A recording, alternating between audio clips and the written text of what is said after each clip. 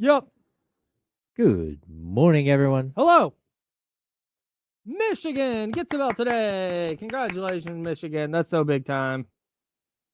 What up, Russ Dog? What's up, Casey Tucker? What's up, David? And Wheezy is here. Yeah, football is back, dog. Johnny G and Filthy. What's good, y'all? Sacktown Tony's here. Marcus is here. Adam L is here. Come on.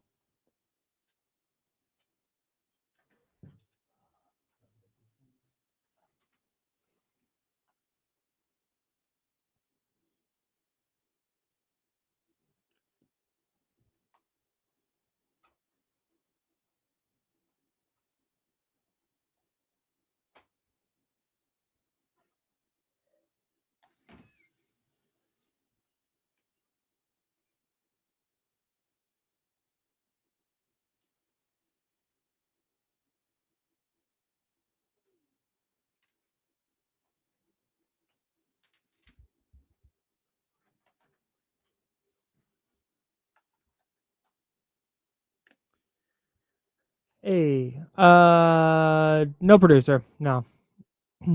What up, Warren? We are up in here. Zabo's in the building. Hello. No donuts either. My bad. Huh? They've decided to do a ton of more additional road work on Highway 49. Oh, yeah.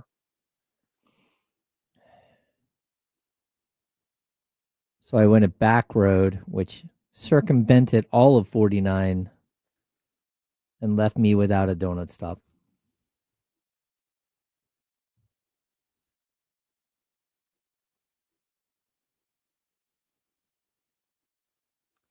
Yeah, I'm with James, though. We have a company kickoff party thing today, and there's about to be so much food at that thing. You know, I'm bartending, right? Yeah. Yeah. There's going to be so much food there. Yeah. Like, they sent that email out yesterday, and It's a lot. it's a lot of stuff. I'm here for it.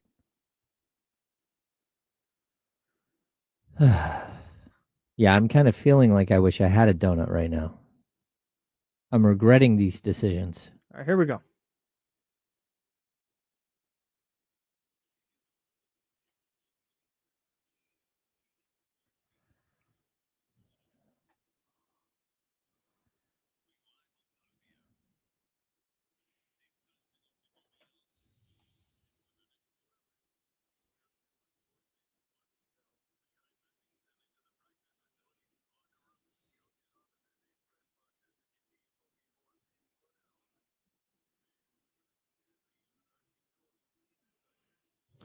That still sounds weird.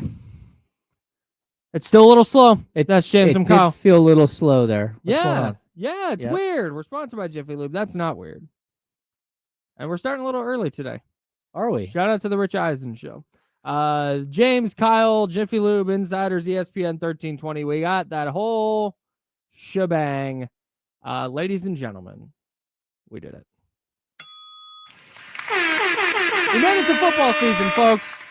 The NFL season kicks off tonight. The Cowboys take on the Eagles. You can listen to that game right here on ESPN 1320. Coverage begins at 4:45. Man, I don't think that NFL opening night day, whatever, hits the same as Major League Baseball opening day. I don't even think it hits the same as NBA opening day. Mm-hmm. And I think it's because there's football tonight, and then there's a football game tomorrow, which is weird. And then there's college football, but then the real football season begins Sunday. That's what I feel like. That's when everything begins in earnest, right? Yeah. But the opening of the NFL season feels a little bit like New Year's for me. Okay. Like, my calendar cycles around the opening of NFL season, because you get the opening of NFL season, and then a quarter of the way into the year, basketball season starts, and that's going to carry you through the summer. Yeah. And that is where, and then like summer ends, and it's like the NBA finals end because the NFL draft and free agency happened during the NBA playoffs, or during the end of the NFL season and into the NBA playoffs. And then the summer hits, and there's just not a lot going on. So if you're a sports fan, Today is really the New Year's Day of your calendar.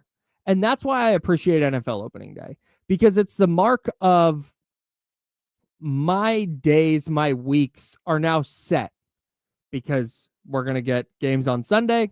Yep. We have a game on Monday. We have a day off Tuesday, and then it's practices, injury reports, that whole thing leading up to the following Sunday. And there's just a ritual to it that I like very, very much. Yeah, and it's something that I really like.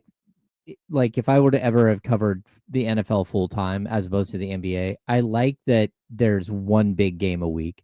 I like that everything is kind of laid out in a very specific pattern, and you know exactly when you have to be at the stadium and when you don't, and when injury reports are coming out and when they're not. The NBA is just like, it's like somebody just like took a shotgun with birdshot and just like, it's all over the place. Right, it's everywhere. Yeah, it's just everywhere, and you have no idea what's coming from one day to the next. It just because there's a game on Thursday doesn't mean that there's not going to be a major injury the next morning, the morning before. So it's always chaotic. Yeah, but you kind of learn to live in the chaos. Yeah, and with the NBA season, there's 82 games.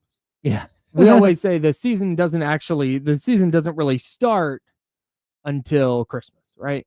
That's always call me at Christmas. Like when, at that point, the things really start to kick in. The good teams start to separate themselves from the bad ones, and the teams at the back of the playoff standings are the play-in standings. Are they going to go for it? Are they going to make trades? Like that's where everything kind of begins in earnest. With the NFL, like week one, man, is going to matter. Mm-hmm. And I don't think you can make sweeping declarations and judgments off of week one. If the Cowboys go in and upset the Eagles tonight, nobody's going to write the Eagles off as Super Bowl contenders, and nobody's making the Cowboys a Super Bowl contender. At least they shouldn't. But if you lose week one, it could alter your playoff destiny. It could alter whether you win the division or the number one seed. So like every game counts at a level that it doesn't for the other sports. Oh yeah, totally. I mean, baseball, one NFL game is basically the equivalent of like 20. Mm-hmm. Well, at 10, mm-hmm. 10 NFL regular season games. Yeah. And that's what's crazy. Like, it would be really cool to just focus on one day where you know that you're gone the whole day. And then the other days when you're going to practice and stuff. But it would be fun to have a change like that. Sure. Yeah. So the 49ers and Jauan Jennings agreed to a new contract yesterday. Yeah. In a small bit of news that dropped last night. So Jauan Jennings added $3 million in playing time incentives to his contract. So he can now earn up to $10.5 million this year, which feels like the right middle ground to me. Feels a little low to me, but I get it. No, to hell with him. Like he overplayed his hand. Jauan Jennings messed this up. Okay. He's the one that wanted $25 million. The 49ers were willing to talk extension at 12 to 15 a year. I'm guessing. He wants 25, and they said, okay, well, the hell with that. Here's some incentives to get you to $10.5 million, and you can figure out your free agency next year. So it's better for Jennings that he gets a little bit of extra cash, more probably in the range of what the 49ers are wanting to spend on a player who, by the time the playoffs roll around, could be their number 3 receiver. Yeah, it's possible. He could also be their number 1 by a long shot. Right. Yeah. But you don't pay a guy because hey, maybe. No. Like, that's not how this works. No, but typically if you do have injuries out of position and you have some wonkiness out of position and you have somebody who caught for almost 1,000 yards last year. So you would have paid him $25 million? No, I'm not paying him 25 at all. Like, I'm not even having that discussion. But if it was 15, I would have been much more willing to sit down and talk. Yeah. Yeah. And I think the Niners would have too. Yeah, I think so too. But I also, we're hearing the reporting from one source that says it was upwards of 20 million, right? Mm-hmm. I don't know that we have the actual number, and I don't know that we have both sides of the story here. Sure. Because how this has been reported, how, we talked about how the agent hasn't been out there saying the number Mhm. the whole time, which is unusual for this agent specifically, and like sort of what his demands are. Mhm. So I think that there is some wiggle room here in what he actually wanted and what we heard from Tim Kawakami. And I'm not trying to disparage Tim's report, Mhm. but he got that from somebody. Yeah. And that certainly changed everybody's opinion, including our opinion here on this show about Jauan Jennings. Mhm. Like instantly, we're like, oh, well, go ahead and find somewhere else to play. That's fine. Yeah. Yeah, but if that report never came out, we like days before that, we were beating the drum saying, hey, Figure something like out. figure this out. Pay Mhm. the dude. Mhm. Like he is your number one. It was pay him unless he wants $20+ million. Yeah. Yeah. Which apparently he did. So this to me, given where it looked like things were going, this feels like a good middle ground where Jennings gets playing time incentives just to be on the field. The specifics of the incentives did not come out, where if it's X receptions or yards or whatever. I'm guessing the 49ers might have just attached it to playing time, just to make sure, like, yeah, hey, you're out there. And that way, if he does fall to wide receiver 3, where his targets go down or his yards go down or whatever it is, it doesn't dramatically impact his chance to receive those incentives. And then next year, if he goes out and balls out this year, then he can go seek his $25+ million contract in free agency. If he doesn't, then I'm sure the 49ers will try and re-sign him to a cheaper extension than $25 million a year, or he can take his talents elsewhere. Yeah, I'm intrigued to see how this works out. It does sound like the 49ers are still willing to have conversations to extend him out and have a long-term deal here.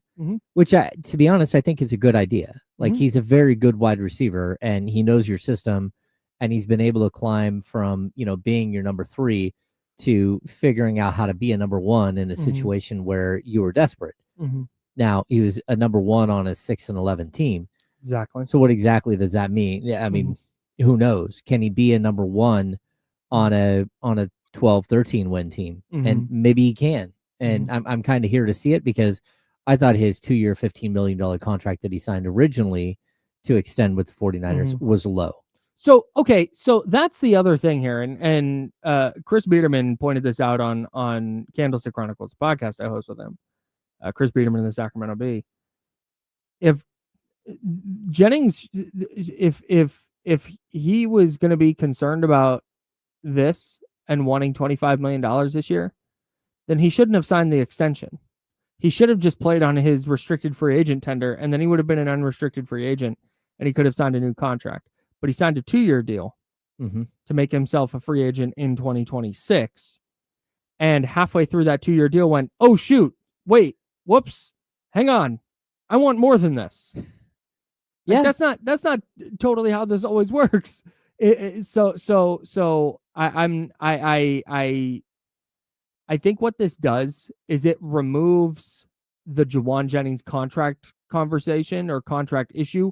It removes it from the conversation for this year. You'd hope so. I would be stunned if it continues to be a problem at some point. No, I don't think it'll be a problem. The $3 million kind of says, hey man, show up. Show up and we'll pay you. But also we're going to pay you less than you a lot less than what you wanted. So that's why I'm kind of intrigued to see how they came to this type of number, because I would have thought that if I were Jennings and they're saying, okay, well, go ahead and prove it, you would have said, okay, well, prove it. Let's have a contract that could get me up to like 15 million with, receptions and yardage and touchdown bonuses and team success bonuses. That's where it's kind of like, this just threw $3 million just to make sure he feels better about himself. And that's if he's able to play every week. So, yeah. Well, it wouldn't shock me at all if the 49ers were kind of pissed at this point. Yeah. Like, all right, you had this calf thing and you sat out all of training camp and you wanted a new contract. It was way out of the, like just out of line, not out of line, like out of pocket. Like that ask $25 million is insane. Like just in the reality of how this all works. No, that's I totally insane agree. ask. Yep. And if you're trying to negotiate this contract and you're the Niners and you're like, yeah, we can talk long-term extension. Let's talk $12 million a year. And he's like, I want 25. All right, well, goodbye. Yeah. And then he if they believe or they know he was holding in this entire time or exaggerating this injury in the name of not playing football, like I don't think they're super incentivized to be like, yeah, hey, we want to make sure that you make $15 million this year. Well, yeah, but I would say as much as Jennings' situation has changed, the 49ers situation has changed as well. I mean, there was a point where, you just look at their offense and it's McCaffrey, Kittle, Ayuk, Debo, and then Jauan Jennings. Well, you take out two of those wide receivers, and Jennings all of a sudden becomes a lot more valuable, not just as a player for himself, but he becomes a lot more valuable to the team as well. So, I think this is like a two-way street here. Like the 49ers need Jauan Jennings. There's no question they need him bad, because if not, it's Russell Gage and Valdez-Scantling and, name that random guy that may or may not be a wide receiver still in the NFL. He's a guy who almost caught for 1,000 yards last year. And did his circumstance change? Yeah. But again, I think it changed for both sides. It's not like the 49ers can just say, hey, no, go ahead and sit out the rest of the year. No, they're in a huge amount of trouble if he's not there. And I think we all feel better when he walked back in the door. It's all of a sudden, hey, the receiving core doesn't look all that bad now. No, totally. Yeah. But that's not how that's not how the team thinks. That's not how this works at all. At the NFL level? Yeah. Guys ask for raises all the time. No, I understand that. But the idea that Jauan would go, Jauan, like I know the guy, Jennings would go, I want to make $25 million now because I looked kind of like a $25-ish million wide receiver last year. If you're the 49ers, you're going, well, no, because Ricky Pearsall is a first-round pick who they expect to be part of their core moving forward. Brandon Ayuk, they have paid to be part of their core moving forward. Now, we can sit here and speculate, man, what is he going to look like? Is it going to look good? Is it going to look like that? No, the 49ers believe that on some level that Brandon Ayuk is going to come back and eventually be Brandon Ayuk. Brandon Ayuk and Ricky Pearsall are going to be their wide receivers moving forward. If you commit all this money to Jauan Jennings now, and he winds up being wide receiver 3 for you again in an offense where, hey, you know what? You're going to be in the bottom 5 of pass attempts every year. And hey, you know what? George Kittle's still playing at a high level. And hey, you know what? Ricky Pearsall's got a great connection with Brock Purdy. And hey, you know what? Brandon Ayuk's looking pretty damn good again. Now all of a sudden, Jauan Jennings is catching 19 balls a year and making $20 million. That's insane. No, of course not. And I wouldn't have paid him to do that. But at the same time, like Ricky Pearsall has to prove that he's a wide receiver 1 or 2. And for that matter, Brandon Ayuk needs to prove that he's a wide receiver 1 again at some point. Sure, but that doesn't mean I'm going to go and just shell out all the money for Jauan Jennings. Yeah, but in the meantime, to what he wants. But while you're waiting, lucky he's getting anything. But while you're waiting for those guys to figure out who they might be, he's going to be asked to be the guy. Sort of. Well, I mean, he might be the 4th option in their offense. It's possible. Yeah, I know it is. That's why I said it. Yeah, like I really think there's something to the Ricky Pearsall, Brock Purdy chemistry that they had in training camp this year, while Jauan Jennings was out, mind you. Yep. Also, if we're going to drag Nick Bosa and we're going to drag Trent Williams and we're going to drag Brandon Ayuk for missing all this time in training camp, let's do the same to Jauan Jennings then. If we're going to be, of course, if we're going to be like, oh man, those guys didn't perform and you can't trust a guy to perform. All right, the 49ers are probably like, hey man, we see what happens when guys, whether it's for injury or not, we see what happens when guys miss all the training camp. They don't perform as well. So no, I agree. Tough. Christian McCaffrey is going to be option 1. Yep. George Kittle, I would argue, is going to be option 2. Okay. I think Ricky Pearsall probably today is option 3. Jauan Jennings can be wide receiver 2, but he's option 4. He also could be option 3 behind, and because again, Pearsall has to show that he can actually play. Sure. Yeah, where Jennings has actually shown that he can play. And he might be a little underpaid. Yeah. And then, hey, now you can go get your free agent contract next year if you ball out and go get that money. Like, that's just kind of how it works. I'm certainly not paying the guy $25 million a year, but I think they would have done 15. But their situation changed. Yeah, I think that they probably should have gone to 15. But I'm also not convinced that that's true because they just gave him $3 million, which puts him at 10.5. So if you were willing to go 15, you probably would have been willing to go 15 just in incentives. And to me, again, if you're going to go an extra $3 million, sure, that feels like a not a negotiation ploy. That feels like that's kind of where they were hoping to go. Maybe 12. It seems like their number was much lower than what we're assuming. Yeah, I got to find out the rules on NFL incentives. I don't know if you can just load up a contract with incentives. Yeah, I don't know. I'm not. But it also, like I said, it also wouldn't shock me at all if the Niners are like, yeah, hey, you know what? We don't really want to do business anymore. Yeah. Here's this $3 million. Enjoy that. We'll see you on the field. I don't know. Yep. We have day 60 of Kaminga Watch. Oh, sorry. Kaminga There we go. That's my fault. That's on me. Day 60. And also, we got an update in that insane Kawhi Leonard story. And it not great for Kawhi Leonard and the Clippers. We'll talk about that next. That's James Ham. I'm Kyle Madsen. We're the Insiders, sponsored by Jiffy Lube. It's ESPN 1320, Sacramento Sports Leader. Clear. Yo, what's happening, everybody?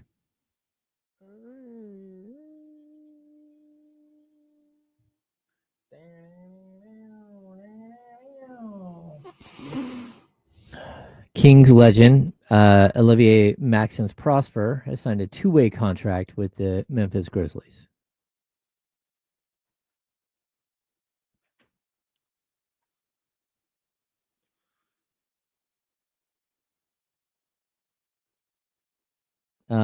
No, I have not seen this.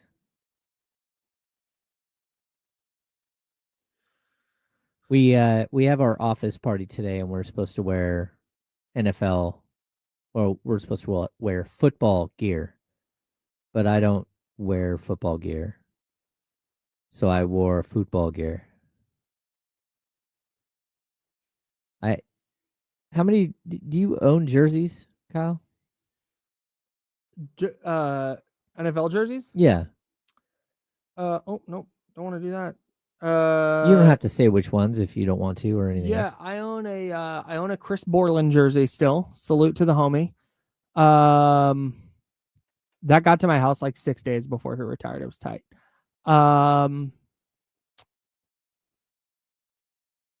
I think I still have my Darren McFadden Arkansas jersey. I Oh, think I still own that. that's intriguing. But that's it on the football jersey front. I used to have a Trey Lance jersey. Somebody sent it to me. Okay. I no longer own that. All right. I have a Mahomes jersey.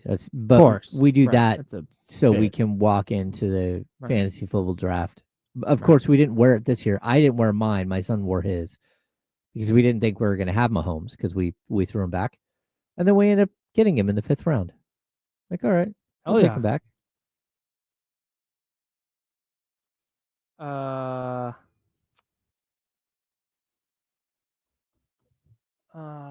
Ooh, week 1, Dak or Purdy? Oh yeah, no Fantasy Friday this week, guys. Ooh. Who should Russ Dog start? I'm gonna think on that. I think Dak might have a huge year. Yeah, he's gonna be throwing nonstop. But he's playing Philly on opening night. I think I might go Purdy. Yeah, I don't hate it.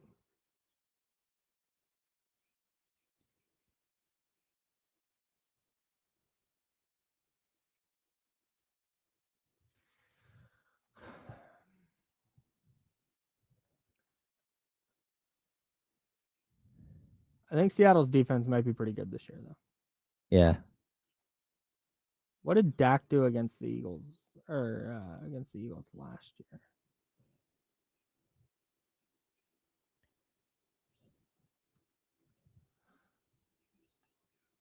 He's Dak Prescott, and he's playing against the Eagles tonight. Oh, Dak did not play against the Eagles last year. Dak in 2023. 5 touchdowns, no interceptions against the Eagles in 2023. Granted, their defense is better now. So yeah. He did take 8 sacks, though. My goodness. 645 yards, 5 touchdowns, no picks. Dang. Now, Wheezy, you're hitting the Rome or Jauan Jennings.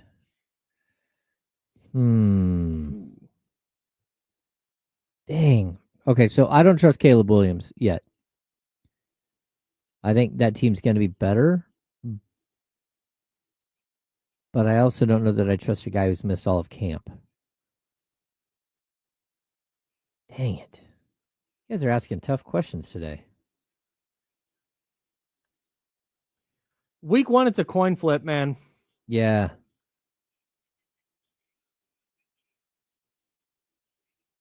That's not bad. 1 or 2 quarterback league. We end up getting... I think Dak gets a bad reputation because of how he performs in the playoffs. Dak Prescott is really goddamn good at playing quarterback. Yeah, but anytime you say that, people go, I don't trust him in a playoff game. That's fine. It's fantasy football. He's actually the reverse of Troy Aikman. Troy Aikman was a worthless fantasy football quarterback. Like, no one in the league had him. Yeah. He just sat there all season long. He threw 18 touchdowns every year. Yeah. But then you get to the playoffs and he wins. Right. It's just gangster. Where Dak is, he led the league in passing yards 2 years ago. Dak probably should have been MVP a couple years ago. Yeah. 4,500 yards, 36 touchdowns to lead the league, 9 interceptions. Yeah. On a 12-5 team. But yeah, is it when he's a couple years before that, nearly 4,500 yards. A couple years before that, 4,900. He had nearly 1,900 yards in 5 games in 2020 before busting his ankle. Like, Dak's good, dude. But hey, doesn't win in the playoffs. I have a site that I follow closely, and this doesn't help. They have Rome Odunze like 2 spots above Jauan Jennings. They're that's kind of. They're basically like Spider-Man meme right now. Yeah, just flip a coin. There we go.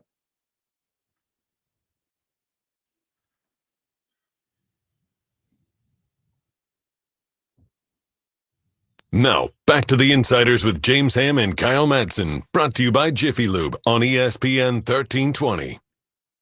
Coming up in about 20 minutes, Brady Henderson. He covers the Seattle Seahawks for ESPN. He is going to be joining us.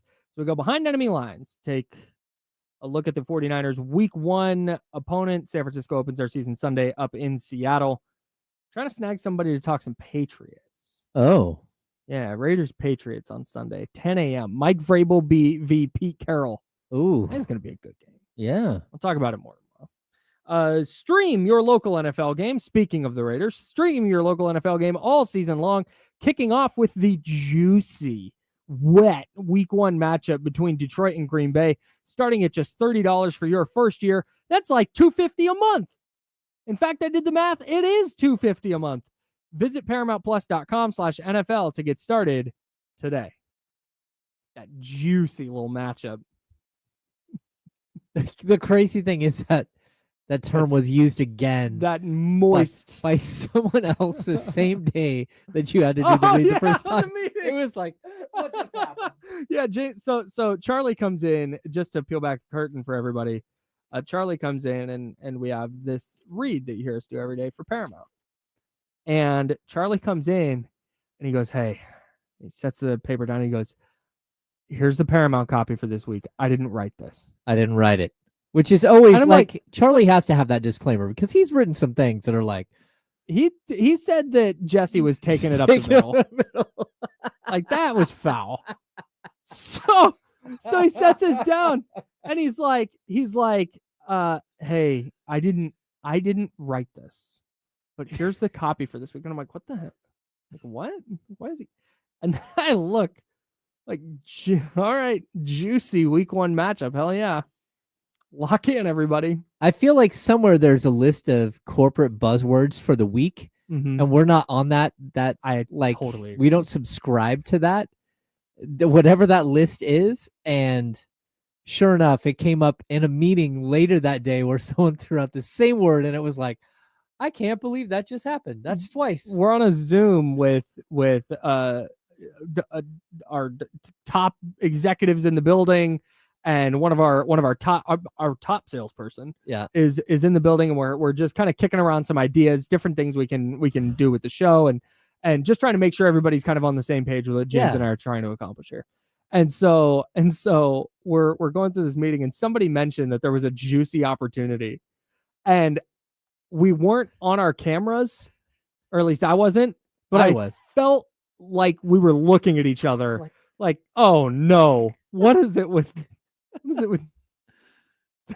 stream your local NFL game all season long, kicking off with the soaking wet week 1 matchup between the Detroit and Green Bay. How's this making it worse? Just gonna find a new adjective for wet every day. Hey, can that be a bit we do on Fridays? Okay. We look at the matchups and pick one little buzzword to describe each matchup. Yes. Okay. That can be a match. Different levels of wetness. This one's just a little moist. It's a damp ass matchup between the 49ers and Seahawks. Dry as the desert. I don't even know what's happening here. Oh man. NFL season, watch it all on Paramount. I love Paramount. Salute. Man. Wow. Right. How do we recover? Kaminga watch. Hey, yeah, let's do that. Let's do that. Kaminga watch. Day 60.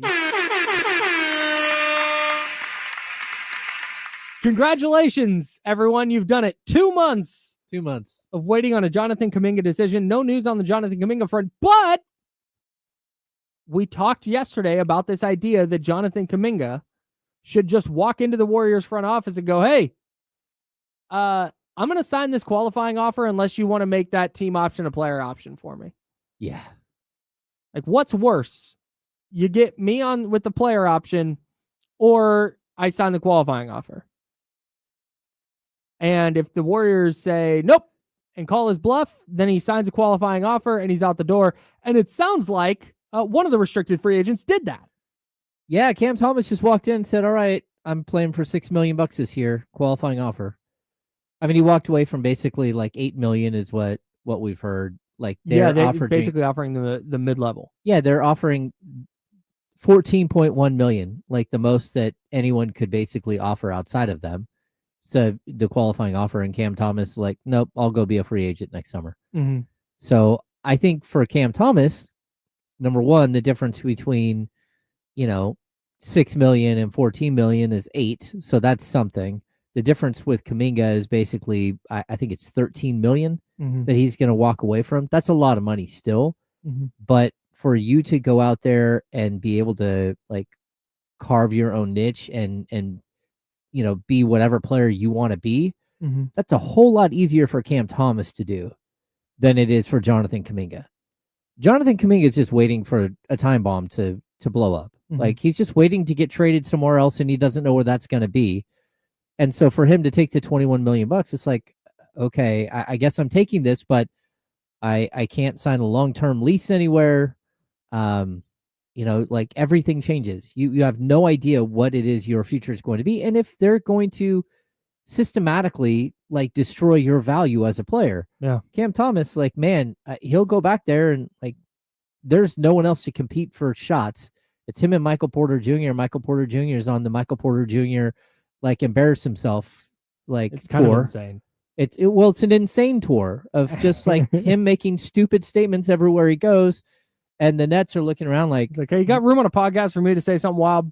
Thanks. Yeah. Can we just like put you in like the Ben Simmons plan and have you walk away for a while? Like, what is happening here? So Cam Thomas is walking into a situation where he is the number one scorer on a team. He averaged 24 last year and has every opportunity to do the same thing this year and then walk into next season with like a free agency that maybe will yield him something closer to what he's looking for. Sure. That's just not the case for Jonathan Kuminga. Like, nope. So we'll see. We were told the first couple weeks of September. We're winding down the first week of September. It's So happening. we'll see if there's anything. Are we still going over 70 and a half days? Yeah. I think I'm going just over. Yeah. I need this bit to live. It's All right. great. All right, we're going to have a ton of NFL stuff coming up for you. We know we've got Cowboys-Eagles tonight.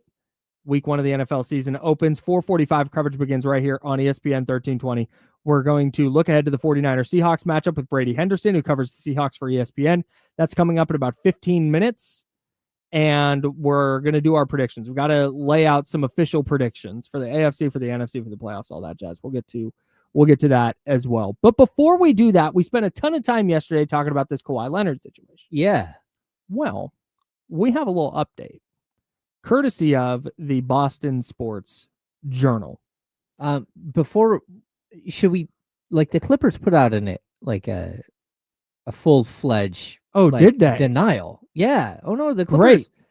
Yeah, the Clippers statement. Neither the Clippers nor Steve Ballmer circumvented the salary cap. Period. The notion that Steve invested in aspiration in order to funnel money to Kawhi Leonard is absurd. Steve invested because Aspiration's co-founders presented themselves as committed to doing right by their customers while protecting the environment. So they go on. There's a full-fledged thing here where they break down all that stuff. The Clippers take NBA compliance extremely seriously, fully respect the league's rules, and welcome the investigation related to Aspiration.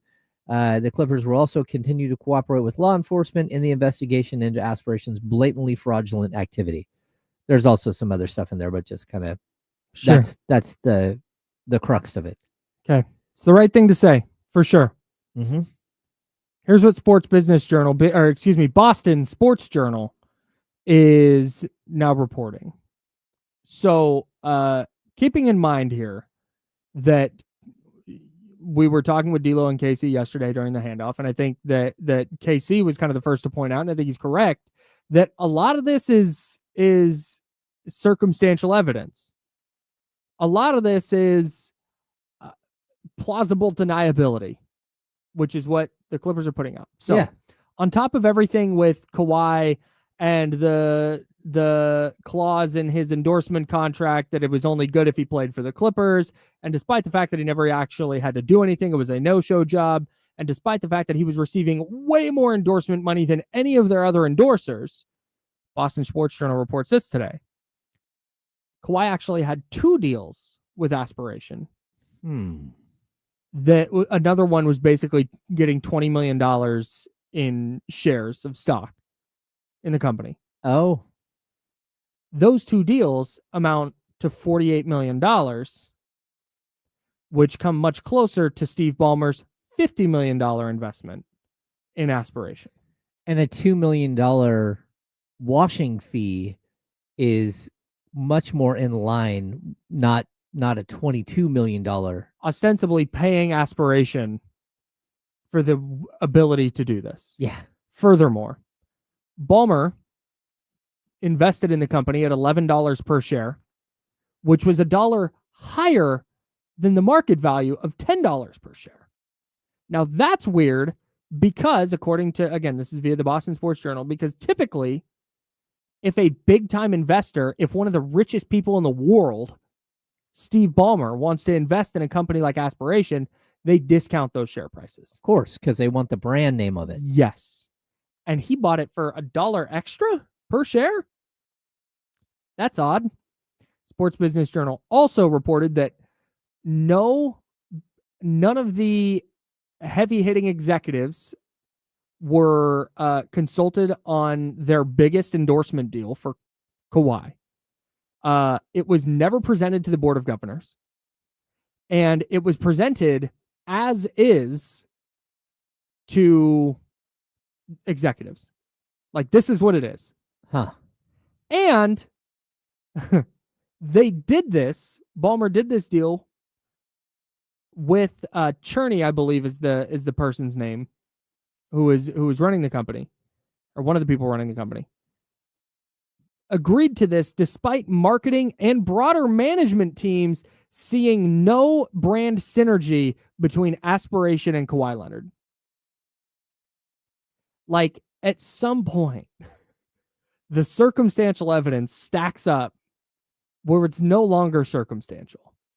Oh, yeah. And I mean, the FBI is on top of this. I mean, and like, look, the funny thing is, like, Kawhi Leonard is a stoic dude. You easily could have figured out a marketing campaign, a basic marketing campaign of the dude standing next to trees, being silent in a forest. Hilarious. Planting trees. Great. You easily could have done this, and like, no one would have batted an eye. Like, oh, look, Kawhi's part of this. Totally. If a tree grows in the forest, does it make a sound? And it's Kawhi Leonard standing there in silence. Hilarious. Yeah. That's great. It's insane. So that's it's just this is just additional info that sort of backs up a lot of what we were talking about yesterday. I have a feeling that this is not going to end well for the Clippers and the NBA. And I'm in lockstep with what Kenny and Damien were saying yesterday.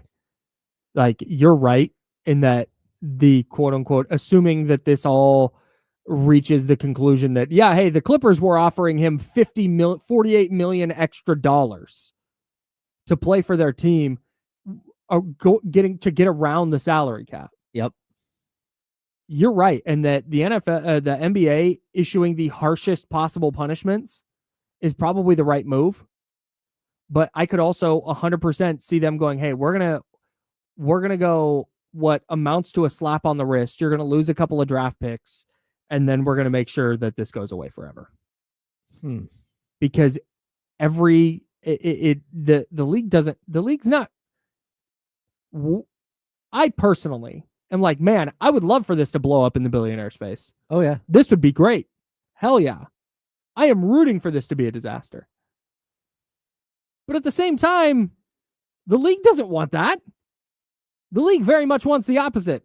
The league is hoping amid this investigation they find, it's just an endorsement deal. Then Kawhi just didn't do aspiration, just really wanted Kawhi attached to their brand, even though he wasn't going to do anything. That was just kind of what they wanted. They just, out of the goodness of their heart, wanted to make sure that Kawhi could endorse if he wanted, and paid him $7 million a year to do so. Like, okay, so sure, man. Like, look, it's super easy for the league to look at Jonte Porter and say, hey, banned for life. Totally. Because it's Jonte Porter. Because nobody cares about Jonte Porter. Right. I mean, the dude was a fringe NBA player as it was. Right. When you start getting to the next level, which is guys, an aging player in Terry Rozier, and then the whole situation with Malik Beasley, it's like, okay, we're starting to ramp this up, but Beasley's had a history of some questionable decisions, which was easy to break down in a news article, all of his questionable decisions. Terry Rozier, again, at the end of his career and who's kind of petered out, and you're like, okay, are they going to make examples of these guys, right? They're not making an example of some big name, like heavy hitter. This is one of those things, though, where if a billionaire owner decides to circumvent the cap, and not by a little bit, we're talking by a lot. $48 million is so many dollars. It is. And we talked about it, like how many players on their roster would be there if, again, we were talking about 20 million last time, right?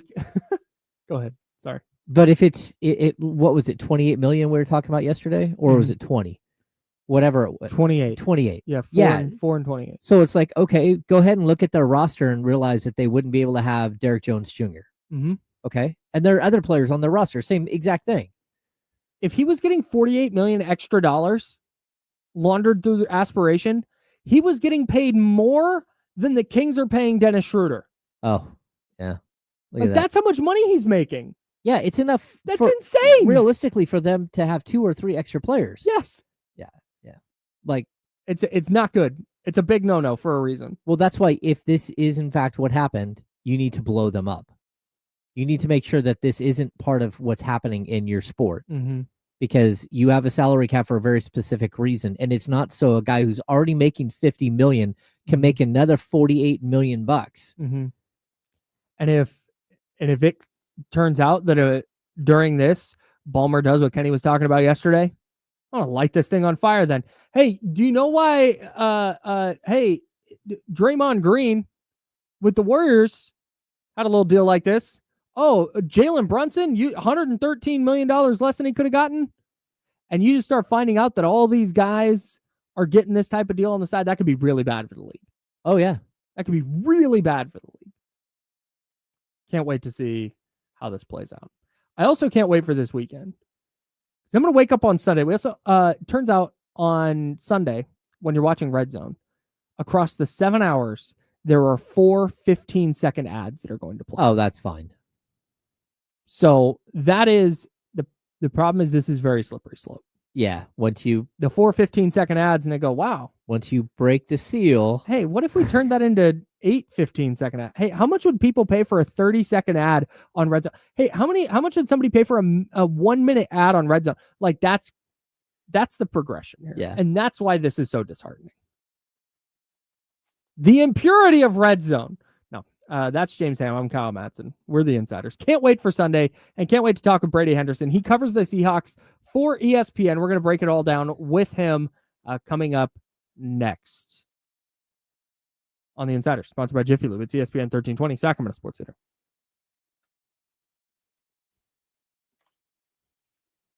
Hi, everyone. Hello. Boy, this show has gone off the rails a couple of times. Is he calling in or is he coming on the stream? We're crossing our fingers that he can get on the stream. All right. And if he can't, then I'm going to have to figure out how to call him in the middle of the show. Oh, all right. You're going to have to go in the other room. Yep. We got Jesse here yet? Nope. Son of a nutcracker. God, Mike McCarthy looks terrible. He does not look good at all. It looks like his left eye is falling off of his face. He looked like me when I had shingles. We're all better now, right? Oh, yeah. Yeah. It's weird. It's such a weird disease because, like, so it started here. Yeah. And then kind of worked its way up through here. And I still feel like it, like, tingles still. Like, every once in a while, it just... It's like a tingle that just runs across... It's really, really strange. And that's what, when I went to the eye doctor to make sure it wasn't in my eye, he said he got it through here. And he was like, yeah, it was a couple months ago. And he's like, I still get weird tingling sensations. Yeah, kill the mics for 1 sec.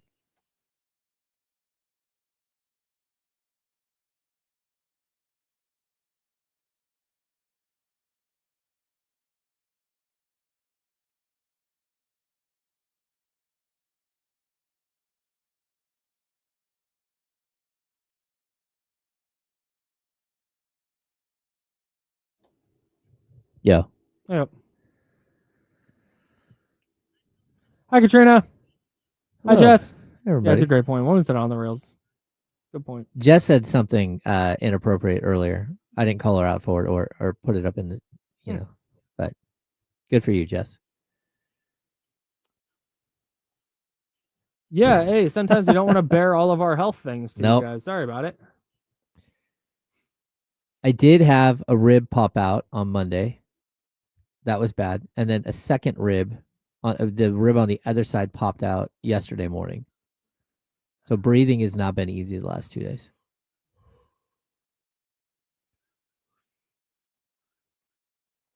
That silly little thing.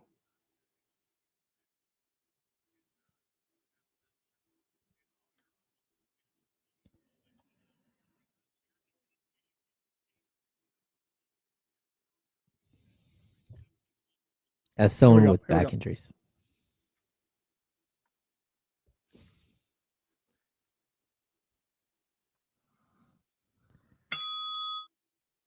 Now, back to the Insiders with James Ham and Kyle Madsen, brought to you by Jiffy Lube on ESPN 1320. We didn't mute our mics during the break because of HIPAA laws. No. We're not doctors. Yeah, we're not doctors. We're talking about our own health issues. Yeah. Yeah, I just didn't want to blast it out over the stream. Pause. You can check out the show at youtube.com/ESPN1320, twitch.tv/ESPN1320. Appreciate everybody watching on YouTube and Twitch as well. Listening on the radio as well. I was looking down at something else. Listening on the radio on 1320 AM and 98.5 FM HD2. All of you listening on the various apps, Odyssey, iHeart, and TuneIn, we appreciate you. And if you're listening on the podcast feed, the James Ham and Kyle Madsen Show, or if you subscribe to the podcast feed and you're not listening to us there, salute. We appreciate it. Go subscribe to the James Ham and Kyle Madsen Show wherever you get your podcasts. Going to be joined by Brady Henderson, who covers the Seahawks for ESPN, in just a minute. I was thinking on the way in today, because JC, our sales guy, asked me. He said, "Man, I almost wore my Lester Hayes jersey today." Oh, It's like, you have a Lester Hayes jersey? that's sick. Yeah, and he was like, "Yeah, I always try and think of like obscure jerseys where it's not so far out of left field that people don't know who it is. Yeah, but it's not like Tim Brown or somebody like that." And we'll dive more into that conversation here in a bit, because we are joined now. Let me make sure I have this on and up correctly. There we go. We are joined now by Brady Henderson, who covers the Seahawks for ESPN. Brady, how you doing, man? I'm good, gentlemen. First of all, I apologize for being late. I was dealing with some Seahawks breaking news that happened as I was getting ready to head out to the facility. So, as you saw, they extended their right tackle, Abe Lucas. So I was dealing with that. My apologies. Thank you for having me on. No need to apologize. We appreciate you dropping in with us. Yeah, saw the Abe Lucas contract. Sounds like a good contract as long as he's on the field, is kind of the analysis I've gathered. Yeah, so Abe Lucas, he was a third-round pick out of Washington State in 2022, was great as a rookie, but also was kind of battling a knee injury that over the last 2 seasons has limited him to only, I believe it's 13 games. So, the Seahawks, if they were going to extend him, it was going to have to be on a deal like this, where, the APY is at a pretty team-friendly, number, like if he were to stay healthy, because they're, obviously assuming a, pretty significant risk of re-injury. Now, it does seem like the injury is, I don't know if it's fully behind him, but he has not missed a single practice in training camp, didn't miss a single practice that we saw over the spring. And so it appears that, his knee is at least, a lot better than it was. But that was the kind of deal it was going to take to get this done, something that made sense for both sides, just given the injury situation and the fact that when he's healthy, he's certainly a top 10 right tackle. Brady, you're covering a team that I don't even know how to describe what they are. Are they a reset? They're not a rebuild, maybe a retool. I'm not sure, but how do you view this season with the new quarterback, both of your long-term wide receivers gone, just a real switch over in like sort of your top end talent on the offensive side of the ball? Yeah, the offense it really underwent a total transformation over the offseason. And it's interesting to compare it to the defense, because it's a complete opposite story on defense, where, they've got the same coordinator, same coaching staff, most of the same key players on defense. And it's the total opposite on offense. It was a total transformation that began when they fired Ryan Grubb after 1 season. They hired Clint Kubiak. They traded Geno Smith, signed Sam Darnold as his replacement. And Darnold is one of, I counted this up the other day, I believe it's now 6 new starters on the offense. So 6 of 12. And, there's obviously other key players who maybe aren't starters, but who are going to be in key roles that weren't, in those roles last season. So it's just a total transformation on offense, from the scheme to the personnel. And, I think with Darnold in particular, I can't tell you that he is a more talented quarterback than Geno Smith. I mean, Geno Smith would make some wow throws. He has one of the most talented arms in the NFL. Darnold is certainly a talented guy. He was, the number 3 overall pick back in 2018. I don't think that move was as much about finding a more talented quarterback as much as it was about finding a guy who they felt like was going to be a better leader, and who, by the way, is 7 years younger, was a little bit cheaper than what it would have cost to extend Geno Smith. And, in that swap, they gave up a 3rd-round pick. So, Geno, I was not surprised when they made that trade, frankly, because just behind the scenes, I had heard enough about just kind of how that relationship had become strained. He wanted a new contract last offseason and didn't get one. And so it always seemed like that situation was tenuous. And, when he balked at their initial contract offer shortly after the combine, they saw it as an opportunity to cut bait. And look, if they were more committed to Geno Smith, they wouldn't have taken that out as easily as they did. I mean, they had all offseason to negotiate a deal, but they saw an out, they took it, and they saw Sam Darnold, the fact that he was not franchised by Minnesota, they saw a very viable alternative, and they went that route.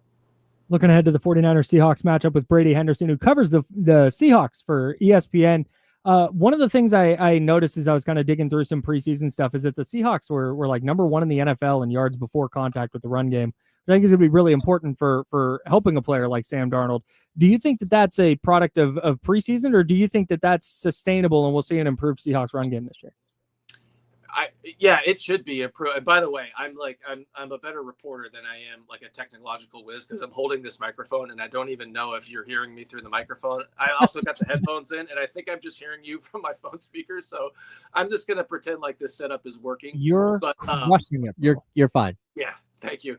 So the run game should be improved, and that was that was the main reason why they moved on from Ryan Grubb. I mean, Ryan Grubb, I will give him credit for a few things. One of them being his ability to totally dupe Mike Macdonald in his interview last year into getting the head coach to believe that he was going to run the ball.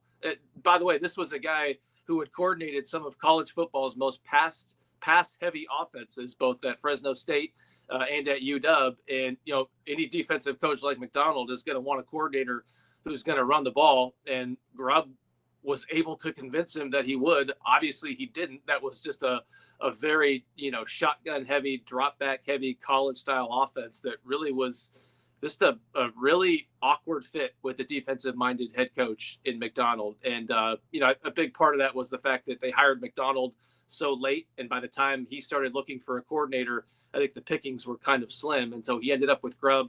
Grubb did not run the ball. And that was going to be the number one prerequisite for Grubb's replacement, was somebody who was going to run the ball. And obviously, anybody in that, kind of Shanahan family of offenses is going to be pretty well versed in the run game. And that's, obviously part of what drew Macdonald to Kubiak. And they are going to be a run centric team. Their offensive line, it has, as you guys know, as everybody knows, it's been a pretty big question mark for a number of years. Mm-hmm. They made some personnel boosts on that unit, no doubt. Their left guard, Gray Zabel, at the 18th overall pick. He's going to be an upgrade there. Abe Lucas, if he stays healthy, that's going to be a huge boost for them. But personnel boosts aside, that scheme should make life a lot easier on the offensive line than Ryan Grubbs did, just considering that was a shotgun drop back style offense that really put a lot of strain on the offensive line. Interesting, because you brought in Sam Darnold, who came from a very pass-happy offense last year in Minnesota. So if you're going to run the ball and ask Darnold to be more of a game manager, that's intriguing. We'll have to see how it works out. What are you expecting from the Seahawks this year? What kind of season do you think? Are they going to be in the mix there for the NFC West title, or do you think this is a team that's probably still soul-searching a little bit?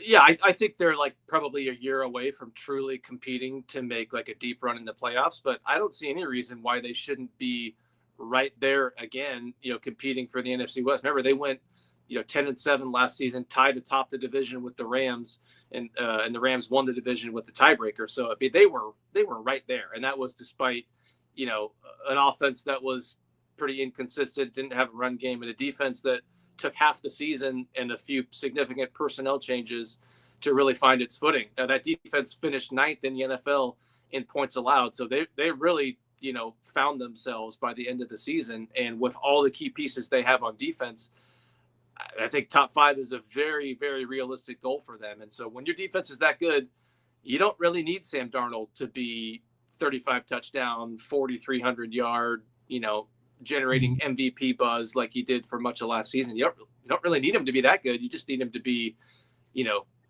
like you said, kind of like a game manager, somebody who makes good decisions, gets the ball out of his hands. I think that is really the key for Darnold, is how quickly and how on time he can play, because it's really not necessarily been a strength of his game. If you look at his average time before throw over his career, he has had one of the longer average times before throw. He's not somebody like Tom Brady, who's going to get the ball and get it out of his hands before anybody has a chance to touch him. That's never really been his game. And so I think as good as he was and as good as he has a chance to be in this system, that's going to be kind of a constant battle for him and Clint Kubiak, is to just make sure that he's playing on time. I think the NFC West is going to be a ton of fun this year. Brady, thank you so much for dropping in, especially with all the news going on up there in the Pacific Northwest. We thank you so much for hanging out, and we'll do this again soon, man. All right, you guys got it. Is this thing on, by the way? Thanks for having me. See you guys. Yeah, no, we can hear you. Yeah, you sound great. You look great. You getting any golf in this weekend? I hear you're a dynamite golfer. There may be. I might go to Chambers Bay, as a matter of fact. So we'll see. Very good. See you guys. Thanks, Brady. Take care, man. Brady Henderson covers the Seattle Seahawks for ESPN. 49ers Seahawks on Sunday. Season opener. NFC West matchup is weird. I like them division matchups early in the year. Okay. Raiders get to go play the Patriots. That's fun. Like, yeah, hey, something a little different. Two, like, what should be somewhat equal teams. Like, interesting. Yeah. We'll talk. I want to dive more into Raiders Patriots. We can do that tomorrow. I think it's going to be a really fun game, and we'll talk about it. We're going to get into our predictions, though. We've got predictions for the NFL season. We'll talk AFC. We'll talk NFC. Who wins the Super Bowl? Who wins MVP? We're going to dive into all that. And we'd love to hear from you on the Elk Grove Kia Talk line, 916-909-1320, 916-909-1320. He's James Ham. I'm Kyle Madsen. We're the Insiders. Second hour coming up. NFL predictions next on ESPN 1320, Sacramento Sports Leader. You tighten that up. Maybe better at that. What's happening, Chatty House?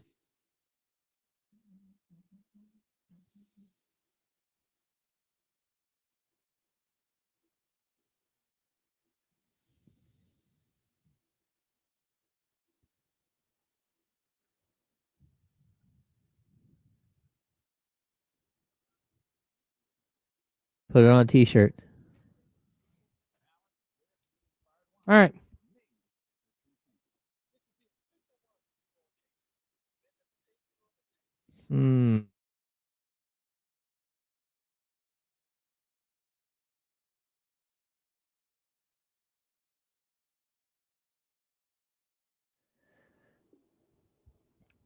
Okay, go ahead. If you don't mind, can you hit the thumbs up for us? My bad, dog. What? You're switching. I turned the mics off right as you said that. Yeah, that's fine. I should probably stand up for a sec. Hi, Charlie. How juicy was it? Oh, dude, it was sopping wet. It was moist. I was dying. I was driving in. I was loving it. Dude, it was so funny. When you set this down, you're like, I didn't write this. Like, what's wrong with it? Like, oh. That's funny. Good morning, guys. What's happening? Just another day in paradise. What can I tell you? Not a babe. So, good interview. Good interview. Yeah, he's good. He's great.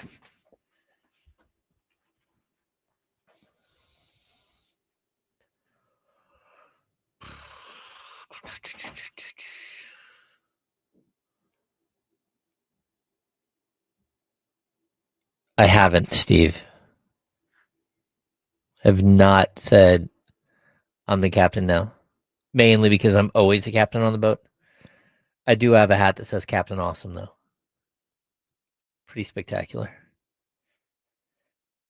Yeah, this is, the reactions to week one outcomes are. That would be awesome. Jerry Jones was right. Oh, and Jerry was, hey, I just noticed, by the way, you guys can't see on the stream, but that's the windows there, right? This person here, that's, wait, hang on, this is hard to do. That's Sylvia there. And then next to Sylvia, who you can't see, is Gio. And then next to Gio is Vanessa. They are part of our sales support staff. They're phenomenal. Love them. Turns out Gio grew up in the town that I currently live in. Oh, really? Yeah, that was fun to learn. I saw I saw the area code on his phone and was like, hey, where are you from? And then he is a Seahawks fan, it turns out. It's weird. Sitting next to Vanessa, who is a Cowboys fan, currently wearing a Micah Parsons jersey. Oh. That's tough. Hi, Jesse. What's up, guys? If you had a Micah Parsons jersey and you were a Cowboys fan, would you wear it today? No. I might do it out of spite. I don't know. It's not like I wouldn't like if you're a Cowboys fan, are you mad at Micah? Nah, Yeah, see, so I think it works. still wear the jersey. Sure. All right, here we go. I'm a fan.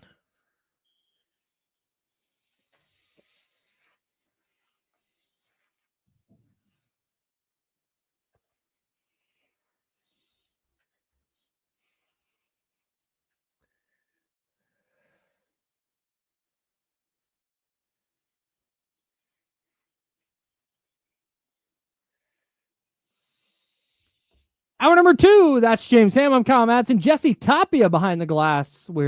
Whoa, here we go. We are sponsored by Jiffy Lube. My volume. That was just almost turned the down end. for a second. That was, dude. That was almost the end of Kyle. That's what I've been saying. All the sounds sounding slow coming out. It's like that's either happening or I'm dying. And I just died a little right there. Did you hear it? I'm hoping he's not dying a little. No, well, we've always said if it's gonna happen, let it happen on air. Okay. Yeah, you better not save him, James. The thing that sucks about that, like if I bit it just like right now, if I just croaked, the worst part for me would be like, hey, how many views did it get?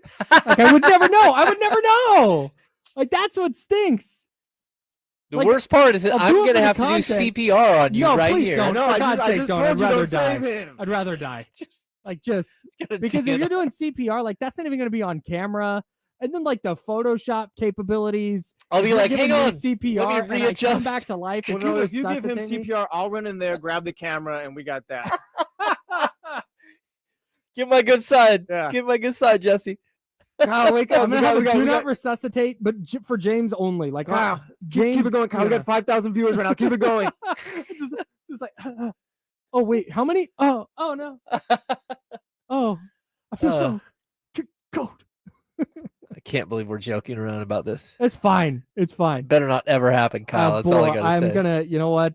We're crossing our fingers. I did have a college professor that Oh, no. would walk to class. First of all, he wore about 14 layers of clothes. Mhm. Like he had like sweater after sweater. He would come in with 2 cups of coffee. He was not healthy even in the least bit. And my best friend's a firefighter. Mhm. We had the class together, and he's like, yeah, I do. In my backpack, I have my my CPR mask. He's like, I don't trust at all that this guy's gonna make it through the entire semester.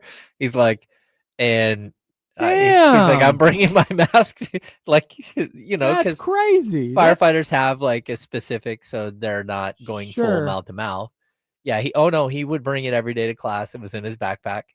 I'm not even gonna lie. Like the stories James has told over the years on the just the radio or whatever. I thought he was gonna tell us his teacher dropped in the middle of I class. 1000% thought we were going to hear about his college professor dying in class. Yeah, No. James like, yeah. By the way, guys, this happened. Did he make it through the semester? He made it through the semester and kept on. teaching. That's Yeah, big time. Shout out to James professor who made it through the semester. 2 cups of coffee is crazy. two Like- big, tall, like, and he'd walk it like double fisting. I used to. Well, Just saying.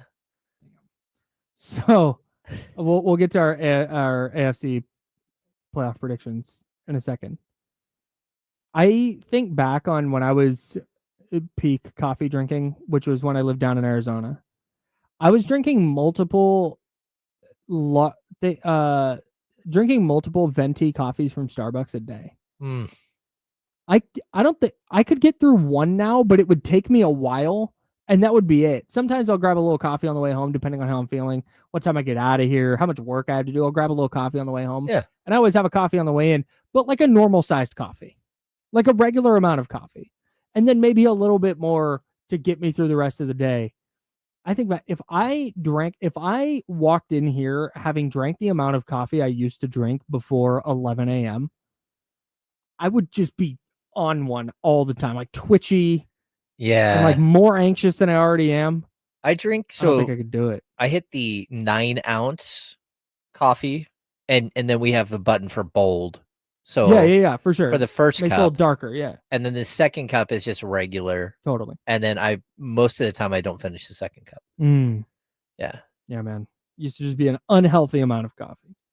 All right. He's James Hamo, Kyle Madsen, Jesse Toppy is with us. We're the Insider, sponsored by Jiffy Lube. Let's take a look at the AFC. These are our official predictions. You can't change them. I'm going to change the tiers every week. Okay. But this is how I think things are going to shake out. I think the NFL is the most difficult league to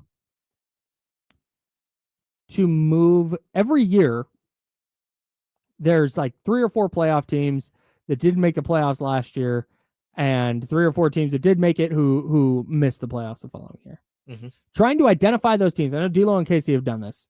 Trying to identify those teams is almost impossible, because it'll be some rookie being a breakout star that you didn't expect. There's some injury to, like, if God forbid, knock on wood, something bad happens to Patrick Mahomes and he can't play for the final 15 or 16 games, like the Chiefs all of a sudden fall out of the mix, right? Like that weird things happen during an NFL season. It's really hard to predict those things. So I tried really hard to not just be chalk, but here we are. I'm largely chalk in the AFC. Okay, because like what you're saying is the team like Minnesota that went 7-10 one year, and then last year went 14-3. Yes. Yeah, it's very difficult to pick out which of the teams. And I mean, they added Sam Darnold as their quarterback and then blew up. And even if you thought, no, I thought the Vikings were going to be good. 14-3 good? No. Like, probably not. No. So I'm gonna here's where I'm at with the AFC. My number 1 seed is the Ravens. At some point, the Ravens are going to do it. At some point, the Ravens are just going to so have the best team and so have the best quarterback that all of the pitfalls that have knocked them out early in the recent past don't matter. So I'm picking the Ravens as the number 1 seed and winning the AFC North. Okay. I got the Bills winning the AFC East as the number 2 seed. Okay. I have the Chiefs as the number 3 seed, still winning the AFC West. And I have the Texans as the 4 seed, winning the AFC South. Ooh. Very chalky. You don't want to go Broncos, AFC West? Maybe go out on a limb here? Now, I've got the Broncos as the 5 seed, though. They're the number 1 wild card team. Okay. I'm not ready. I'm not. The Chiefs' ability to just kind of figure it out is, until I see them not figure it out and not win that division, I'm going to pick them to win the division. It's fair enough. It's essentially what Brady and the Patriots were doing. Yeah. It's just. And they keep doing it. Yeah, until I have a reason to doubt. I'm going to pick Oklahoma City to win the NBA championship this year, because I think they're so much better than everybody right now that somebody's going to have to show me that they can beat them in a 7-game series. Last season with the Chiefs, it was, oh, yeah, they keep winning these close games. Oh, their luck's going to run out. Oh, they're in the Super Bowl. Yeah. And then they got mollywopped by what turns out to be the best team in the league. Mm-hmm. Like, it just, I still think the Chiefs are going to figure it out and win the division. I'm with you on all of that, except for I'm going to throw Cincinnati in as the number 5 with the potential to beat Baltimore in the AFC North. I think Cincinnati's going to have a year. I think offensively they're going to be a juggernaut. Yeah. They need their defense to be like, what, 25% better.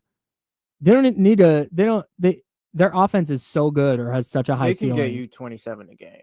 Yeah, they need their defense to just be like, that was the Chiefs early on. It was like, dude, league average defense and their offense is just going to be sick. Can the Bengals have a league average defense? I don't hate that pick at all. I'm all bought in on this little Joe Burrow PR. I'm out here proving something this season. Like, all right, you're going to be the MVP then. I kind of am too. Bengals are the 6th seed for me. Okay. I don't trust their defense yet. I don't, even if they're better, I think the Bengals can be good and I think they can be dangerous in the playoffs. But I got to see it. They're the 6th seed for me. Okay. And then I so badly wanted to take the Steelers as the 7 seed, because there's something like, I'm going to make the prediction. Okay. They're not going to go 500. Oh, you think they go under 500? They're going to go under 500 for the first time in Mike Tomlin's. Man. Yeah, that's my prediction. Okay. I don't hate it. I think their defense is very good. And Aaron Rodgers wasn't an abomination last year. He wasn't the worst quarterback anyone's ever seen. Okay. He's also very regular now. No doubt. But he was also year 1 coming off a torn Achilles at 39 years old or 40 or whatever it was. But what if I told you his last year in Green Bay was ugly as well? Yeah, it was definitely not great. But I don't think the quarterback play needs to be that much better than it was last year for the Steelers to be 10-7, 11-6. Their defense will do a lot of heavy lifting this Their season, defense too. might be right. I think that's what's going to happen. Their defense is going to be very good. And then 42 in December. Yeah, and maybe he's just washed, and maybe you're like, that's the path, right, to them finishing below 500. Yeah. Is if Aaron Rodgers is just super washed, and then they'd be in a little bit of trouble. But I'm not sure he's totally washed just yet. My 7th seed, I'm leaning all the way in. I'm picking the Jags. Ooh. You need a surprise weird team to make the playoffs. That's my surprise weird team to make the playoffs. I'm gonna take I'm gonna take Kansas. I'm gonna take. You have Bengals 5, Broncos 6. Yeah, that makes sense. Okay. I'm gonna take the Chargers. Right there. I think they'll be the 7. Okay. Yeah, that was a tough one. The Chargers were the tough one for me. That's going to be like a battle between the Chargers, the Jags. Because I had the Jags, like we did our 4-4, I guess, in the case. I had the Jags making it. But I think it's going to be like the Jags, Chargers, Steelers, and like Miami or some team out there. Let's put a pin in this briefly. We have some breaking Las Vegas Raiders news. Amari Cooper, who recently signed a 1-year deal with the Raiders, will not play for the Raiders this season because Amari Cooper is retiring. According to NFL Media's Ian Rappaport, Amari Cooper has informed the Raiders that he no longer has the desire to play and intends to retire, signed at the end of the camp in a hopeful reunion with the team that drafted him. Now he's headed home from Las Vegas. Salute to Amari Cooper, man. Shout out to everyone who drafted Jacoby Myers. We're up. Hell yeah. It's a good career. Really strong career. Successful. Yeah. Not never hit his ceiling as a player because he was just so freaking talented, but he's right there. Had a really, really nice career. Shout out to Amari Cooper. All right. I was breaking Raiders news. I was gonna put the Dolphins as my number 8. Like I showed Jesse some love here, but then when I look at sort of the way that if Tua goes down, you've got Zach Wilson as your backup. They'll get to Quinn Ewers at some point. But yeah, if Tua goes down, they're done. Like Miami, That's it. all their success just rides on their health this season. Yeah, but unfortunately, it's not if he goes down, it's when. Like he's going to miss time because of the concussion stuff. And last year he plays 11 games. I don't see a way in which he's able to make it through an entire season without that. Just this time when you roll out, don't run into the Bills linebacker's chest and slide. Oh, that's what's keeping the Dolphins out for me. Yeah. I just, I'm like, Tua, like the concussion stuff, like that, like Tua has that, but he also has to protect himself at this point. Yeah, right. And if you Jesse went, hey, Tua's going to play 17 games, not going to tell you anything else. You get 17 games. I'm much more inclined to put the Dolphins in the playoffs. Okay. But I'm banking on like 11 or 12 games of Tua. Yeah, that's where I'm at. So I can't sell either of you on Quinn Ewers? Not even a little bit. Not even a small amount. I'm not even going to try on Zach Wilson, so all right, we'll see. When your backup quarterbacks are Ewers and the other guy. Hey, Quinn Ewers, Arch Manning couldn't even beat him out at Texas. Arch Manning's been the number 1 pick. Great point. Arch Manning looked great this weekend. Yeah. Yeah, so I'm going to go with the Jags making the playoffs just for fun. I need to do something a little different. Okay, I'm going to say I'm going to have the Jags and the final seed there. The 7. Raiders right there fighting for that last spot. Yeah, I think 9-8 probably does it.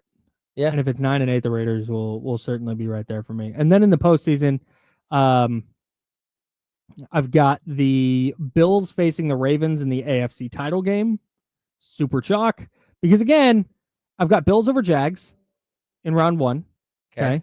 Chiefs over Bengals in round 1. But that's a coin flip to me. Okay. And then the Broncos over the Texans. Okay. Broncos going on the road and knocking off Houston.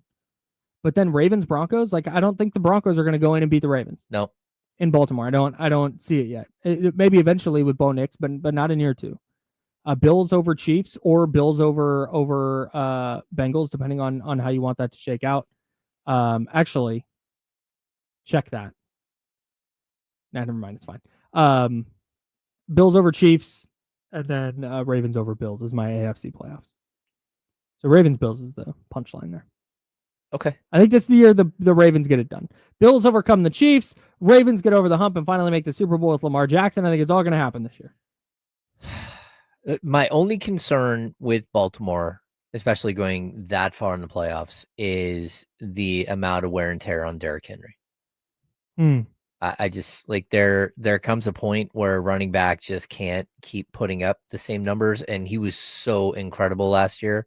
Yeah. The amount of carries he had was extreme. I don't disagree. I don't disagree one bit. I also feel like we've been saying that about Derrick Henry for 5 years. It just kind of keeps being awesome. No, I agree with you. The thing that he gets so many yards before contact, like he's not having to break a ton of tackles and run through. He gets their offensive line is so good, and that run game is so good that he is getting 2, 3, 4 yards down the field before encountering defenders. And it's like, man, and Lamar's awesome. Yeah, he probably should have been MVP last year, and I think he's going to be really good again this year. So Ravens over Bengals is my AFC playoff. Jesse, where did you land? With AFC, yeah, AFC playoffs. My teams. Yeah, I got. Or I'm sorry. AFC championship. Oh, honestly, I don't even. Bengals, maybe.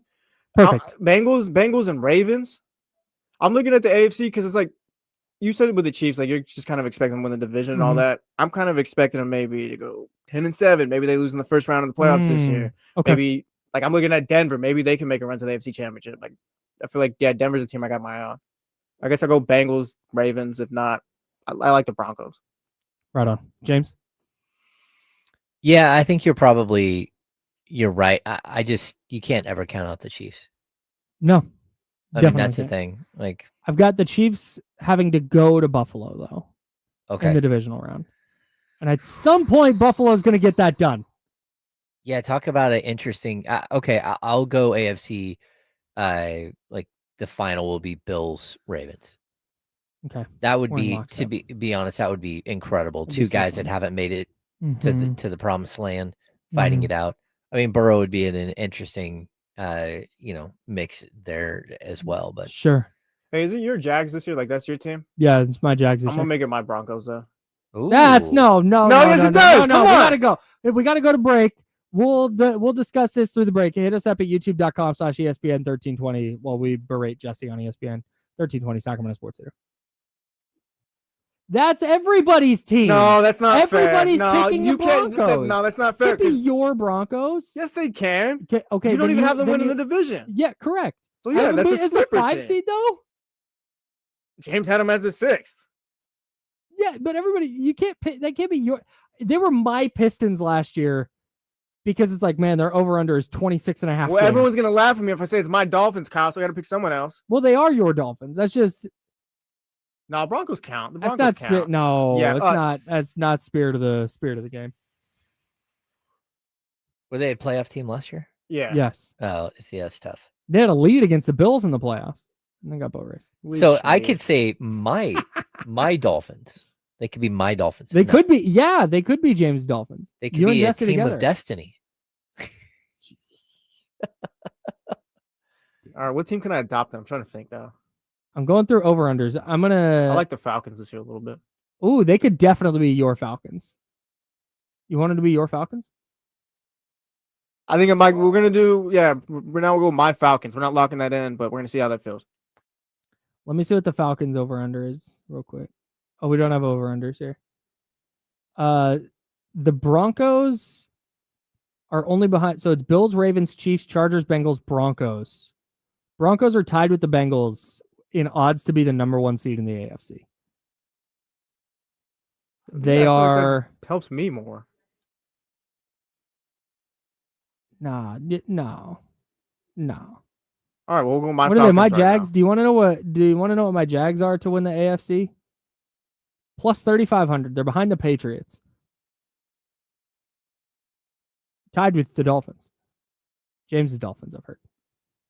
The Falcons is a good one. Casey wants it to be known that it's his Ravens. Of course it is. Like I said, he just wants Of to course it know. is. He's got It's his family in Baltimore. I let him know the He's got parameters of what family in this is. Baltimore. But yeah, he says it's his Ravens. Got family in Baltimore. No, Falcons plus 3,000. That's a great pick. All right, we'll go Love my it. Falcons. Your then. Falcons. Hell yeah. I don't like how you bullied me into that.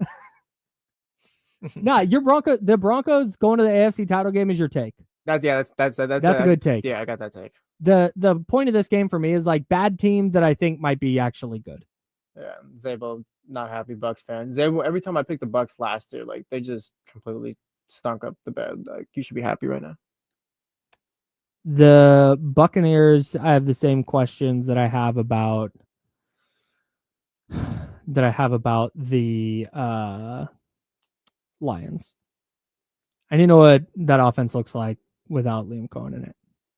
Steven, I tried this last year and you guys won 4 games. I'm gonna just hold back.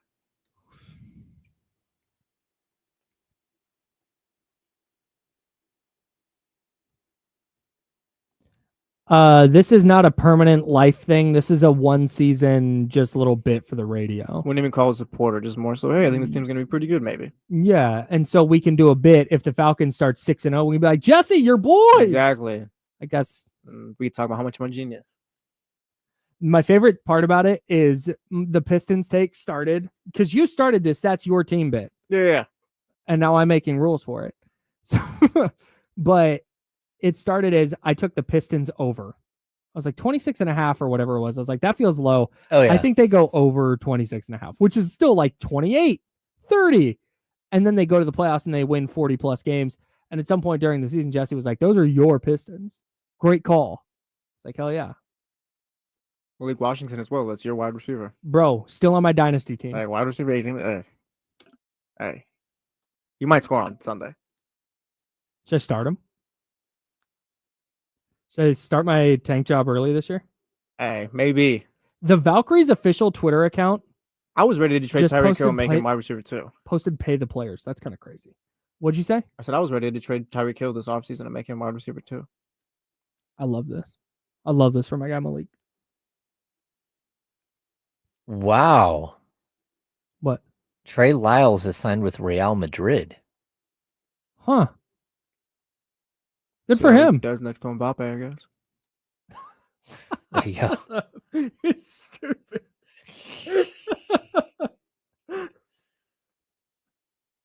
Shout out Trey Lyles. Oh yeah.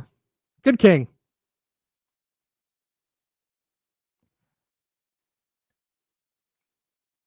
That's pretty stunning that he can't find a job.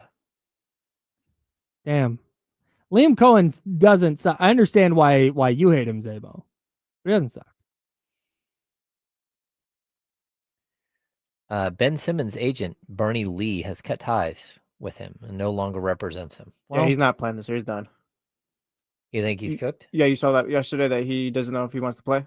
Yeah, and there's a scout saying like nobody's interested in him. Yeah, it's over. Our fantasy football team name this year is My Bass Hurts. Although Tyler Bass currently questionable, and the Bills signed Matt Prater to their practice squad today. Oh, Tough look for team My Bass Hurts. The problem is we have to keep Tyler Bass. We can't cut him. well, do we have an IR spot? Oh, we do have an IR spot. There it Come is. on. Needed to be ruled out first. And if Prater was available, why is he not a 49er? I'm just saying. Like, come on. Because, man. This is former Detroit Lion Matt Prater too? Yeah. That's insane. We're back. And Bronco? Now, back to the Insiders with James Ham and Kyle Madsen, brought to you by Jiffy Lube on ESPN 1320. James is there. I'm Kyle. Jesse Toppy on the ones and twos. We're going through our NFL playoff, or NFL regular season predictions. We went through the AFC. We have James and I both. We're going chalk. We're going Chalky McChalkerson with the Ravens over the Bills in the AFC. Okay. Boring. It is. It is boring. I know.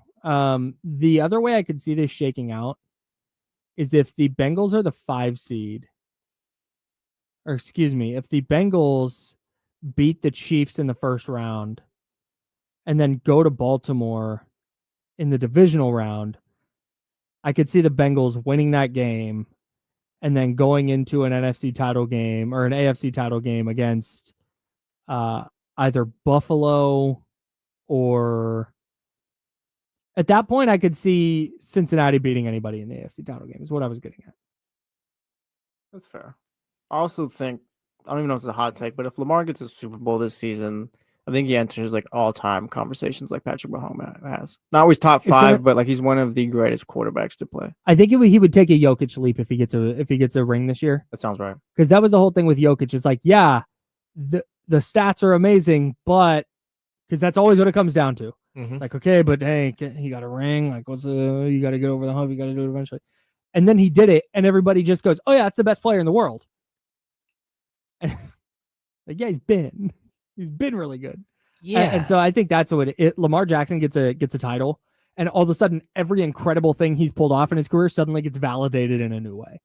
No, I get that. I do. But Mahomes and Brady and Montana, they just have multiple. I rings. said that he's not top 5, but he's like one of the Yeah. 15 greatest quarterbacks of all time. Like No, you're that probably top, right. top 10, maybe you can argue or something like that. Yeah, he 2 would get- MVPs, Super Bowl. He would get the flowers he's deserved Yeah. for the last few years. Yeah, I'm not putting him with Brady, but he's kind of entered that conversation where like, all right, he's one of the all-time greats. For It's sure. interesting how we consider quarterbacks too, because I think like the great passing quarterbacks of all time versus the great, all around quarterbacks. It's almost like we don't have a problem debating like a pass first point guard versus a scoring point guard. But when it comes to the quarterback play, so I was like, well, he's not really that guy, or, like watching Dan Marino play like a drop back passing quarterback was just unbelievable. Same with Peyton Manning. But now, like, where do we fit those guys into like the hierarchy when you throw in different players that do different things? Which is the position, I guess we all have to acknowledge that the position's evolved, because if we want to talk about like Lamar not being able to throw like Marino in them, well, Marino and them couldn't take off like Lamar. Like that's all just part of the conversation now. Yeah, I don't. To me, it's less about where he fits in all time and more just. I think there's a level of recognition he doesn't currently get from some section of the NFL commentariat, the NFL fan base, and I think it would just kind of validate his success to people who are like, "Whoa, let's see him do it in the playoffs." Like once you do, it's like, all right, well, he did it. And then there's the curious case of Josh Allen. Well, Just waiting for him. yeah, and I think it feels like Josh Allen, if he falls short again this year, would start to hear a lot of the same stuff that Lamar hears now. Like, man, can you win with Josh Allen? Yeah, he's so good. Like, yeah, you can win with Josh Allen. You can win with Lamar Jackson. The way they've fallen short has not been entirely on them. At least I don't think. But let's get to the NFC. I think I have one new playoff team in the AF and the NFC. One new Who, playoff Kyle? team. I have the 49ers going back to the playoffs. Okay. Other than that, I've got the Eagles as the 1 seed. I got the Packers as the 2 seed. I have the Rams as a 3 seed. I have the Buccaneers as a 4 seed. I have the Lions as the number 5 seed. They'll be right there with the Packers in the NFC North, I think. I'm going to switch out. Like, I would switch out the Lions for the Packers, but that's, yeah, outside of that, I'm kind of with you. I have the 49ers as the number 6 seed. And I have the Washington Commanders as the number 7 seed. Okay. I'm expecting some kind of, whether it's early season, mid-season, whatever, I think there's going to be a little bit of a dip for Washington at some point this year. Yeah. I don't think they're just going to be all gas, no brakes the whole year. Yeah, steady climb to the top. Yeah, I'm with you. I mean, the second-year quarterback thing is real. Mm-hmm. And I do think that Daniels will have a little bit of a drop off here and there, just in year 2. But I don't see a lot of other teams that I'm just convinced are going to push for a playoff spot. Like, I think Minnesota will lose a lot more games than they did last year. Of course, I think they're in line to maybe drop an extra 5 games. Mm-hmm. I don't know if I'm going to put them out of the playoffs, but I certainly think it's going to be a challenge. I could see, I agree. I could see the Rams missing the playoffs. Yeah. Given Matthew Stafford's health, I'd see the Rams missing it. If you told me that, man, you know what, the Buccaneers really struggled without Liam Cohen as their offensive coordinator, and it was an up and down year, and man, the Falcons really took off with Michael Penix, sure, like I'll buy it. It's not my pick, but I would buy it. Yeah. If you told me I've been on the Lions and switching out both coordinators and the adversity that brings, if you told me, hey, you know what, the Lions, they went 10-7, but they miss the playoffs. Mm. Wouldn't shock me at all. Tell me the Niners miss it, wouldn't shock me. And then the Commanders, if you tell me, hey, they really kind of fell off, or Jaden Daniels, who is pretty reckless with his body, and you know what? Took a bad hit, hurt his shoulder, and was out for 8 weeks. Debo Samuel didn't have the impact that they expected. Debo Yeah. Samuel turns out is just kind of washed. Yeah, I could see a 9-8 season there pretty easily. Yeah. Yeah. And then this sucks. I have the Eagles and Packers in the NFC title game. I tried to make it work in any other way, and they're just the two teams that I just feel the best about right now. There's no other team in the NFC that really stands out besides them. I mean, unless Detroit just gets healthy and they're firing on all cylinders with their new coordinators, Which is certainly possible. but they're we have to wait and see with that. I feel like we all feel pretty confident. Like the Eagles are just the best team in the NFL at this point, and then the Packers, I think, adding Micah Parsons, kind of like, all right, that's that extra leap you needed right there. Yeah, and the thing with the Packers is, man, they haven't been able to keep wide receivers healthy. And does Jordan Love take a leap? Because I think everybody, I shouldn't say everybody, I kind of expect him to make this real jump and just become like, oh man, Jordan Love is one of those guys. And if he doesn't do that, and if their receivers are banged up, like, yeah, having Micah Parsons is nice. That defense might be sick, but is that getting you 12, 13, 14 wins? Yeah, I could definitely see them as like an 11-6 team. That's why I just look at. Yeah, I don't hate the Lions pick at all. Yeah, I just look at the Lions as a team that you've got to get through the coordinator situation for sure. Mm-hmm. But a lot of these other teams are facing like some pretty crazy uphill climbs. You know, like again, we can talk about Philadelphia being the best team in football for sure, but like there should be some concern whether Saquon Barkley can be the same guy that he was last year. Mm-hmm. And if he's not, like Jalen Hurts was good, but you know, can he win games with his arm? Can he actually like lead a team with, I know he won the Super Bowl, but you know, when you're out there starting 15 games and you finish with 2,900 yards and 18 touchdowns, man, I get the rushing touchdowns are there, but that's also a dude who absolutely takes a beating, and he's in short yardage situations all the time. And like, we can look at the 14 touchdowns and say, oh my gosh, you know, like 14 touchdowns is incredible rushing, but like there's a major potential for a step back, not only with him, but with Barkley and, you know, 345 carries for 2,050 yards, 2,005 yards. It's insane. It's insane. But then on top of that, he had another 33 receptions. We're talking about a guy who had 378 touches just in the regular season. Yeah. And that's extremely difficult to do again. And so I don't know that, like, I don't think Saquon's going to drop off and be an 1,100 yard back, but I also wouldn't be shocked if he was a 1,400 yard back this season, and that Hurts is going to be forced to throw. And sure, they have great wide receivers. They've got tons of depth there, but if he can't make them into star receivers and it's just more push and more Saquon, okay. I mean, that team could run into problems if that's all they've got. Yeah. A.J. Brown and Devontae Smith are really freaking good, though. And it's not like Jalen Hurts is terrible when it comes to throwing the football. They're just like, as you were talking there, that all makes sense. And yet their offensive line is sick. Yeah. And you know what? That makes life really easy, even if Saquon Barkley is not quite the same player he was last year, or if he gets hurt at some point. I think their defense can carry them through certain stretches if their offense sputters a little bit. Like, they have their roster and their depth and their level of talent is just so high that picking anybody else felt like I'm just doing this to be contrarian. No, I'm with you. And you're right. Yeah, if Saquon Barkley gets hurt, or if Jalen Hurts goes down, or is just kind of banged up and not really effective when it comes to passing the football. Okay, like, yeah, sure. I think in order for them to truly see a fall or anything like that this season, like, they got to take a hit in the trenches.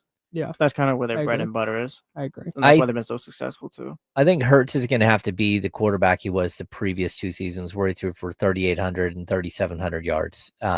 Like, that's where I think he's going to have to be that quarterback this year. Mm-hmm. And that's a lot. We're talking about an extra 800 or 900 yards he's going to have to pass. Mm-hmm. And that's like, can he get another 50 yards per game as a passer? And I think he does have the receivers to do that. Mm-hmm. But I also, I'm just concerned that, like, if he can't get there, if that's not who he is, and it's a lot more of the same, that they, like, teams will figure them out. Yeah. And they're banking on health in that situation. Sure. I think my sneaky, like, if I wanted to be a hipster and wanted to do this for the contrarianness of it all, I think I could talk myself into the Buccaneers. I think that's just a really well-built, really talented team that, assuming if new offensive coordinator comes in and maybe Baker's not as prolific as he was last year, but still just really, really impactful and really good with Chris Godwin and with Mike Evans and with Emeka Ibuka. It's Bucky Irving and Rashad White's a nice little 1-2 punch in the backfield. Offensive line is good. Like, all right, if you told me some weird surprise team jumps out and goes to the Super Bowl, I think I could talk myself into the Buccaneers, and I think I could do that more than I could do with the Rams. Certainly, I can do that more than I can with the Commanders. And I think they have if you want to talk yourself like into the 49ers going to the Super Bowl, I think you could have an equally fine conversation about the Buccaneers where you don't feel insane putting them there. No, I would also say if you're going to have a conversation about the teams that could potentially find their way into the playoffs that weren't there last year, I think because that division is so weak, it could be the Falcons. So again, I think you're right about Tampa Bay, that they're a team that is probably way better than we thought they were all last season. Yeah. But if they take even a tiny step back, I think the Falcons, who finished 8-9 last year, could be that team that jumps into the playoff picture somehow, some way, whether it's a division winner or, they somehow win 11 games or 10 games. I don't think it's just so far from the stretch of the imagination. 49ers I have as the 6th seed and losing in the first round to the Rams. Would that be a successful year? Yeah, I think so. 6th seed and first round exit. I mean, if I were to put them up against the Rams in the first round, I would have them winning that game. But I do think that that's a successful season.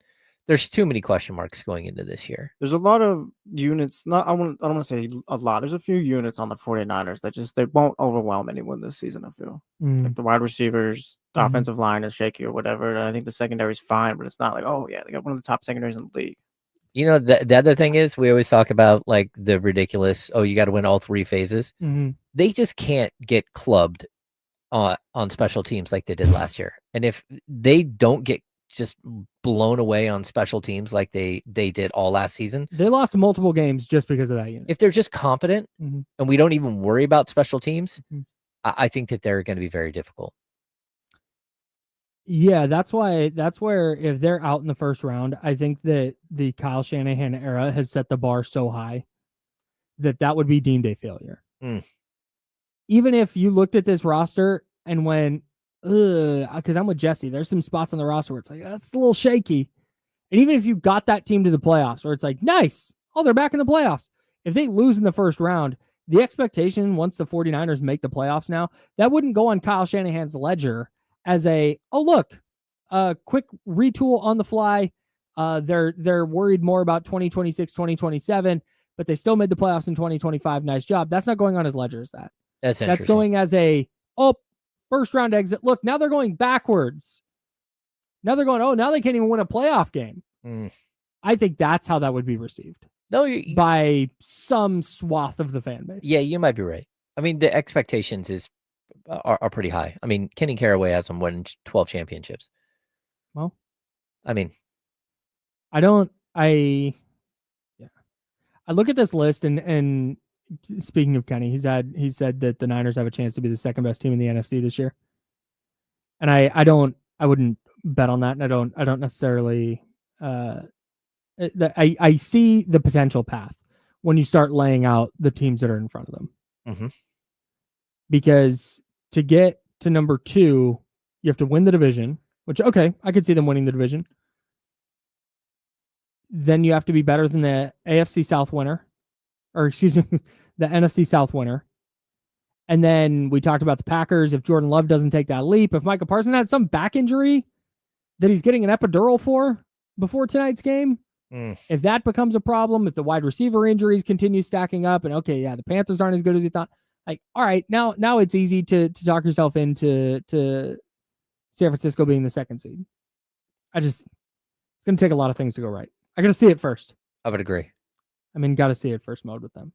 Are we in picture time yet? Yeah, I think they're going to take a picture right now. I've been vamping to wait for picture time. All right, that's James Ham. I'm Kyle Madsen. He's Jesse Tapia. We got to go take a photo. And then when we come back, we will have the handoff with D'Lo and KC, and we'll continue looking ahead to week 1 of the NFL season. Kicks off tonight. Eagles, Cowboys, 4:45 coverage begins right here on ESPN 1320. But before that, the handoff with D'Lo and KC next. We're sponsored by Jiffy Lube. Let's go. Be right back, guys.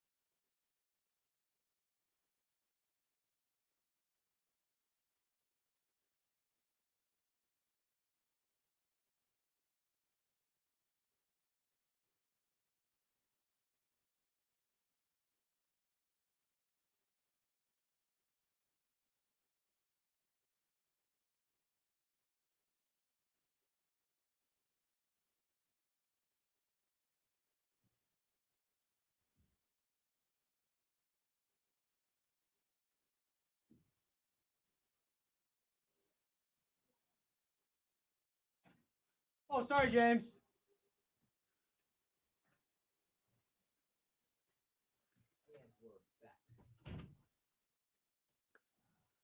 Many have said we've never been more back.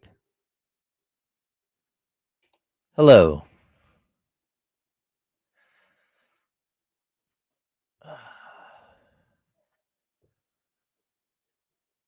I was not the source for that. That was on. Yeah. Well, I just A real read. delight. Very much so. Yeah.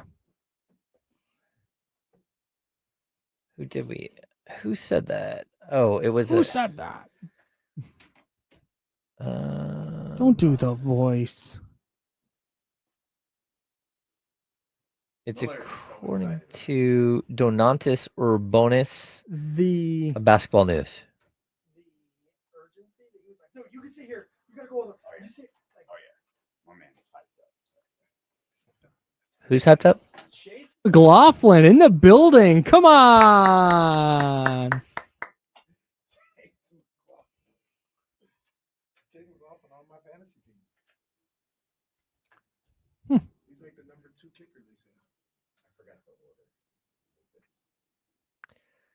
I guess Javier Maestro of Spanish outlet Insistendo is the one who first reported the Trey Lyles news. Wait, what's the Trey Lyles news? He's signed with Real Madrid. Oh, He's Trey Lyles now. That's a good one right there. Thanks, man. don't Trace do that, Lyles. Jesse. Hey, I got the joke. We got to support around here. Why did you sound like a New Yorker there? What? I got the joke. What I'm walking here. When we went to the Newark What about it? When we went to the Newark airport, when we flew to DC, we stopped in Newark, and it turns out we had to take a bus to a different terminal. We were trying to find that bus, and we go to a lady who works there, and we're showing her our app on our phone that's telling us where we need to go. And she goes, "It's so hard to see with these apps. They're always so small." It's like, oh, people talk like that for real? That's not just the Oh movies. yeah. It's a real thing. F your mother.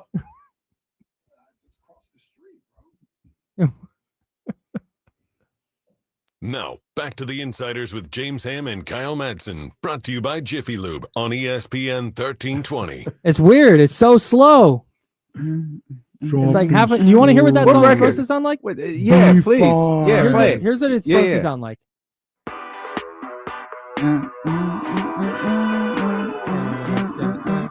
What song is that? Are these Help my me. boys B5? What's the name? B5? Ain't that the name? B-52s? Is that the Is that- most famous group in the world? No. Who's that? Who's the most famous group in the world? Most famous group in the world. Are you talking? K-pop, Oh, BTS? BTS. What is that sample? I don't know what the sample is. That song is called That sound like City of Mike. Sound. What is it? That sound like Mike. No, it's not Mike. Wait, it's not Mike. What is that? Is it Run it Boogie one more time. Nights? That's the. What? Come on, man! Everybody, what is this? Sound like Boogie Nights. I think. Okay, here we go. Yeah. Damn. Hey, they. Damn. It's not. Or who is it? I'm trying to find this on. Come on, Hammer. On whosampled.com. Very good. I Yep, was- that's a great website. Deadly rabbit hole of a website. Oh wait, remixed in 2 songs. Hmm. Can I not find on here what it shows what songs used their song. City of Sound. Heatwave. Oh, does not sample another song. It's Heatwave. Shout out Is Zayman, this by it? the way. Hold on. Not making no money. It's today. Heatwave. It's Boogie Nights. Heatwave. We got it. We're fine. Everybody's fine. Mhm. What's Heatwave known for? Most known for? If you knew one Heatwave song, what would it be? Boogie Nights. Nope. What Nope. is it? I don't know. Always and Forever. Ah, you're right. You're right. He's I didn't small even know. man. Yeah. with- Oh, this. I didn't even know the Always and name. Forever. There you go. Come on. Really? You don't know that? It's a no-go for me, man. Is Flashback just Friday like tomorrow, a though. dream to me. And you. We don't actually know if that's true or not. That Flashback Friday is tomorrow. Oh. Sack throwback lunch about to start though in about 10 minutes. I can tell you that for sure.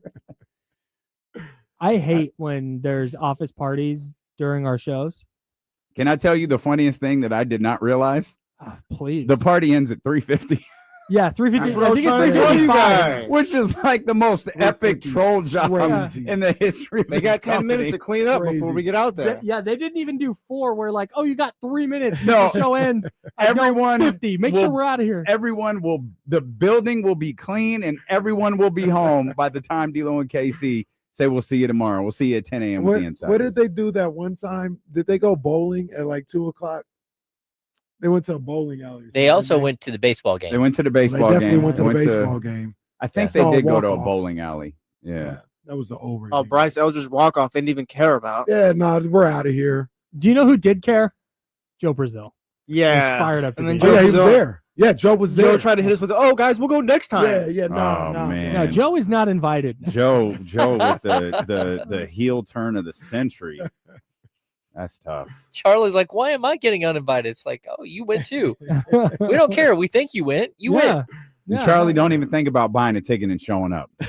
Hey, we're supposed to throw out pitches this weekend, aren't we? Allegedly. Sweet. Allegedly, Well- yeah. I don't know.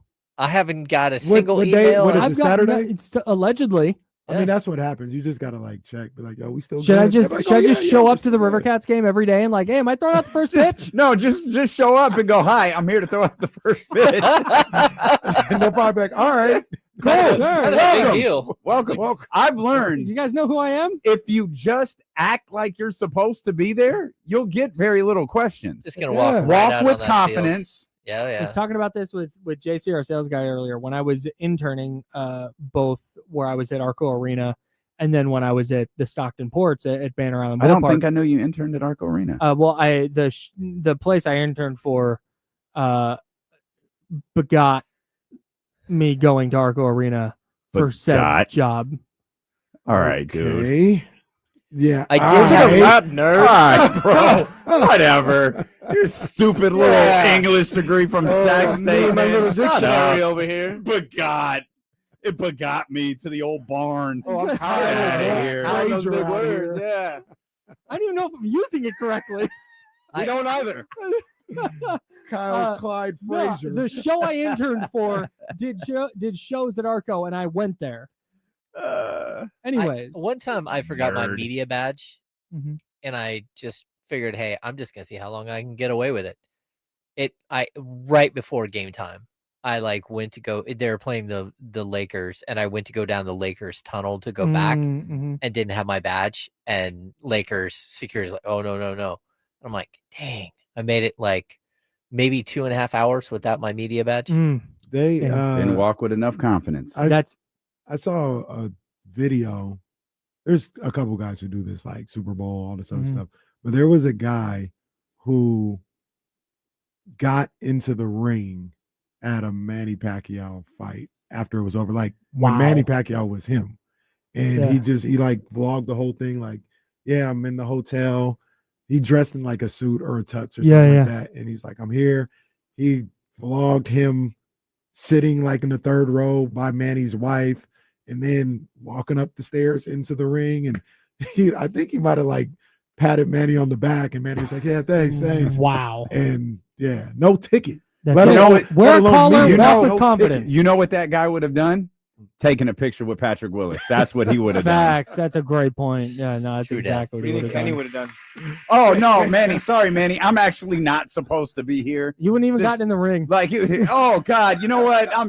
Hey, sorry, Manny. No, Floyd. I'm gonna show myself out. I just Sorry, wanted to guys. prove Damn, I I gotta could wear do that it. one forever. Yeah. That's tough, man. I should have. You know, it is Bad tough. beat. It's bad very beat. tough. We haven't forgot about, I can't go to Steph Curry's party. Nah, that's pretty oh, tough too. yeah, that's man. People never forget. Ken. Yeah, I was supposed to Yeah. be. Shout out Monte. I was supposed to be in Steph. That's a pretty iconic 4-month stretch that you had between the Patrick Willis fumble and then the missed layup with Steph Well, Curry. I'll tell you right now, I'm going to this year's All-Star weekend, and I will be at Kawhi Leonard's party. Brought to you by. I was gonna say. Brought to I you will by, be at that KL2 what's it? party. He's brought to gonna you by go Aspire, plant some trees. Aspiration. As so did you read up on all the new stuff from today Maybe. from I Boston read- Sports Journal? It was Okay. actually 2 deals worth $48 million, which is right in line with Steve Ballmer's $50 million donation.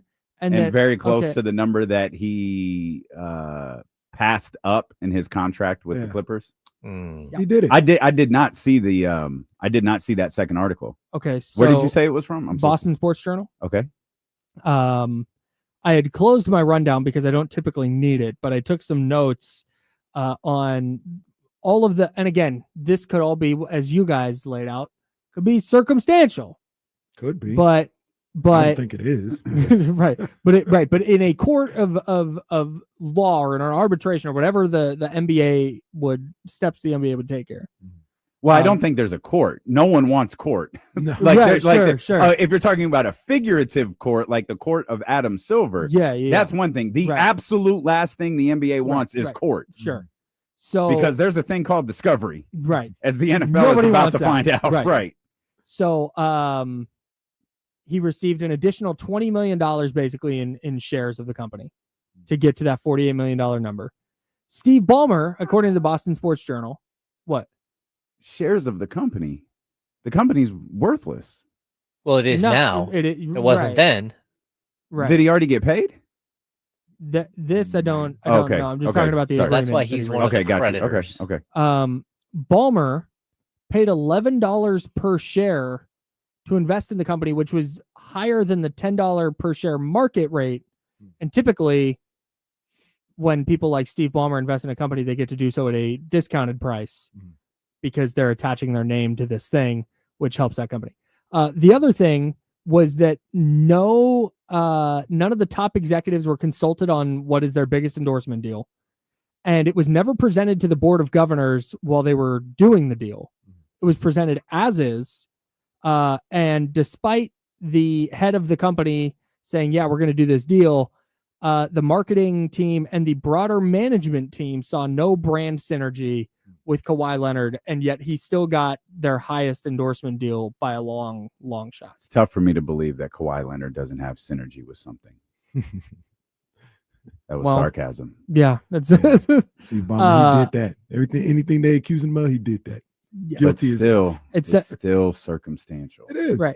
But And I don't- but in the court of Adam Silver, how much does that? So I don't know. I right. don't know. We were At discussing. some point, you could reach a stack of circumstantial evidence. It's like, Yeah. all right, So Yeah. did you? I don't know if you guys were listening or heard or saw the tweet or whatever, but the guy Gambo from Phoenix has a Mhm. radio show and all that other stuff. He told the quick story on Twitter of how when Kawhi signed with the Clippers, Tannenbaum, the owner of the Raptors, was livid because he said he had already reached the $15 million endorsement thing that he had promised Kawhi, and he thought he had it wrapped up. And for Kawhi to leave, he was pissed off. Now, the whole point of that is he was like, how rampant is this? He was doing the same thing. He was like, I have $15 million ready for him. Like, how is he going to leave? He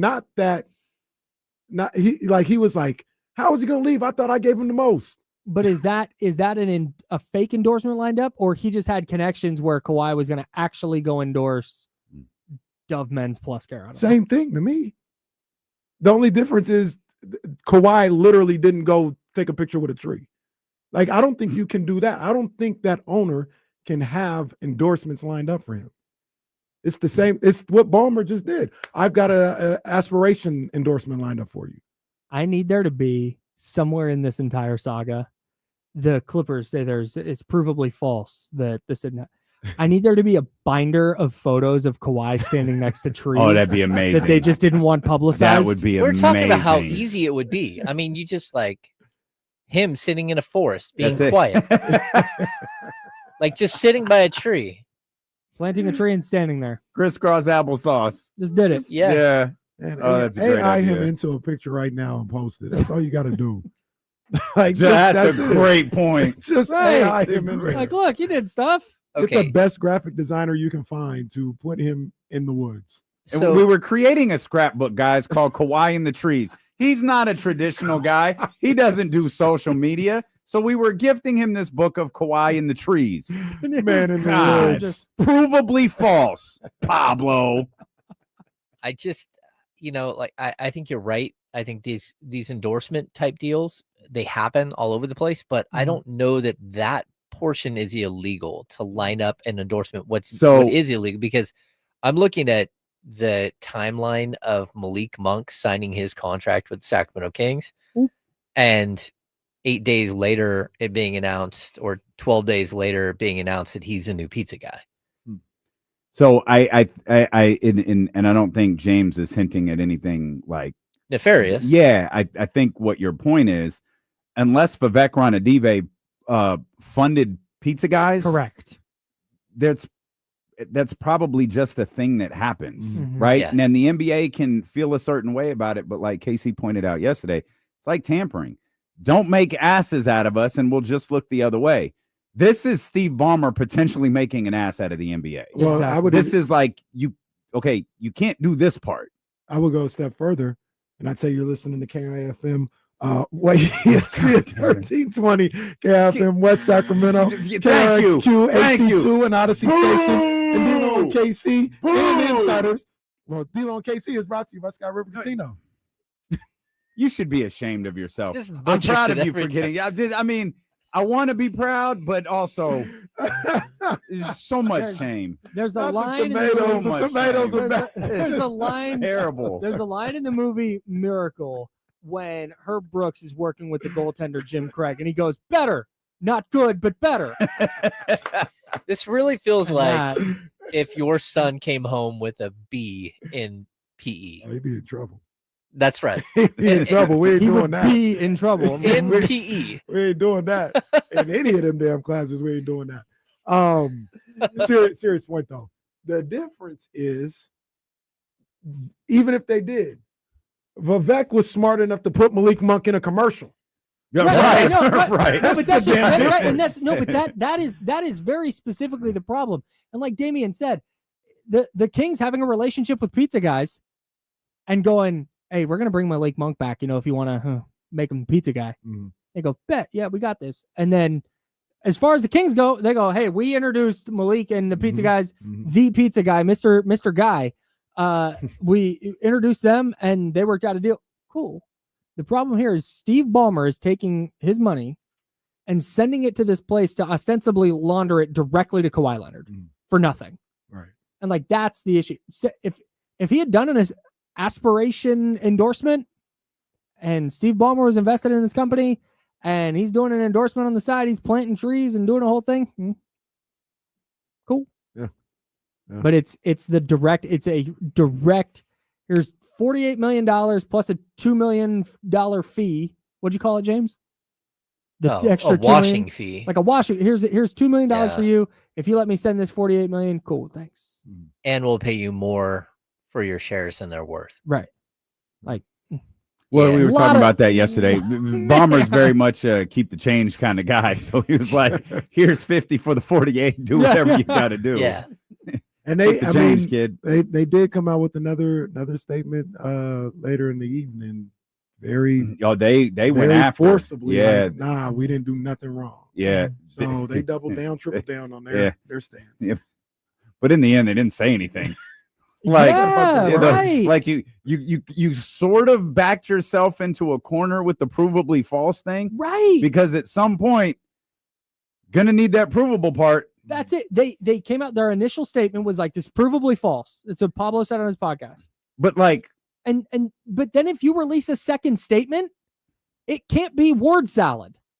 and that's what it was. It was anger, and it was and everything they wrote is right. Sure. Like, the company's under federal investigation. They defrauded investors. That's why there are people in jail. This is like a massive fraud case. Right. None of that is inaccurate.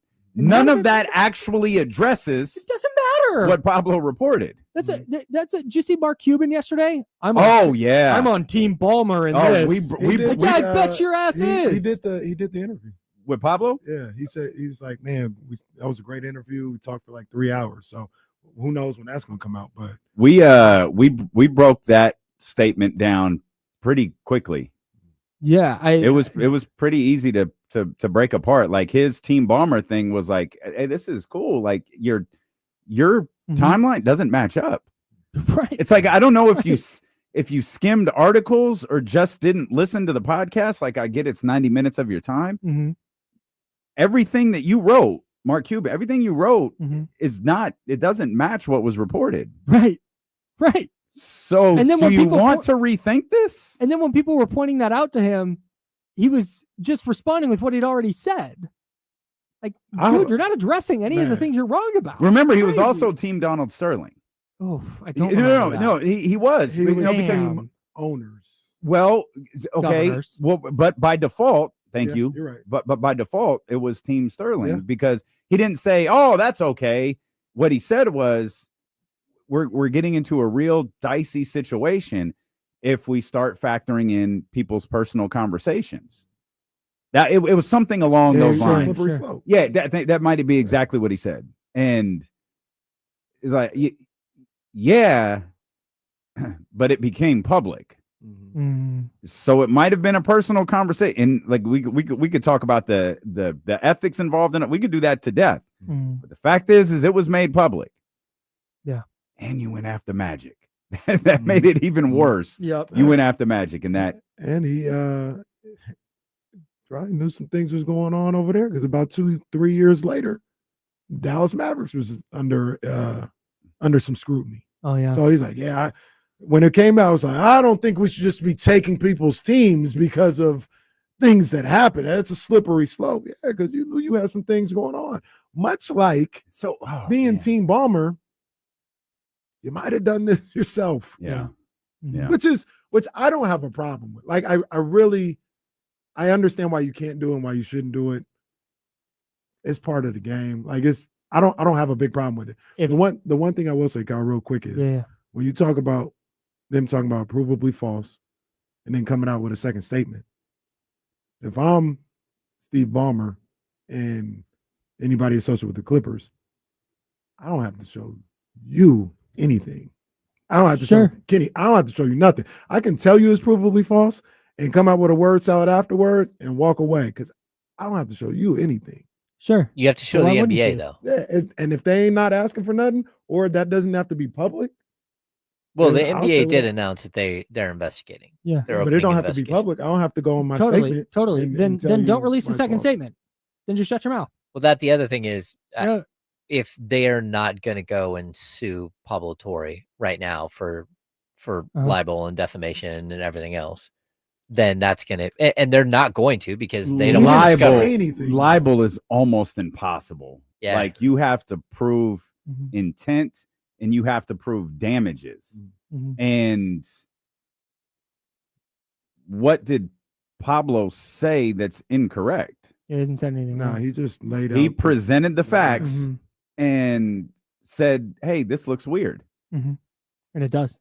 It looks very weird. And we said this all day yesterday. Every conversation we had, we are operating under the presumption of guilt. When we have these conversations about what should the NBA do, what should Adam Silver do, what should happen, all this, we're operating under the presumption of guilt. And whether Bomber, the Clippers, Cuban likes it or not, that's what we do. Yeah.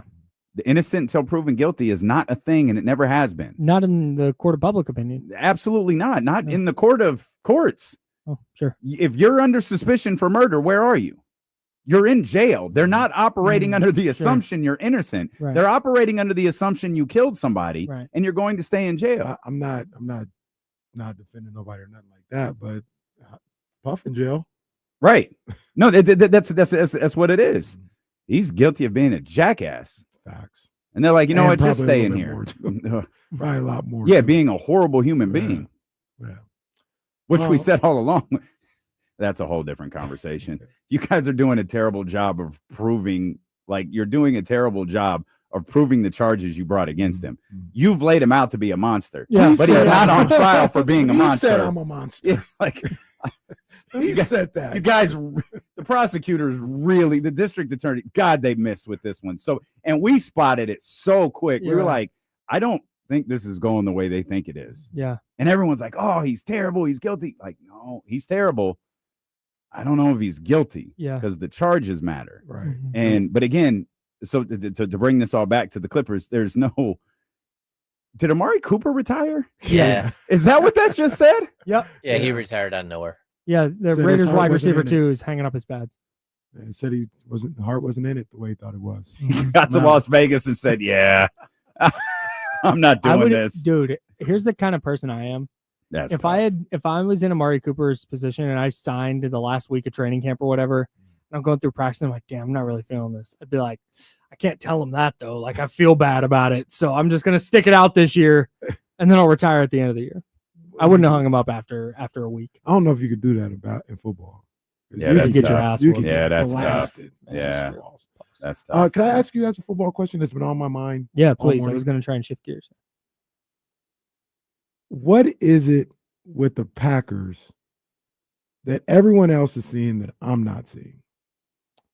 They've been to the playoffs a bunch of years in a row. They have a really good young team that looks like it's getting ready to take that next step. And then they added Micah Parsons. What's their best roster unit? Like, what are they great at? Ooh. Because I look around and I don't see them being great at anything. Yeah, I think they're just really rock solid all the way around. Their receivers better than Niners receivers? Probably. Really? Why? A, because I don't know what Ricky Pearsall is yet. B, they're going to start Marquez Valdes-Scantling on purpose. And They're all- And And the the Packers and the Packers receivers are Their offensive line is really good. Yeah, the Their Their Packers are last- cornerbacks are really good. Yeah, their Like, defensive they're- line's going to be sick. I they're think who? Their defensive line. Yeah, it couldn't stop the run. That was the Achilles heel for them, and I don't think they got better at that. Matter of fact, they probably got worse, losing a 3-time Pro Bowler in the middle of that. Your ability to be pessimistic about every team and super optimistic about the 49ers is your superpower. No, but I'm just looking at look at that wide receiver core and tell me, like, yo, we talk about the Niners having a number one. The Packers got anything close to a number one? The Packers very publicly and on purpose don't have a number one.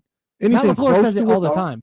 Is there anybody on there better Probably- than Jauan Jennings? Jaden Reed is probably a better player than Jauan Jennings. Not Okay. statistically, but I think he's a better player. It's close. Like if Jaden Reed like was on the Jaden Niners, Reed- we'd be talking about it's a disaster. and doesn't Jaden Reed Oh, I disagree. have a But we Jones talked about it with Jauan fracture? Jennings. We're like, this wide receiver it room is wasn't- a it was- disaster. It was a disaster when Jauan Jennings wasn't going to play week one.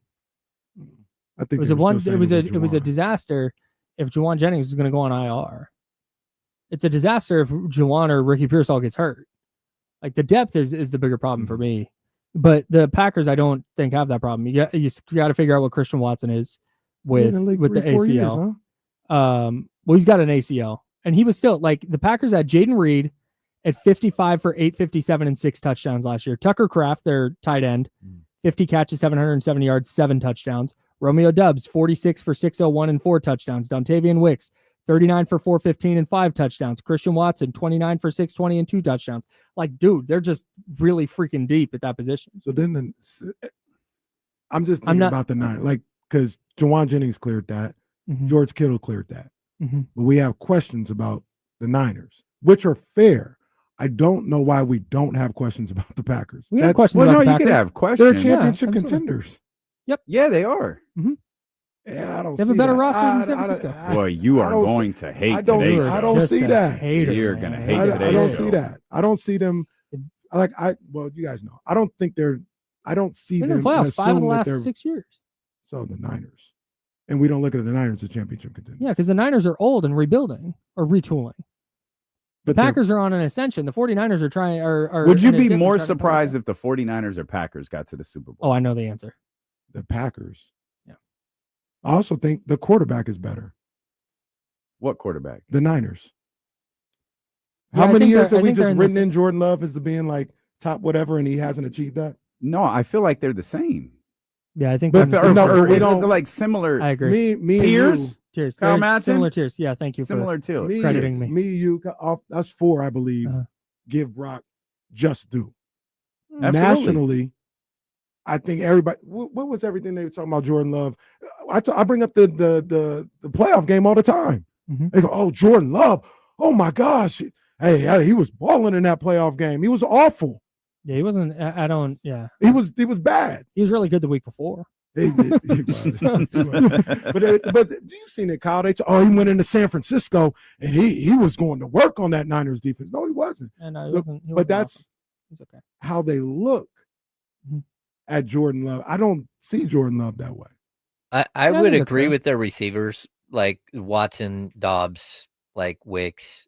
They're all in the same tier of the guys the 49ers have behind. Well, you can throw Pearsall, and we have no idea what Pearsall is, but like they're no different than Valdes-Scantling or They're- Russell Gage. I They're totally just disagree. younger. I could not disagree more. Yeah. I think they are way better. If the 49ers had Jaden Reed instead of Marquez Valdes-Scantling, they would be in a way better spot. Well, I mean, the guys below Jaden Reed, and Jaden Reed, they say has a Jones fracture. Mhm. So, He I does. mean, we don't know what his Mhm. season's going to look like. And in either way, he hasn't broken out. I mean, 857 yards is good, but it's not great. Despite having this awful receiving core and this awful quarterback, they were 8th in points scored and 5th in yards last Yeah. year, I will, despite being terrible. but I'll say this.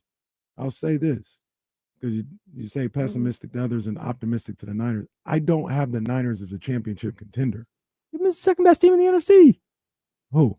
You, the No, 49ers. I got the in the top 5. I got the Vikings in the fifth spot. I got the Lions and Vikings better than the Packers, and I don't have the Niners in the power ranking top 5.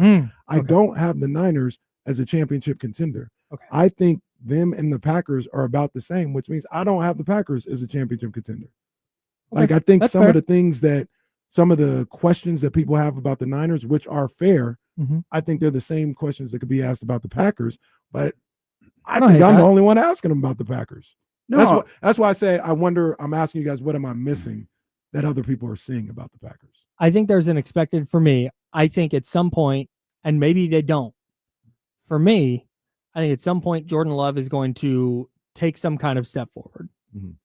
I think their young group of receivers is trending the right way. I think Tucker Kraft, a really good player. You look at Josh Jacobs, really effective running back. Like, all the tools are there to have a Matt LaFleur is, to me, one of the best head coaches in the sport, and their defense is already good. And now they have Micah Parsons. And maybe I'm caught up in the Micah Parsons buzz right now, and maybe the Packers start 3-3. I definitely am. It's like, oh, well, huh. But for me right now, it's easy if I'm projecting out. It's easy to project the Packers being significantly. They won 11-6 last year.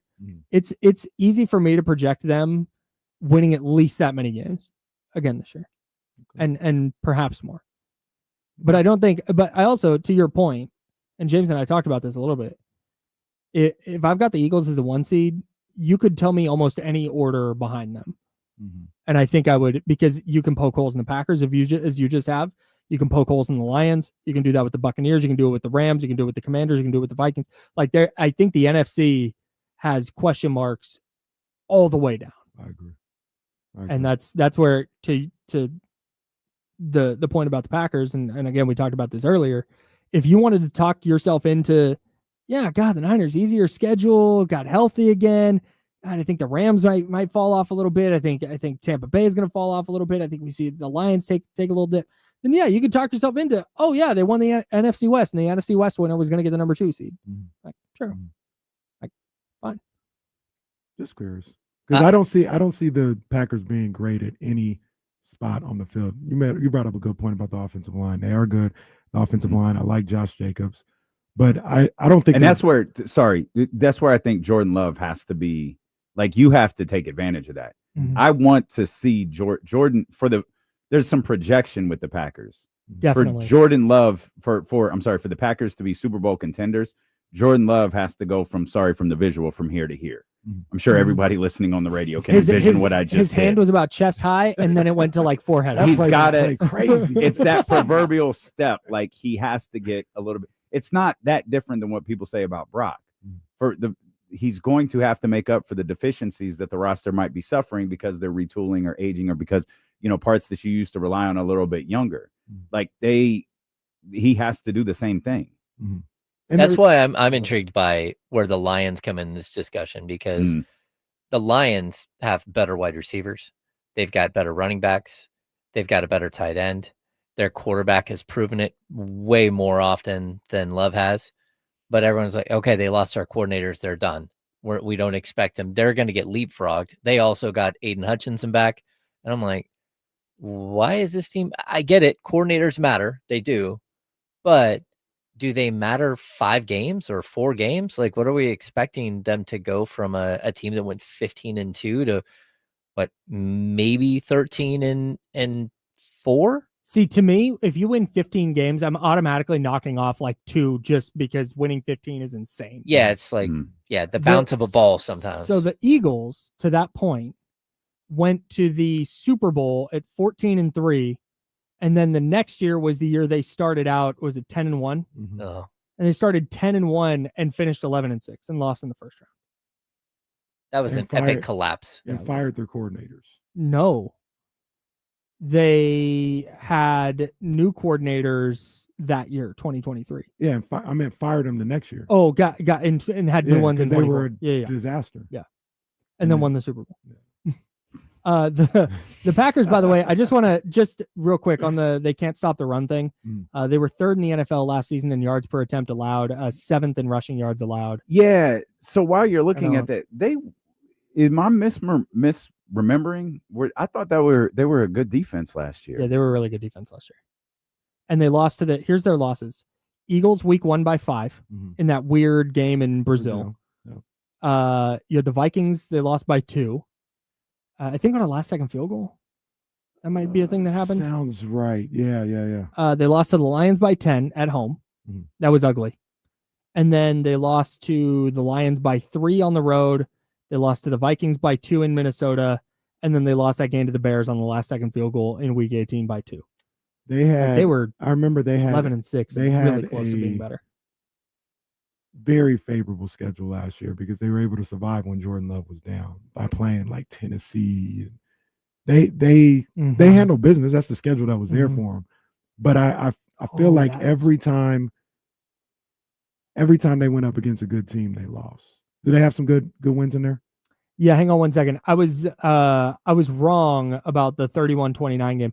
That game against Minnesota was the one where Jordan Love came back and they were getting smoked. I do remember that. They were down 28-7 at halftime and came back in the fourth quarter to make it look closer than it was.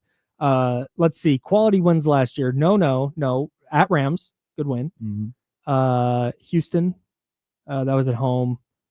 Houston was dealing with no wide receivers, I think. They crushed the 49ers with in San Francisco. Your boy. No, that was in Green Bay with your boy. Or in Green Bay. Who was your boy that Kyle loves so much? Oh, Brandon Allen. That's right. my That was the Brandon God. Allen game. They won that game. They beat Miami. They smoked Seattle in Seattle. That's a good win. Seattle and Seattle. They beat them solid. 30-13. That was a 10-17 last year. Yeah. And then they lost to the Eagles 22-10 in the wild card run. They're a good team. Mhm. They're a good team. They were a good team last year. They're a good team this year. I don't look at them as championship contenders. That's my only fair. thing. And I think I saw in a couple of power rankings that they got them ranked 4th. You would hate. them that Well, high. let me run the Tuesday Tiers by you. I'm so glad you asked. Tuesday Tiers brought to you by your company. Give us a call today. Where do I have them in the NFC? They are. So I have Tier 1 as legit contenders. It's the Eagles and Packers. But again, this is movable. I understand. I'm caught up in the Micah Parsons thing. I also think when you start talking about question marks, and James makes a good point about Aiden Hutchinson coming back and that potentially being a boost for the Lions. I'm a little less bullish on that because it's always year 2 after the injury that the person really comes back and takes off. But the Packers were already a team that I was like, man, they're pretty freaking good. And then they just added one of the best defensive players in the sport. That's fair. So it's like, That's fair. all right, you get to go there until I think you're not. Yeah. So it's Eagles and Packers alone. I'm more in line with your train of thought that you talked about earlier, where that second team in the NFC, there's probably like 5 or 6 teams that could take that spot. Mhm. You said the second team. Yeah. Yeah, it's pretty. I want to say it's wide open because there's not all the teams in the NFC, but there's 6 teams that are on that same tier, I think. Yeah. I have my top 3 tiers, I think, are all teams that if you told me, they finished second in the NFC, I think I would buy it. So it's Eagles, Packers 1. And the second tier, that's the cusp. That's the Lions, Commanders, and Rams for now. You feel good about the Commanders, huh? Yeah, they get to go there for now. They're in the NFC title game. I gotta see it though if they want to stay there. Like, they don't just get stamped. I feel okay about it too. I feel okay, not super confident. But. If they get smoked in week 1, they're going down a tier. If the Lions lose in week 1, I'm like, they get to stay there. Does that make sense? Yeah, you're unsure. You are in your core unsure about the Commanders. Yeah. You're giving them the respect of being in the. Okay, I got you. Did you guys do Super Bowl picks? Yeah. Who? Mine's Chalky McChalkerson. Okay, so Not the Ravens over the Eagles. Ravens over the Eagles. Yeah, which is lame. But so we have Super Bowl picks. We're not doing them for a couple of hours. I think there's a way I can do this, but I'm gonna try. It's gonna take some work, so I'm gonna have to try to squeeze it in during different commercial breaks. Pause. We have. No, it's fine. What? You guys are stop. Play on. Come on, man. What? He's holding. He's grabbing the jersey. Hey, I'm a ref. Play on. It's Hey, just make sure he's got the hands inside. Man. No, that's a That's you. How about that? Just push the ref. Yeah, it's a personal foul. He just pushed Bro, him. you wild. He put his hands on the ref. Who is this, James?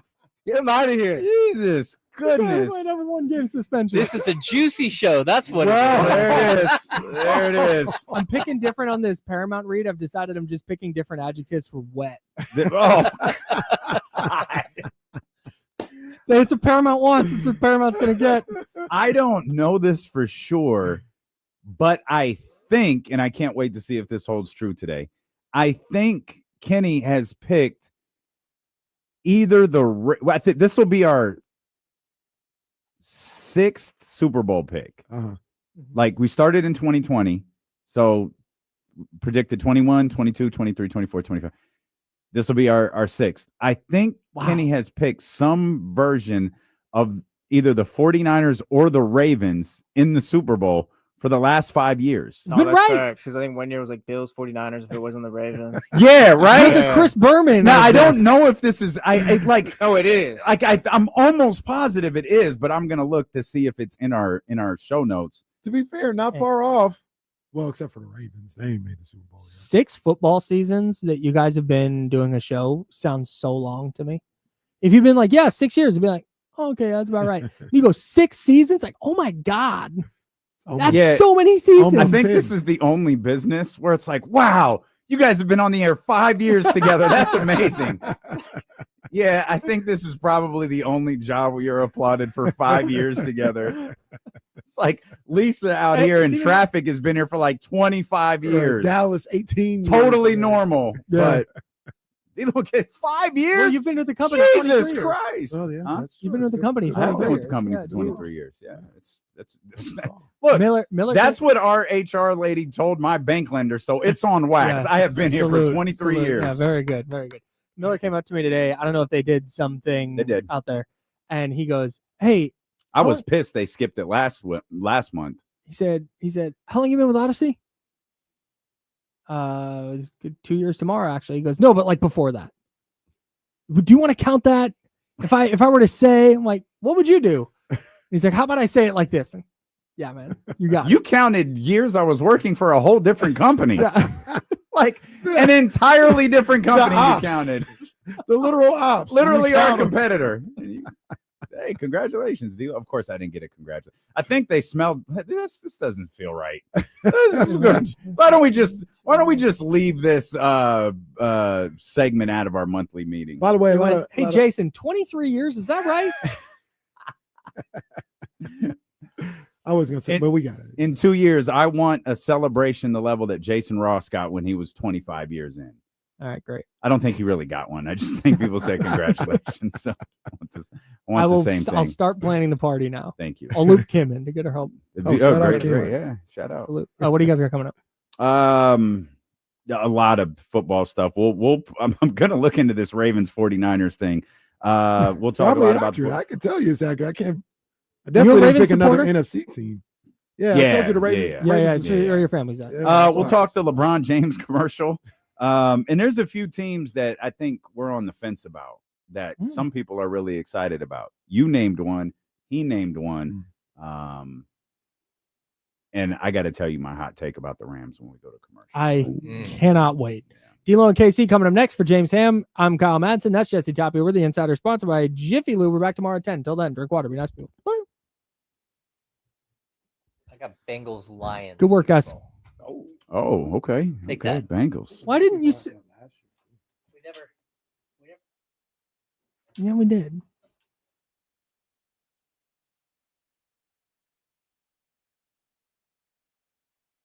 These guys are gonna fight when they get out of the studio.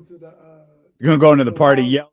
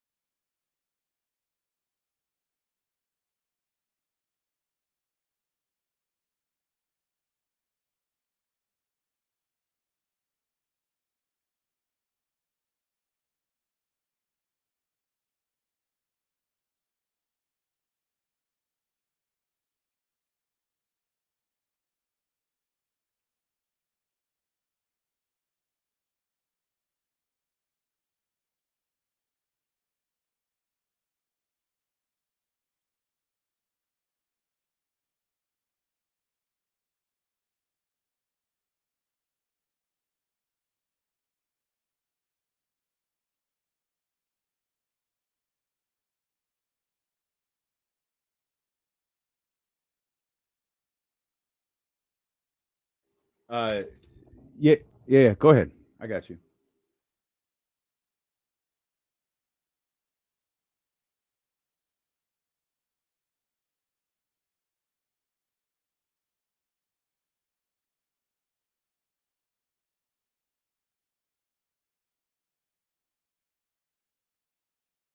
What's good, everybody? What's happening? I get this line of thinking, but I'm the complete opposite side. I don't want to see anyone else win like before my team does. And even then, I don't want to see like anyone win. Maybe just Buffalo. I kind of like Bills Mafia. See, no. Oh, I'm sorry. I'm sorry. I didn't Well, mean it's that. not even that. No, it's not even that. Not even if I was a dog. Oh well, he jumped through a table. He jumped through a table. Yeah. Oh, wow. But I've had a. They're squirting ketchup on each other. Wow. I've had a The few. mafia hasn't even been a thing since like the 90s. All right. I'm sorry, Jesse. I'm just saying. I've had a few interactions with them, and they seem like good people. That's all. But you know what? Solidarity with my brother. The hell with them. Thank you. No, I got you. Michigan, you're getting the first pick in the draft, brother. I don't know about a bottle.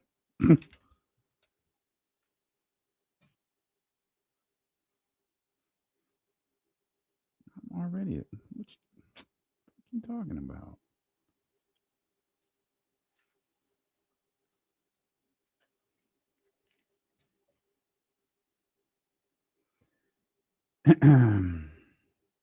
No, Benjamin, I will not go through a table.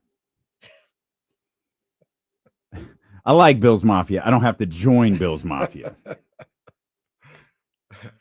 Watching them people try to go through tables and just sliding off them is hilarious. You imagine being so bored in Buffalo? It's like, oh yeah, let's jump through these tables real quick. You ever been to Buffalo? That's just me crazy. I've been to Buffalo. I understand it. Like, yeah, it's upstate New York. Go ahead, jump through a table, man. Or go find some wings. Those are your two choices. Jump through a table or find some wings. I think Cayenne, Carmelo's son, said if you're not from Yeah. We got him screaming D-Lo, KC, D-Lo, Hey, KC. can we kill this? KC, Let's kill this. That sounds awful. We haven't diagnosed the problem. We haven't fixed it yet. We still Diagnosed it. that's all right. We got you. Come on, man. Let's do this. Let's do this right.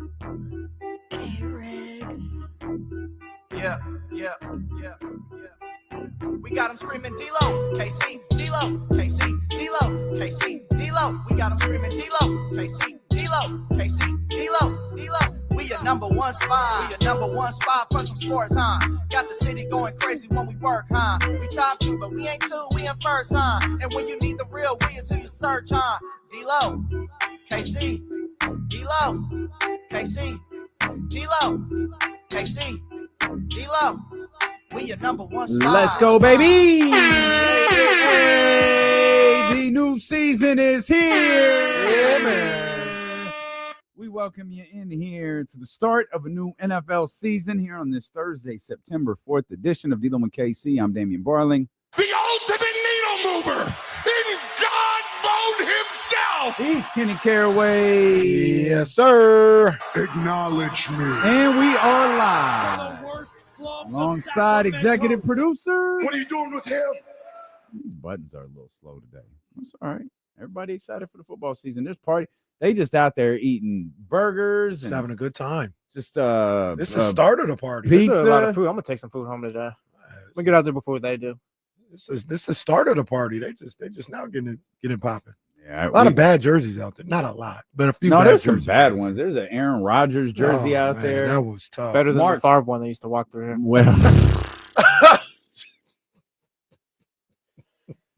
Well, did you know that the guy before him used to announce at Green Bay Packers games? I didn't know that until we had a meeting every month. You know, guys, when I used used to PA for the Green Bay Packers, like, God damn it, like, I get it. Oh, You're dude. trying to relate to us because it's sports, but Jesus Christ. And to be honest, I was gonna say so. That's not fair. Just say it. Yeah, no, stop. because it's not fair. I'm It's tired of your boy always saying, It's "No, not I'm fair. good. It's I'm not good." fair. No, we're not gonna do anything on this show until you say it now. I don't even know if dude knew what a first down was. Oh, yeah. I doubt he listens now. Not that they did before. No, they definitely didn't before. Why the hell would he now? I don't know. So how you gonna be the PA guy? You think if he saw us just on the street, he would recognize us? Oh yeah, it's Dylan KC, or just that one? Oh Yeah. yeah. You talk about him now. Nah, he definitely. That's like if Scott Moak didn't know what a 3-pointer was. That sounds crazy. Scott Moak not knowing what a 3. That is funny to me. I don't know why. That is hilarious. That is Sometimes absolutely hilarious. You could just it's something about you could just weed those people out sometimes. Nothing wrong with him. I'm like, oh yeah, this guy, you don't know nothing about sports. You don't know ball. Some of them have radio shows. I'm just saying. True story. He ain't lying. Some of our bosses didn't even know what we did. No, that's true. Oh man! Shout out to the Halls. Shout out to the Halls. Shout out to the Scuttlebutt, baby. Scuttlebutt. Shout out to the Scuttlebutt. Oh man, we here, baby. We here. I hope everyone is excited for the football season. I know you can't see it.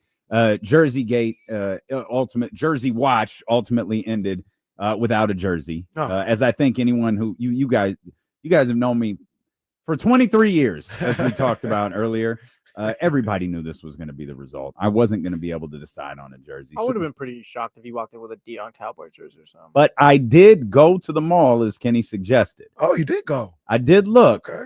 And I chuckled at the idea of buying a Micah Parsons jersey because it was on sale for half off, which our girl Vanessa did. Vanessa has a Micah Parsons jersey on that she bought yesterday. Talk about bad jerseys. I was disappointed in seeing that from her. That was funny. That was He's funny. like, yeah, I'm a Cowboys fan. I said, all right, And man. I kind of looked around. They had that Steve Young you really like, and like, yeah, I'm not wearing that. It's like I'm not doing this. And then I remembered I had this Kaepernick shirt. So it's like this is what you get. They you had get no the Raiders, no white Raiders. They had not white, but they had black and silver. And I looked at that 34 for a minute. And then what it really boiled down to was like, when am I going to wear this again? Am I going to wear this like next Mondays football day? from now? The one, well, that's a good point. Damn, that's a good point. That might have been the last time, but the one football wears. jersey I felt like I would wear multiple times are those black Kaepernick jerseys, and there was no way I was going to get those. So I found this Cap shirt that I had when he dropped the Nike collection and rolled along, and I was amused when I walked in to see my partner trolling me. What? This is not a troll. This is respect. It's not a Randy Gregory fan. This is respect, bro. This is respect. Wait, man. turn around, Casey. Who Let is you that? know I'm still here. Oh, I'm still here. says Lance. This didn't get thrown away. This is still here. I ain't never giving this up. He's trolling me. Have you ever had to wash that? It's a good. My fault. Forget even Nah. Forget us. It's good. What are I'm we trying gonna to think say? if it went to the cleaner. I don't know if it made it to the cleaner because it might have been 2 wears. Because it was the second year of it. So look, he got it for me Christmas of his rookie year. He got hurt in the second game of his second year. That was the last time he played for the Niners. After his coach put a hit out on him. I didn't even get a chance to be like, it's game day. Trey Lance, let's go. I didn't even get a chance. No. I admire the level of trolling. It's solid work on your it is part. not trolling. No, it is letting you know no. it's still here. It's never no. leaving. Auntie Wanda's got the nice Joe Montana jersey on out there, and Kenny came in with the Trey Lance. This is to let you know it's always going to be here. It's always going to be near and dear to my heart. I'm not going to put no tape over it and put McLaughlin. No. I'm not doing that. Or Robinson. Isn't he number 5, DeMarcus Robinson? I'm not doing it. The only Trey good Lance thing all day. about that jersey is the style. The black shadow is so cold. So cold. I'm people say I'm biased. I think the Niners have a top 3 jersey in the game. Like their jersey, their complement of jerseys, I think it's unmatched. I think it's number 1. You have an 80. Oh yeah. I got an 80 regular joint. You got an 80. I got an 80 white one with the shadows. Okay, you got an 80. You got a 16. You got that. Do you have Fred Warner? You don't have Fred Warner, do you? Nah, I don't have none of the young guys. I was thinking about that today. I don't have any current guys. If I did, it would be Purdy, Kittle, or Warner. Warner would go first. Purdy, Warner. huh?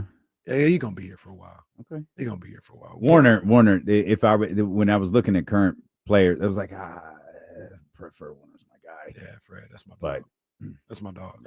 The collection, the collection they have. I think is Shula best says no, Steve. You do have a Steve Young jersey. I do have Steve Young. Yeah.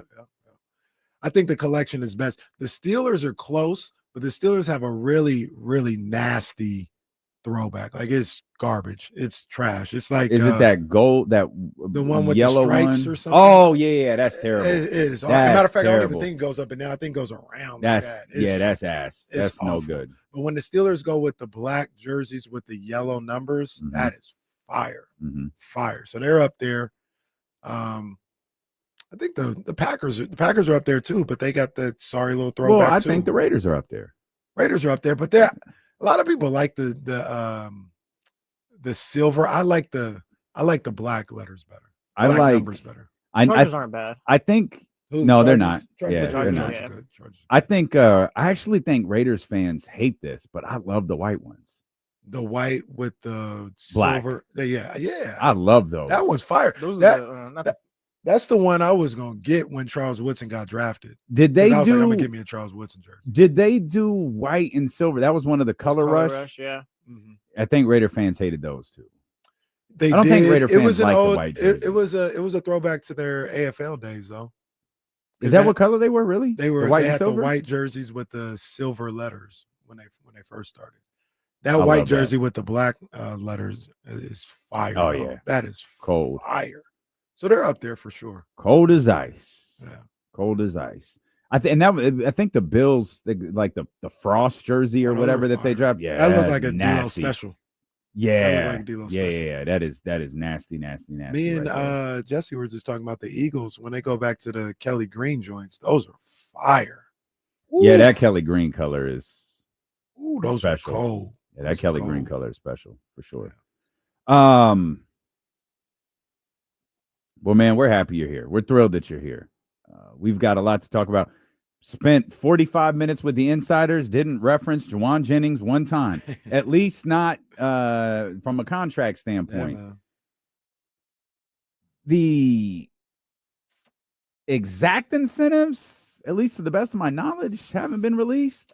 But no, I haven't seen it. he didn't necessarily sign a new contract as much as he got some incentives added to his current deal, which, you can call it a happy medium if you want to. It was more like, hey, here, kid. Like, I don't, if he performs, and I don't know if these are playing time incentives, performance incentives, whatever they may be, like, I'm sure the 49ers are happy to pay him if he hits them, but in the end, it's not what he wanted.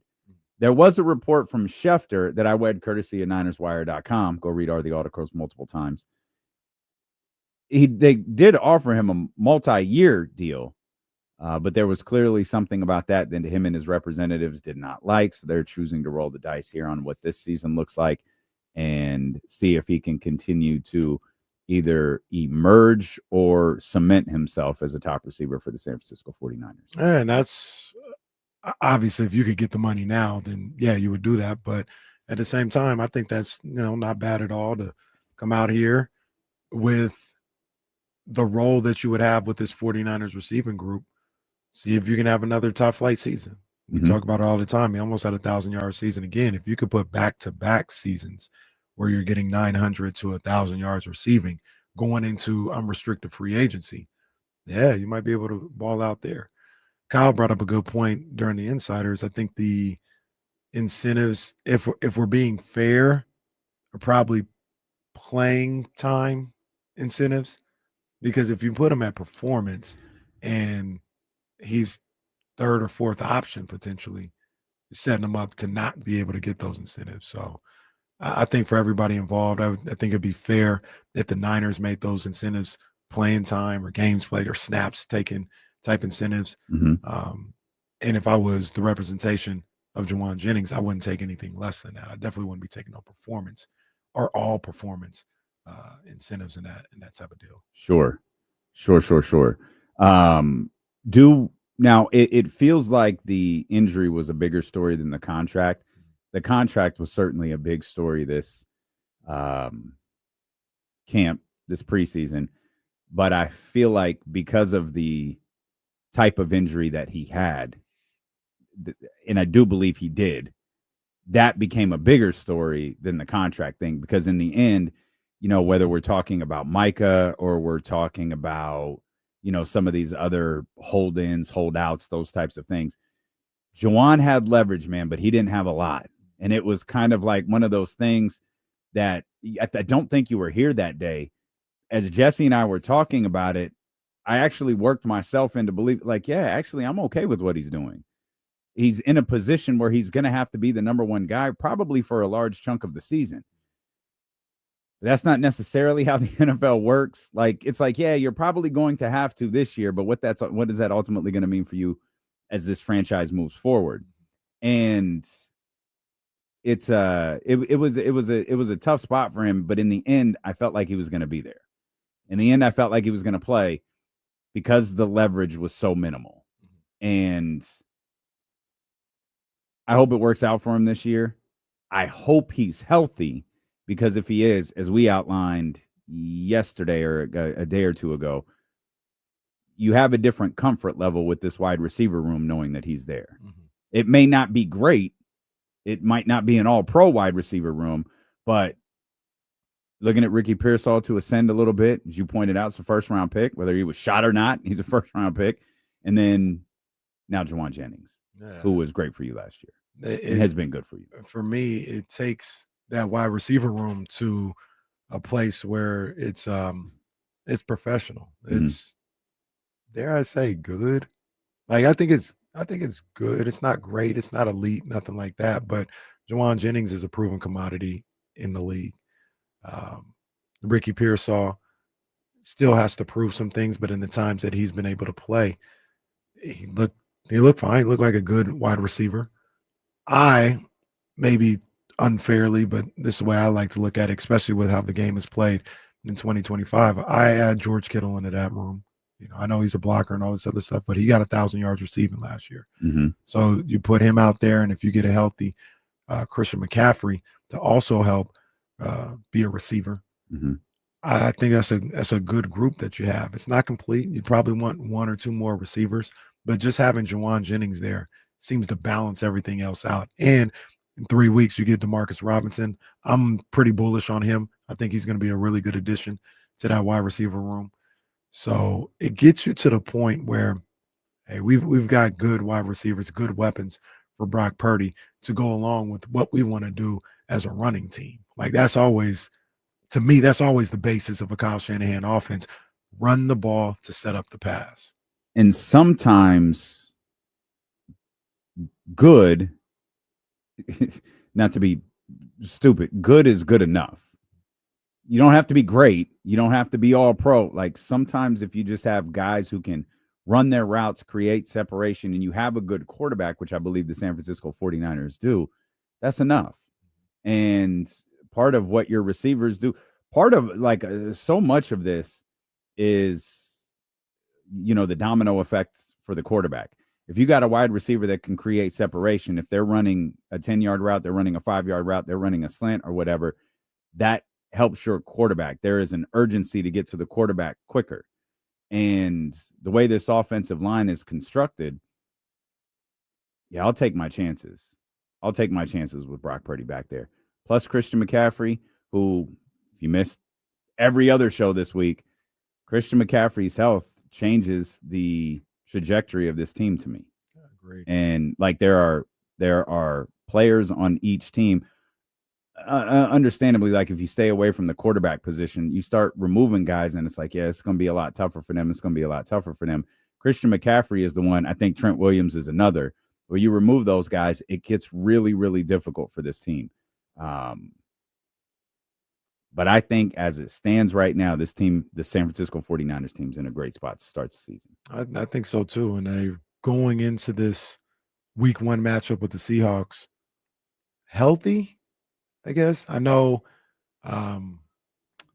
Jordan Watkins was one of the guys, the rookie wide receiver. He's one of the guys that's probably not going to play. The running back, James, he's probably not going to play. Other than that, and you got the Demarcus Robinson suspension. Other than that, from everything I've read, everything I've heard, everybody's ready to go. Mm-hmm. You know, you've got the big boys ready to go. Christian, Trent, Fred, George, Brock Purdy. Those guys ready to go. Ricky Pearsall's ready to go. I think Jacob Cowing might still be dealing with a little something, but yeah, you're going in there relatively healthy. You made it through training camp and made it through the preseason. Jacob, did he go on the PUP list? Yeah, he came back after a cold hamstring and then hurt it again. So I think he is on the PUP list, out for the first 4 weeks or so. Jesse, can we get that confirmed from Kyle real quick? Is Jacob Cowing on the PUP list? IR. That's what it okay. was. That's what it was. All right. Yeah, they're relatively healthy. They'll be ready to go week 1. And just getting Jauan Jennings there. I think Jauan Jennings is a guy that, and I think the 49ers feel this way as well, but is a guy that you want around for some years to come. I know John Lynch said they're going to continue to work on a long-term deal. And if they can put something together for Jauan, they'd like to have him for years to come. He's not a number 1 guy. Mm-hmm. I think he's a borderline number 2 guy, but he's tough as a $2 steak. And that's what you need, one of those guys that's going to go across the middle. He knows how to get open, knows how to get separation. Then no matter where the ball is, if it's anywhere in his radius, he's not afraid to go get it. Mm-hmm. He's third in Jauan for a reason. You know, that nickname is there for a reason, because I think Brock Purdy believes in him. I think Kyle Shanahan believes in him and his ability to not only get open, but go attack the football when it's in the air in his play. So I hope they get something done with him long term. When I first saw the deal and how it was, I was like, well, get ready for the last season of Jauan Jennings here in San Francisco. And that still could be the case. But I hope they figure something out, man, and he stays in the Niner uniform for years to come, because I really enjoy him as a wide receiver. I feel like he's a valuable piece to what they do, but there's also like a happy medium. And the argument this offseason, I think, is going to be tough for everybody, because I'm not of the belief that Brandon Ayuk just returns and is great. Like, and I'm talking about this season. So if he comes back and completely understandable is slow to get going, you probably, I would think, you're John Lynch, Kyle Shanahan, you have a little bit of angst this offseason. Then you have the Jauan Jennings situation, who he's either gone or you're back into a contract situation with him, and now you have now you have to make a determination on what you think Brandon Ayuk will be moving forward. And that's tough, because you already paid Brandon Ayuk. Yeah. And now you're going to have to decide whether you're going to have 2 highly paid wide receivers that aren't the likes of Jamar Chase and T. Higgins, right? They're not the one in the league with, someone who is really good, and those 2 can balance each other out. You would wind up paying, and granted, the money's not the same, but you'd wind up paying 2 guys decent contracts, and you're not really sure what either one of them are. Right. Unless, of course, Jauan has a year that erases all doubt. And I think in that situation, John Lynch and Kyle Shanahan would be happy to take that and go with it. To that Brandon Ayuk point, our guys over at the Morning Roast, 95.7 The Game, good show. They had Jerry Rice on this morning. And good Jerry, guest. Yeah. Man, Jerry was talking It is about, really different over there in San Francisco. It is very different. We got Matt George today, by the way. 3:15. Shout out, Matt. What up, boy? They have their goat. We have ours. That's right. I had Randy Krause at one point. Oh, come on, man. What is with you today? Wait, I'm What is hyped. going It's on football. with you? It's a good day. Is there any other former coworker you want to take a shot at? It wasn't even a shot. By the way, that guy was this. All right. Nah, that's fine. No, it's good. Come on, man. We're fine. He was Nothing to see here. They were asking him about Brandon Ayuk, and it's like a lot of what we've talked about since previewing this year. Like, I'm not expecting anything from Brandon Ayuk this year. Like, he may play, but I'm not. Oh, when Brandon Ayuk gets back, like, nah, I don't expect anything this year.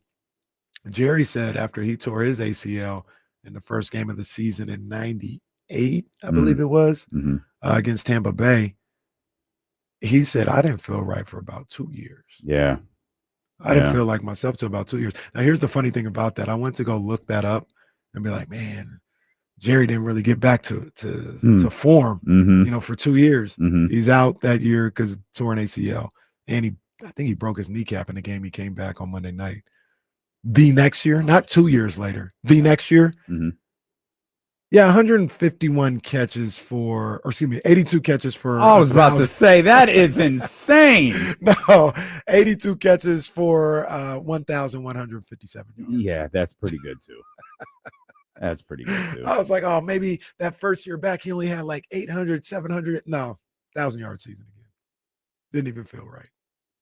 All right, we'll come back, man. We are just getting started here. Football is back tonight here on ESPN 1320. Coverage begins at 4:45. It's the Cowboys at the Eagles. It's D'Lo and KC here on Sacramento Sports Leader, ESPN 1320. When some of these yeah, we do it here. Yeah. Like 2 every time we come back. Just a little weird stuff.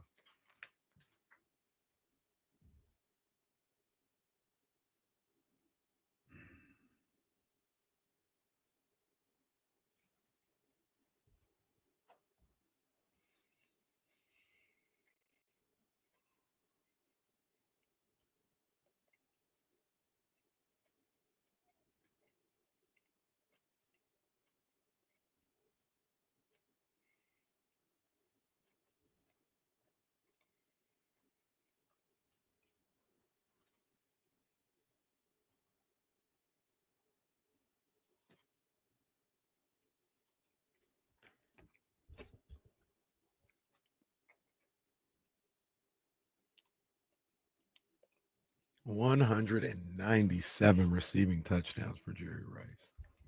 Incredible. Wow. Incredible.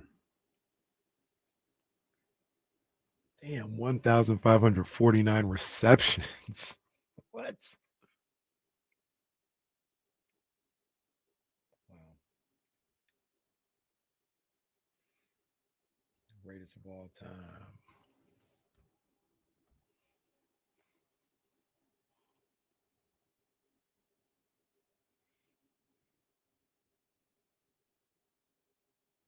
It's got to be pretty amazing to be the greatest of all time, and there's not even a question.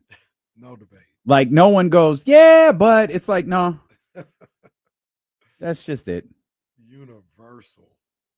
That's amazing. They don't even do that for Michael Jordan. Right. There is no conversation to be had with Jerry Rice. They don't even do that for LeBron James, man. Excuse me. I said That's Jesse's forever king. Hey, I didn't say all that. It is. I saw the commercial. I read in the rundown. He meant that to the haters.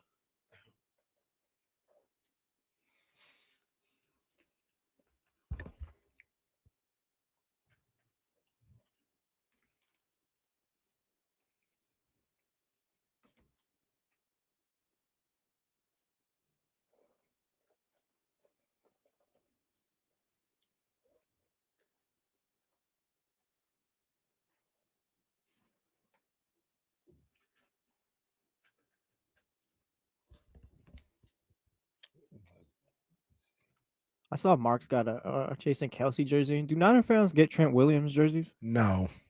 I might have seen one or two. Philly loves that dude. They love Kelsey. Brought him a Super Bowl. Did he bring him a Super Bowl? Was he there for the Patriots one? He was. Right? Yeah.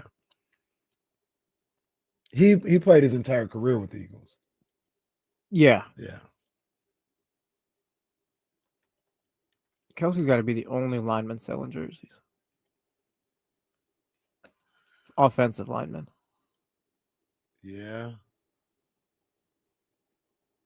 Who's the best offensive lineman in the league? Is it it can't be Trent right now.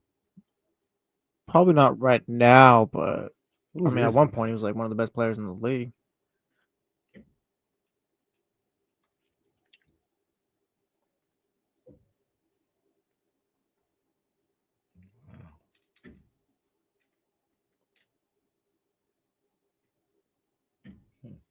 John Polson's able to say Tristan Wirfs. I was about to say, what about Quentin Quentin Nelson?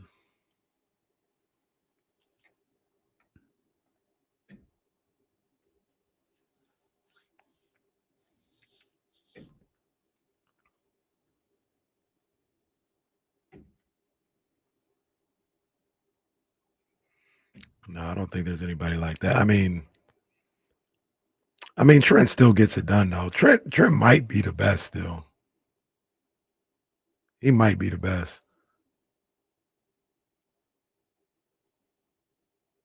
If not, he's top 5.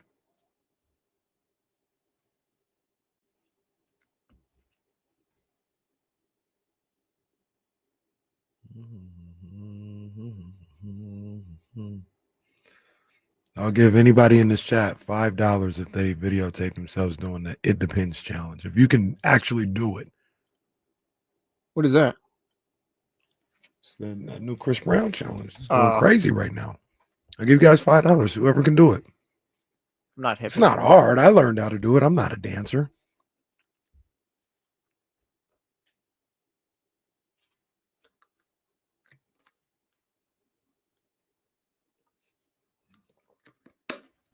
Zabo said, I'll do anything for $5.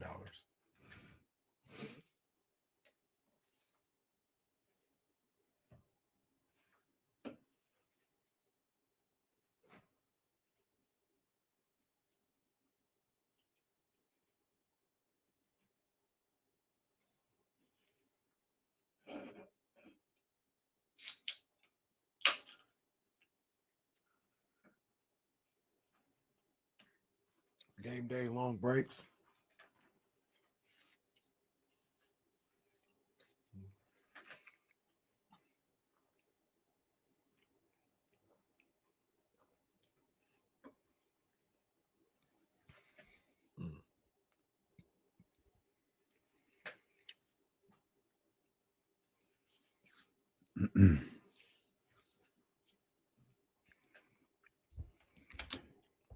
Just real quick, because I know you got some things to share as the day goes along. They're playing cornhole right outside the studio. It's right here. Yeah. And I guess we're just supposed to pretend like it's not insanely distracting. Hey, let me see. Are they out here right now? Just beanbags flying back and forth. Thankfully, Someone just lost in Jenga too in the kitchen. well, thankfully, it's did on. Alyssa win? It looks like it's on pause now. Well, Abe is clapping, and Abe had the whole office on a friendly wager about what was happening here. There ain't no way Alyssa lost. I wasn't betting them because Alyssa winning on Jenga. Remember when they made Charlie get on the floor for Jenga? Oh dear God. Oh yeah, I remember that. That was awful. Charlie brought me a. Oh man, that's what we doing. No, Hammer brought me an old fashioned. Oh, I didn't know it was that type of. I've had Hammers old fashions before, and well, it's a tailgate. There goes the show. It's a tailgate. Oh wait, I'm gonna shoot the old fashioned. I dare you. Oh, that would be hilarious. Hey. No, hey, I'll give. What'd you just say during the break? I'll give you $5. I'll give you $5. Oh wait, we got Alyssa won Jenga. I'm telling you, I was a sucker's bet. I was not. It looks like Alyssa and Garosh won Jenga. They're over here taking Alyssa pictures is a genius. She could probably do a Rubik's Cube in like less than a day or whatever, how long it takes. James trying to turn this party out. What was I about to say? Oh, I had the worst old fashioned the other day. Like, did you? Worst. It was bad. It was bad. I was Well, like, where this did is you have it? disappointing. You made it? Nah. Yo, you want to bust them out? Nah. And it wasn't All even right, an it's all right. establishment, but I was like, Oh, your boy made you a bad one. Yeah, I was like, oh no, I said, let me go back and that's get this. no good. Let me get this other drink, man. That's no good. The other drink was really good. Okay. But usually it's like, all right, old fashioned. That's where I'm gonna go first. Let me see what that is. I'm like, this is it. You know what? It wasn't it wasn't like bad. I guess this makes it bad. It was just like all liquor, like all just Robitussin. I was like, jeez. I don't know why, but hearing you say all liquor is funny. I'm not exactly sure why. The thing about you though, you're not really a big drinker. Nah. So I don't, like you've said this repeatedly. Alcohol doesn't taste good. You don't like the taste of alcohol. The only thing I like is Baker Family Wines. Oh man, well wine is different. Yeah, Wine is different. I really do too. And like I said, white wines, that's my bag. I like what they do with the red wines too, but white wines is my bag. Them bold reds, man. That's my bag. That's my bag.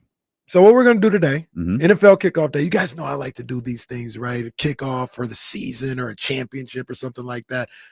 I think we did it for the NBA Finals, Mhm. and it really depressed Kings fans because it was just a bunch of bad historical tidbits. Yeah. From the NBA. So was did you do better this time, or I hope so. I think so. I'm strongly getting the feeling you didn't. think Yeah, so. on this day, this team This is- lost after being up 24-0 in the biggest game of their lives. This is On this day, the 49ers muffed 2 punts. Could have. on this day. Kyle Williams was signed by the Oh, San Francisco 49ers. come on, man. That's cold. No, we're gonna have Cold business. just interesting facts about most teams in the NFL. I don't think I'm gonna get through Interesting all or heartbreaking, 32. depending on who you are. And let's start with the two teams playing tonight. Okay. The Dallas Cowboys. How about them Cowboys? They have the most consecutive winning seasons in the NFL, in NFL history. 20 straight winning seasons. Is there And as I look, it was from 66. Can I call timeout? Yeah. Why are people texting? It's good to be right. I don't got that all marked down. All of you. Like what are y'all doing? Thank you, brother. My man's trying to give some trivia and some footnotes. Thank you, Hammer. Did I say I was doing prize picks during the Oh, NBA Finals? see, no, you're I didn't say that. Like, what are you talking about? This league is such a Wow, got you. fraudulent. TCG, This is- Filthy, Manny. We got all of you. This is We got all of them. this is worse than the legal ID read. Look at Zabo just kicking back. This league is in shambles. What a disaster. Zabo, will you rejoin the league for $5? So I didn't do anything. I'm sorry. So the Cowboys. The most consecutive winning seasons in NFL history, from 66 to 86, it looks like, or maybe 85, however that goes. Winning seasons for Okay. 20 straight years. That's Goodness I did not gracious. know that. That's great. They only one, two, Wait a 3, 4. second. Does 500 count as a winning season? I don't think so. That's what I was thinking too. I Well, don't think so. That's how they qualify Mike Tomlin. All right, man. Why don't you relax? What is your problem today? Just saying, what? I don't know that Mike would even be at 21 yet, would he? He's been the coach for a No. long time, but I 20 don't know that it's so been that 20 long. Has he been He's been a coach 2000? for a What are we long looking time. at? 2004 would be that? Has he been? No, because they made the Super Bowl around that time with Bill Cowher and the bus and all that. So I don't think Mike Did they? Yeah, when they beat the Seahawks. He's at 18. Right now. Oh, that's right. Tomlin's that's at right. 18. That's right. So 18 winning seasons. 3 of them are 8-8. that's good to know for Cowboys fans. You guys, yeah. Congratulations. Good. Let's go to the Eagles. Former owner Brett Bell, or Burt Bell, excuse me. Them James Ham drinks, boy. Man. Go ahead. A sip, Kenny. Oh yeah. Oh yeah. Okay. Former Eagles owner. They ain't Name gonna- it is here. they ain't gonna say, yeah. Well, as long as he wants to kiss you and not me, it's fine. There's today's show title. Former Eagles owner Burt Bell Okay. created the NFL draft. Okay. Yeah, that's the factoid. The No, league, come the on, league man. can thank the Eagles for the NFL draft. I need you to give me a little. You want little another bit. team? No. I need you Or to more give me a to little that? bit. No, I need more on how he created the NFL Oh, I draft. don't have just the sentence. What did he say? I got an idea. What? How did that happen? It's just a quick tidbit. I don't know. But he created the NFL draft. That's probably why he made it 30 rounds. You know what this is? I don't know if you've ever heard the wake up call segment. Did you know what Kevin? No. Kevin gives a factoid like you did. Yeah. But then they ask him a bunch of questions and he doesn't know the answers. The funny thing about what he does is he just starts making stuff up. I follow up. Yo, tell me more about him creating the draft. I don't know. It's just a sentence they gave me. Wait, no, ask me again. Ask me again. Tell me more about the Eagles owner creating the NFL draft. So in 1845, they had an idea of how to get these players on the team. Yeah. And Bert said, well, why don't we just have a draft? And they ended up having a draft, and they started off as 21 rounds, and it's now down to the 7 rounds that we have today. Do you know what Burt Bell's ultimate legacy is? What? He's who they named Bert from Bert and Ernie after. Are you serious? No, I'm absolutely I'm not about to serious. Dude, it's so stupid because I low-key believed you at first, too. You just delivered it I perfectly. said, wait a minute. How is that not the fact? Yeah, I was like, that's pretty interesting. Oh my God.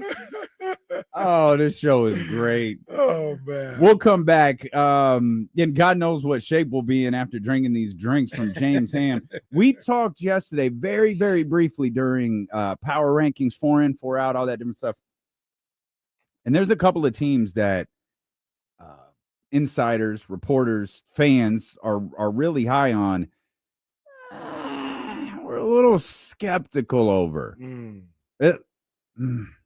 I think we each have a couple. Okay. We'll talk about those. It's Stilo and KC, brought to you by Sky River Casino on Sacramento Sports Leader, ESPN 1320.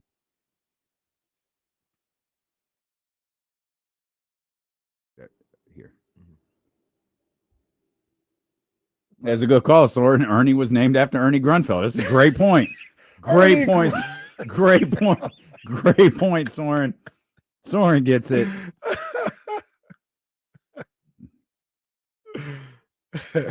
Ernie Grunfeld. That's great knowledge.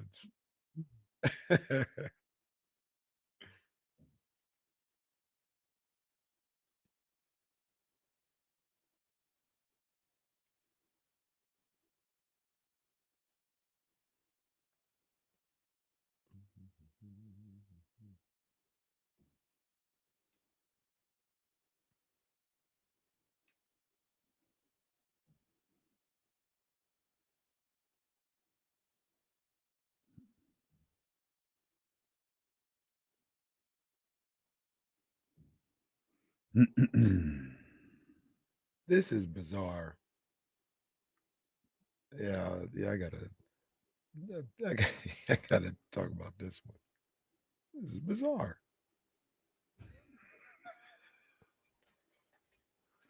Samo says, do you know who Grant High School is named after?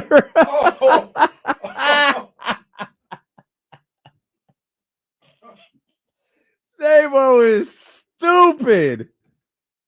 Oh, that's funny. That is funny.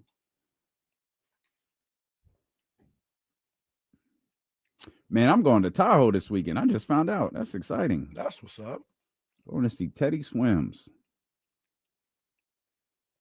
Shout out Complex and whatever record label that is.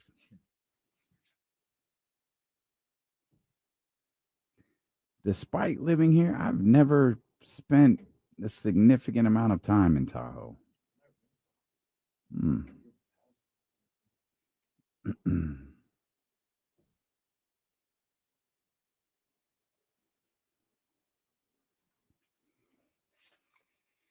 Gonna see how that ride do on its way out there. Be its first long mileage test. Get the charging stations ready to Ready to go? So what I think is I should be able. I'll have to look to see if I could charge at the hotel.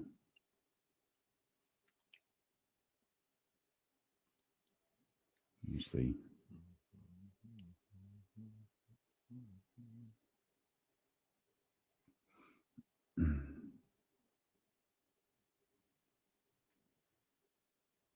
Shout out Kyle. I'm seeing NFL trivia right now. What color is the? What 3 cities have the Raiders called home? That's the question that's up right now. What 3 cities have the Raiders called home? They better get this.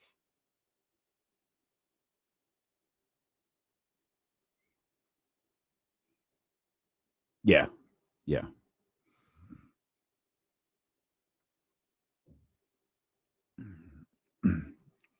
You got another because the first tidbit was fantastic. You have another. I do. I think this one might be even better. Okay. Okay, let's just go with the regular one, right? We'll do Friday's game. Chiefs against Chargers. The Chiefs have the longest field goal in the Super Bowl, 57 yards. Okay. That's whatever. This one, I had to check on. I wasn't trying to get Chatty House, and I still might be getting Chatty House, Okay. but I've got 2 sources. Okay. The Chargers are named after a credit card. All right. Let's check this one out, guys. The Los Angeles Chargers were an original AFL team and began in the AFL's maiden season in 1960. The original owner was Baron Hilton, who took over the Hilton Hotels chain founded by his father, Conrad. Hilton had quite a few other projects in the works, including a credit card called Carte Blanche. It checks out. Okay. I never knew that. Yeah, no, he's good. He's good, everybody. The Chargers are named after so you charge your credit card. The Chargers. That's interesting. Dumb. No, it's very stupid. That is just dumb. That's why they have a curse. Well, Change their name. did you know American Express got their name because they were the first credit card that was available across the whole country? Is that true? No, it's Yeah, absolutely no, not. Stop, man. Yeah. It's the delivery. I waited. It's the delivery. It's the delivery, Because who the hell man. knows about American Express? Damon says it's sure fun. I'm not gonna fight you on American Express. That's the delivery, man. Come on, man. This is my new favorite thing. This is the I'm best. not gonna believe anything you say That's anymore. fine. That's perfectly fine. Oh man. Goodness Hey, gracious. you know what else is fine? Oh no, it is hot in here all of a sudden. How many sips have you had? Oh, only like 2 or 3, but Well, this that'll is do it. No, that'll do it. With this is what James this got. is a James Ham drink. That'll do it. And look, prize picks. The question is, who's the Raiders head coach? This is the Kyle Madsen Trivia League out here to the Odyssey office. What The color question- is the football? This is our way of participating. Is we're gonna make fun of Kyle and his questions. Who's the Raiders head coach? Oh, here's a new one. Who holds the 49ers single season record for passing yards? Jeff Garcia. Yeah, it's Jeff Garcia, I think, right? Unless Yeah. Brock beat that recently. Brock might have with that. See, that's the 42, thing. but I think it's Jeff Garcia. All these records are gonna die because of the extra game. Yeah. It's gonna be like home run records. That's what it is. It's whatever. Yeah. Well, no, that's not quite why home run records die. But okay. Prize picks. You guys already know. Do you know why vibes, they call it a home run? Why do they call it a home run? Why? Because the first guy who hit one was in a hurry. So when he ran around the house, he just ran around the bases. He just ran out of the stadium and went home. No, he's lying. You can tell he's lying. It's some good stuff right there. Why do they call it prize picks? Well, they call it prize picks because, well, quite honestly, when you make the right picks, you get a prize. This one is not difficult. This one is not difficult at all. And look, I'm heavy on my lineups right now. I'm heavy on my lineups. The original tagline was "Get your prizes." I would believe you. Yeah, No, that's fine. That's fine. I'm heavy on my lineups right now, though. Yesterday I gave you that all Raiders Patriots lineup that I have. I'm gonna have an all Niners Seahawks one tomorrow. Today I got my season totals ready to go. My season totals This is a ready good to one. go. And I went with the big four, plus one, the quarterbacks. They got Patrick Mahomes at 4.5 300 plus yard games, passing games. Okay. I went less. He hasn't had 4 or more 300 plus passing yard games in 2 seasons. Really? Yeah, he had 3, I think, last year. Okay. So I went less on that. I don't think he's Okay. going to get 5 this year. Uh-huh. Here's the plus one. I went Brock Purdy. Okay. They got him at 3,824 passing yards in his first 2 full seasons of football. He went 42-80 and then 38-64. 30, and we remember how last year went with disaster, no receivers, all this other stuff. Mhm. He should get 38-24 this year. Lamar Jackson, 7.5 interceptions. I went less. Outside of one weird season where he had 13 interceptions, he just doesn't throw them. He doesn't throw interceptions. He hasn't had more than 7 outside of that 1 year. I'm going less. Josh Allen, passing yards, 37-49. Oh. They took the ball out of his hands last year. That's why it was less than this. I think even if they do kind of scale back his passing attempts like they did last year, I think he's getting 3,800 yards passing. So I went more with that. And then the last one, Joe Burrow, 33.5 passing touchdowns. When he's been healthy, he hasn't had any less than 34 touchdowns. So if you go less, I think you're banking on the fact that he won't stay healthy. So I went more. So you can do the same thing. They got all these season lineups that you could put out there. And if you download the PrizePicks app, put in the promo code KIFM, you get $50 towards your first $5 lineup. Just put in that promo code KIFM to get $50 towards your first $5 lineup. Must be present in certain states. Go to prizepicks.com for more details. PrizePicks, it's good to be right. Soren. Is Soren on the board? Soren's on the board after TCG, Filthy McNasty, Chatty House After Party, Kyle Renata, Russ Dog all got eliminated for the day. Oh, man. You was trying to give a factoid and they thought you was doing a PrizePicks read. That is crazy. Absolutely crazy. Congrats to Soren. Zabo still watching the league from a distance. Look at him. Zabo's like, the hell with this. He's still watching. He's keeping up on it. All right. That's amazing. Absolutely amazing. You mentioned Cincinnati a minute ago.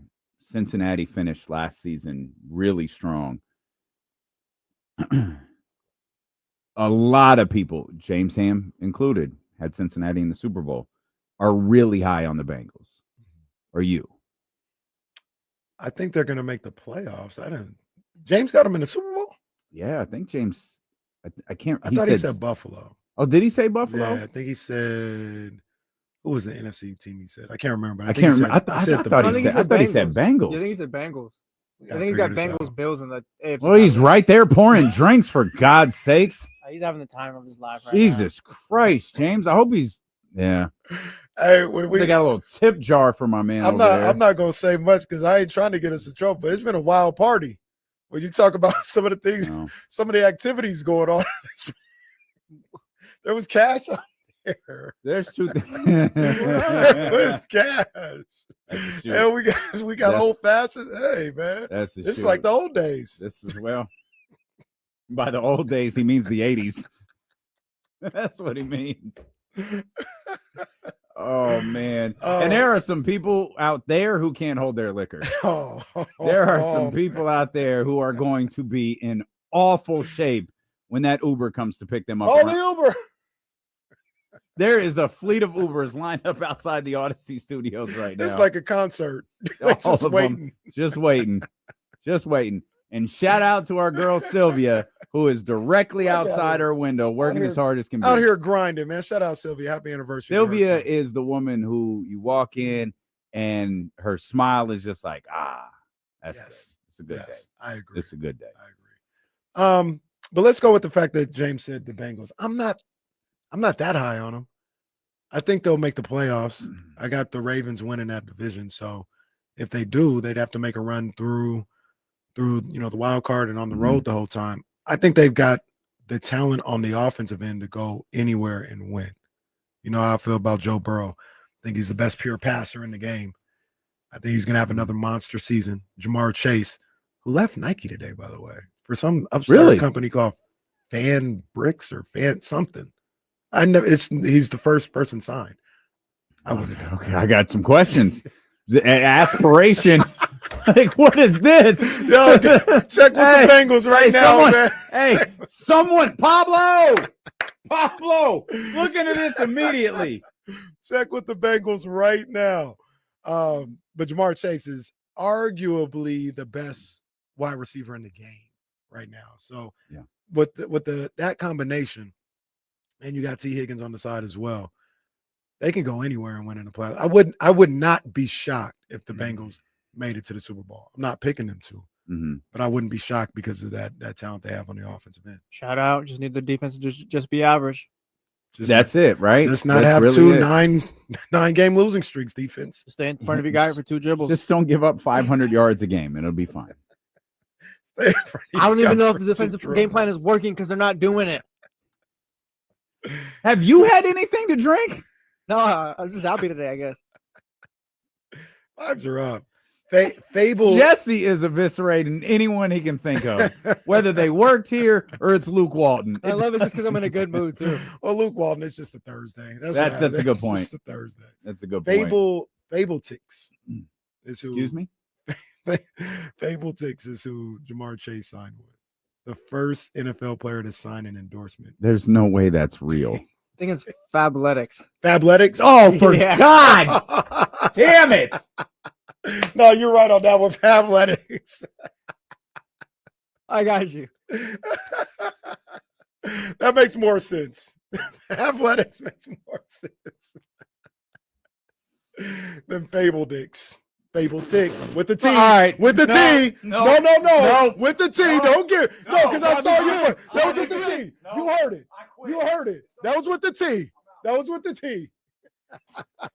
That was with the T. I don't think it was, Kenny. No, that was with the T. I said T. Football season's back.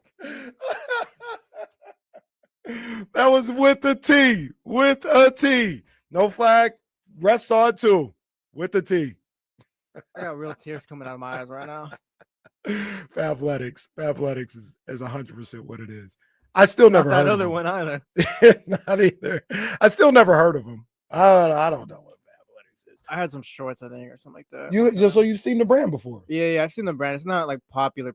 It's getting more popular. Well, Jamar Chase will help. Yeah. When stuff like that happens, I always I don't want to be a prisoner to the brand, right? Because if Nike is paying him appreciate you, bro. If Nike's paying him $400,000 and Fabletics is paying him 1.2 million. Fable what? Is paying him 1.2 million. I don't want to be like, you should just stay with Nike. Well, bro, they're giving you a crazy bag. Like, yeah, I might wear XJ900s if they give me 1.5. So, yeah. All right. I've seen this company before. I've seen the logo before. I haven't seen it before. These are the first NFL players. If I'm being honest, I kind of thought it was like a Fashion Nova. You know what I mean? Like a cheaper. Yeah.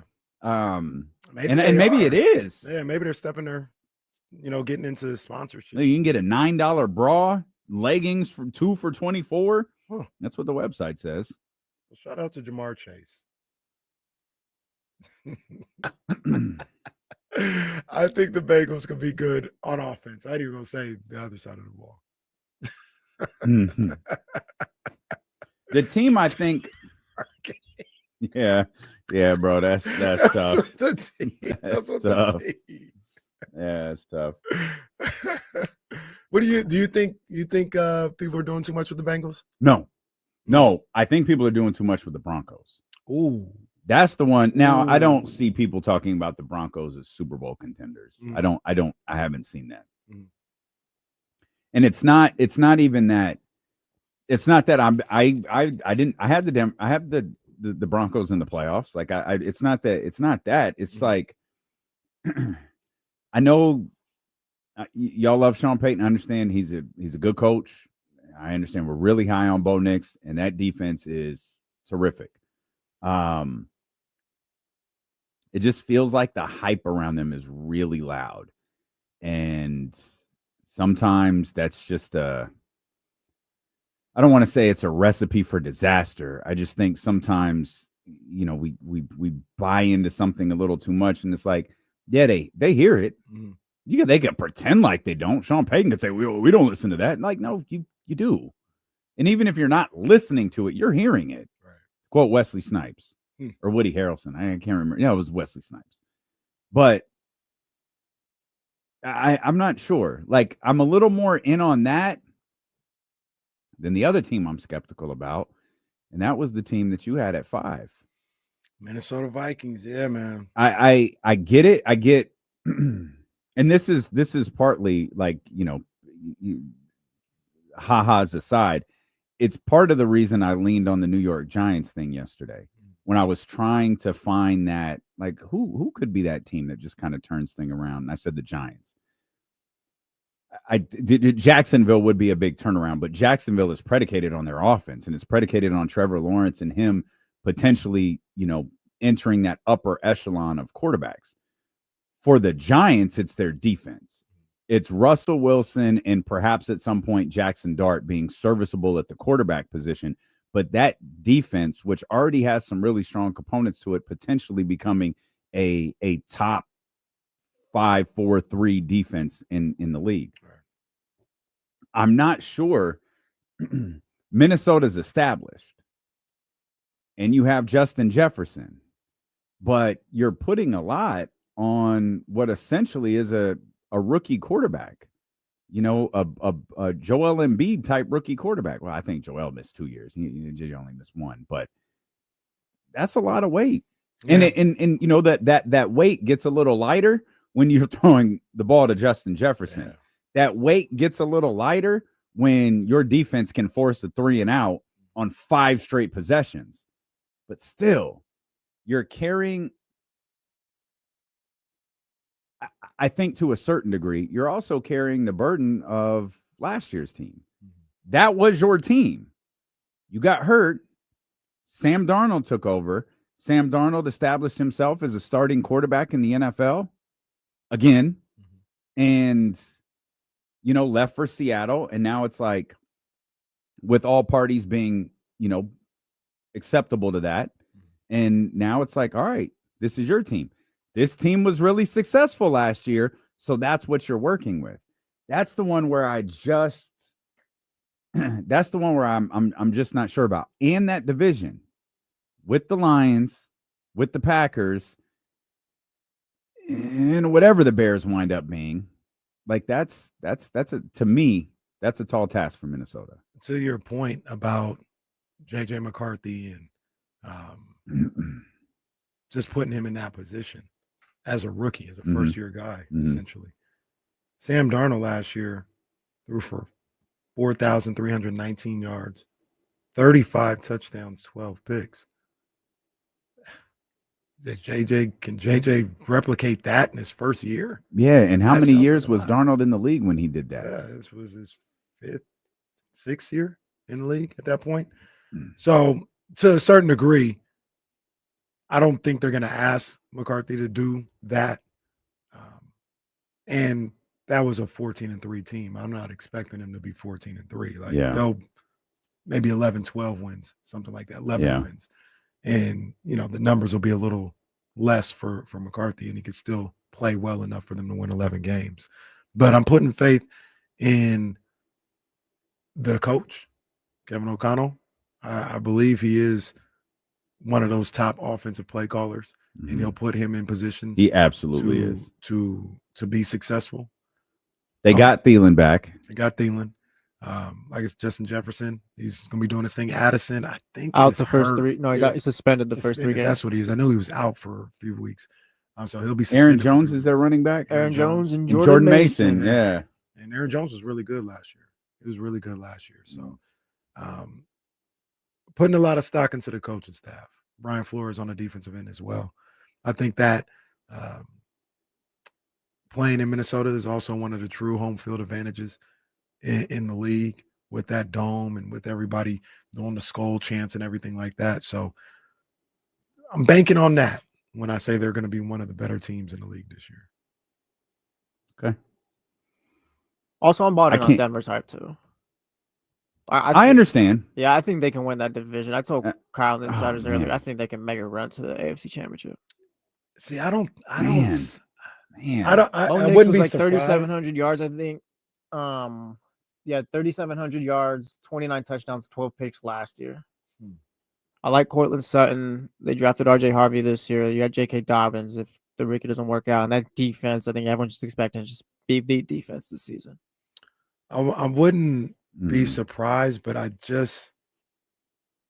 unless these two teams play each other, which could possibly happen, I don't see them beating Baltimore and Buffalo to get to a Super Bowl.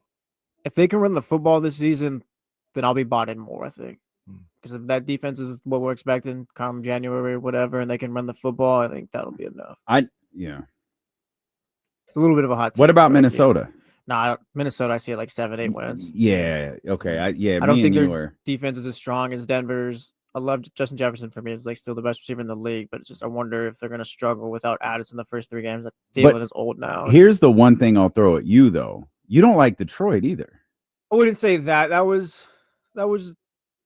No, I wouldn't say I don't like Detroit. It's just, I got the Packers winning that division, and for 4-4 out, I was playing with them. Yeah, I'm with you on that. Okay. If I had to be safe yesterday, I would have said the Bucs are out, but I can see the Detroit thing. If Kevin O'Connell, this is unfair to a certain degree, because I think regardless of what happens, I think he's a good coach. But if he's everything everybody says he is, he's a good coach. You should not be 8-8. Like you shouldn't do so much with you can make the argument that's a division full of good coaches. Yeah. That's Ben Johnson in Chicago, right? Mm-hmm. Who, when we talk about those offensive play callers the other day, he was up there, whether I agree or not, with Kyle, at least according to defensive coordinators in the league, with Kyle and Sean McVay. Yeah. Above Andy Reid. I feel like 8-9 with a rookie quarterback would be a successful season for them. I don't think so. No? Not after what they did last year. No. And the quarterback's gone. But with that defense that you have, like they are banking on Sam Darnold being replaceable. The playmakers around them too. You got Justin Jefferson's there. You brought Thielen back. You have Aaron Jones there. Kevin O'Connell, I need you to win 10 games. 10 games. I need I think after they beat the Niners, I think Kyle said like he might be the best play caller in the game today. What if JJ's just not that guy though? Like what if it just takes a little bit of time? So I'm with you. I just don't think the idea of 7 or 8 games is successful. I think that's a disaster for them. I'm with you in the sense of and I think a lot of this conversation is going to lead us back to the Packers. You and me and Jesse are higher on the Packers than KC is. Detroit, I think I like Detroit a little bit more than Jesse does, maybe not as much as KC does. And I think the highest anyone is on the Bears is Jesse. Mm-hmm. So I don't think there's a 15-2, 14-3 team in that division right now. There's some good teams, and I just wonder if Minnesota winds up, even if we just talk about an improving Chicago team. I think Minnesota might get the brunt of that, and that's why I just keep looking at them like I'm not there with everybody else. But Jesse asked the question: what if JJ's not that guy?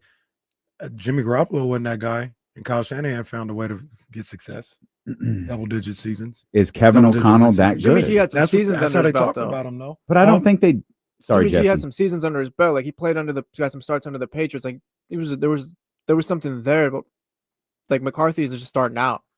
Like I feel like if you go 8-9 with a rookie quarterback, then that's like a real solid floor. Mm. Yeah, I need more than that. So I think 8. Tennessee, Cam Ward. Tennessee goes 8-9. Mm-hmm. Yeah, You're excited. You're talking Super Bowls absolutely in like 3 seasons. Or something. absolutely, because Tennessee's a bad football team. Right. Minnesota's not. They've got Minnesota collectively isn't a bad football team. That's my thing. I think they've got pieces around JJ where you could make if you're like I said, not to say he's a bad coach either way, but if you're one of those top coaches, you can figure some things out around that. I think that's what LaFleur has done a lot of the times in Green Bay. Mm-hmm. They haven't had the greatest personnel, but they've figured it out with Jordan Love or with the guys that they have. That's why he's looked at, in my eyes, as one of those top coaches in the game. And so Kevin O'Connell, he had a great job. He did a great job last year. Do it again. Let's do it again. I think you can do it again. Look at some of these final scores for Minnesota last year in their 14-3 season. They were 9-1 in one-score games or something. 23-17 against your boys. 31-29 against the Packers. 23-17 against the Jets. 21-13. That is a one-score game against the Colts. 12-7 against the Jaguars.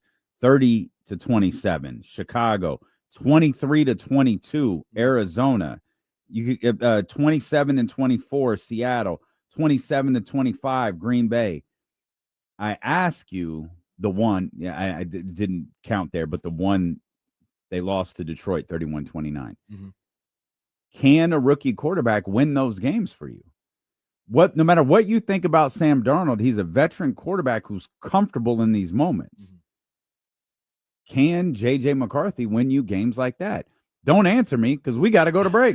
We'll come back. Stilo and KC here on the opening night of NFL action that you can catch here. It's the Cowboys. It's the Eagles beginning at 4:45 today on Sacramento Sports Leader ESPN 1320.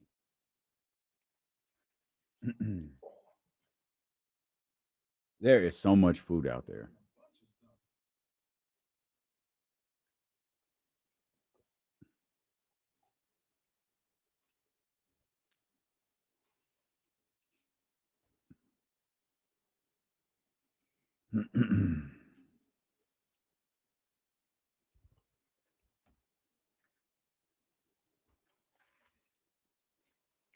If Chicago goes 4-13 this year, then it's time for another quarterback. I'm not going to say the guy is bad, but I need to see something from Caleb for me to believe in the Bears. I got my Caleb Williams stock still.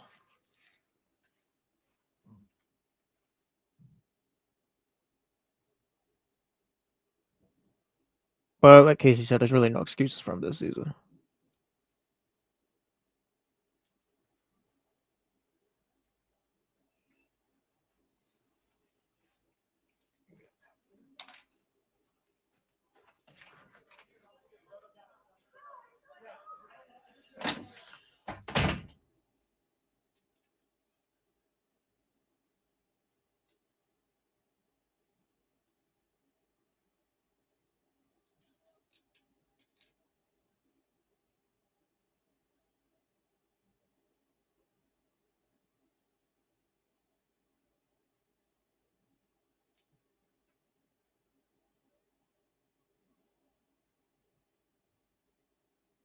Do you think people give up on quarterbacks too early now, or are there just a lot of others that are just ready to go? They give up pretty quick. You think so? Yeah. So I'm like thinking about like the Bo Nixes, the Jaden Daniels, and guys like that. Just maybe, I don't know. Like I said, just thinking, but maybe it's easier to find that rather than wait for this guy to play better for 4 years.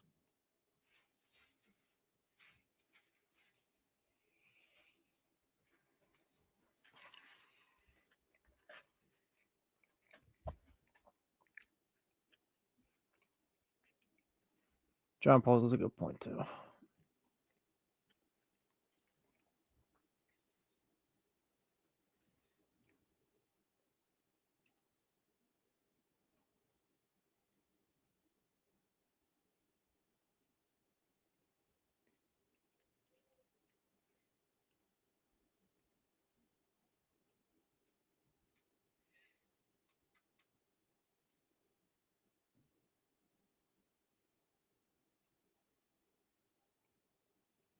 Edgar, I'll give you Darnold and Mayfield. We'll see on Bryce Young, but I think he'll do something this year.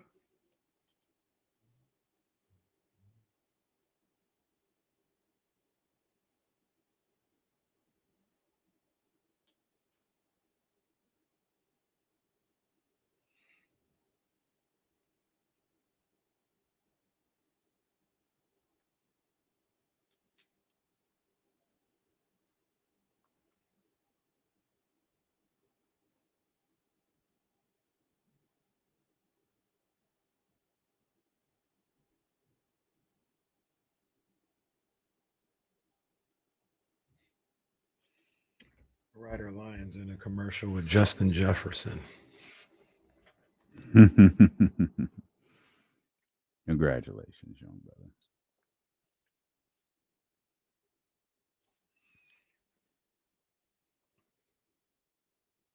How many Arch Manning commercials aired on Saturday?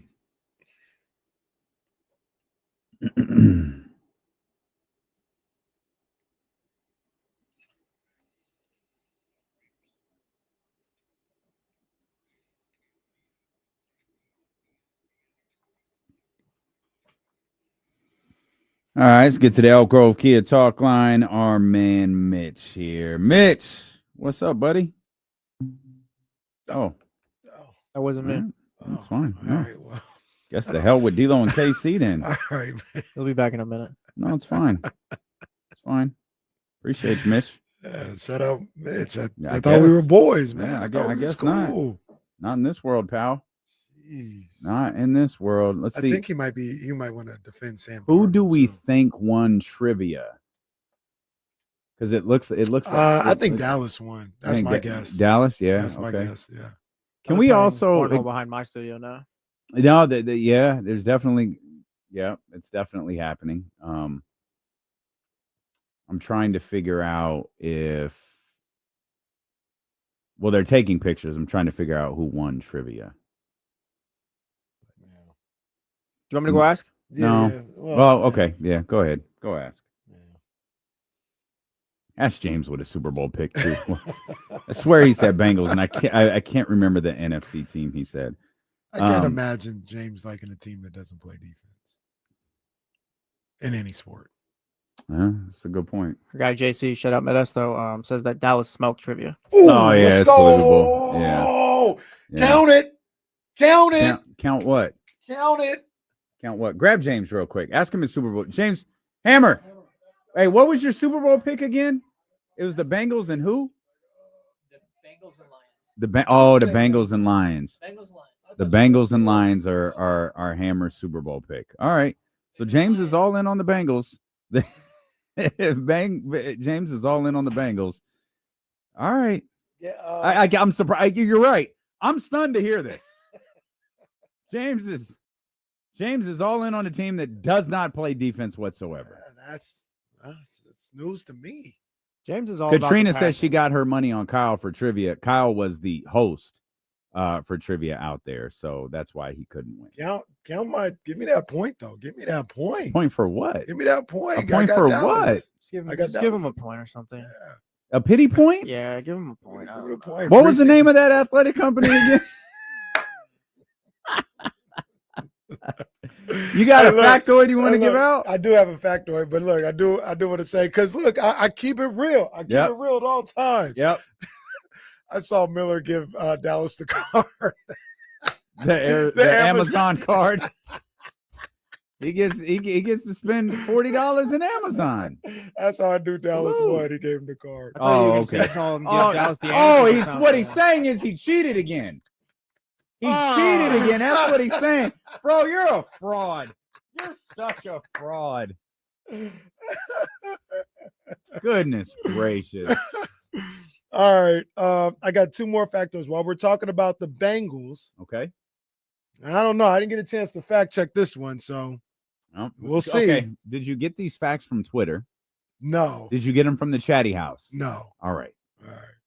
I won't tell you where I got. Oh, Jesus Christ. Well, Got them from Instagram. But look, got them they're on TikTok. They're all right so far. Right after my 9/11 conspiracy video popped up, I got the. They're all The right history so of the far. Buffalo Bills next. Cincinnati Bengals. Named after the Bengal stove, not the animal. All right, enough. Kenny, I'm gonna come stop. on. Enough, yeah. Come on. Stop it. Get named that name. That's what the streets are saying. That's what the streets are saying. Then I got two more. Seahawks, 49ers, because they play each other on Sunday.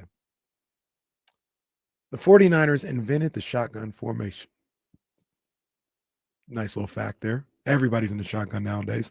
We changed the game. And this is interesting. The Seahawks, only team to play in the AFC and NFC championship games. Good knowledge.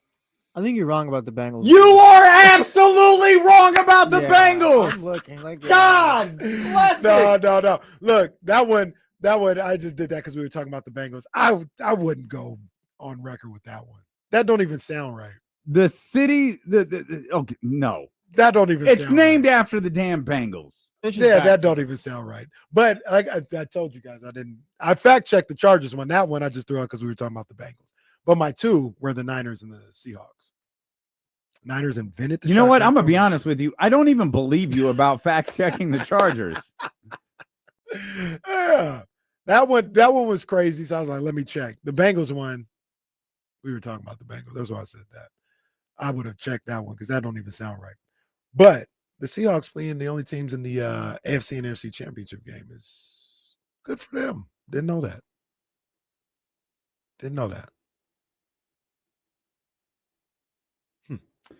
Yeah. So the Chargers' original owner was Hotel Air, Baron Hilton, son of Hilton Hotels and co-founder Conrad Hilton, blah, blah, blah. According to the official website of the Pro Football Hall of Fame, Baron Hilton agreed after his general manager, frankly, picked the Chargers name when he purchased an AFL franchise for Los Angeles. I liked it because they were yelling charge and sounding the bugle at Dodger Stadium at USC games. They're named after the credit cards. Well, The credit card. what credit founder. card? It was Carte Blanche. That was the name of the credit card. All right, I think we gotta cancel this. That one didn't even come from this list. That was from the internet. At this point, this is Tales of the NFL. It Are might be you- true? It might not be. Are you saying carte blanche? Carte Blanche. That's what I just said. No, I'm asking you. I just want to make sure I understand. You're saying carte blanche. Yeah. Kenny, you're full of crap, dude.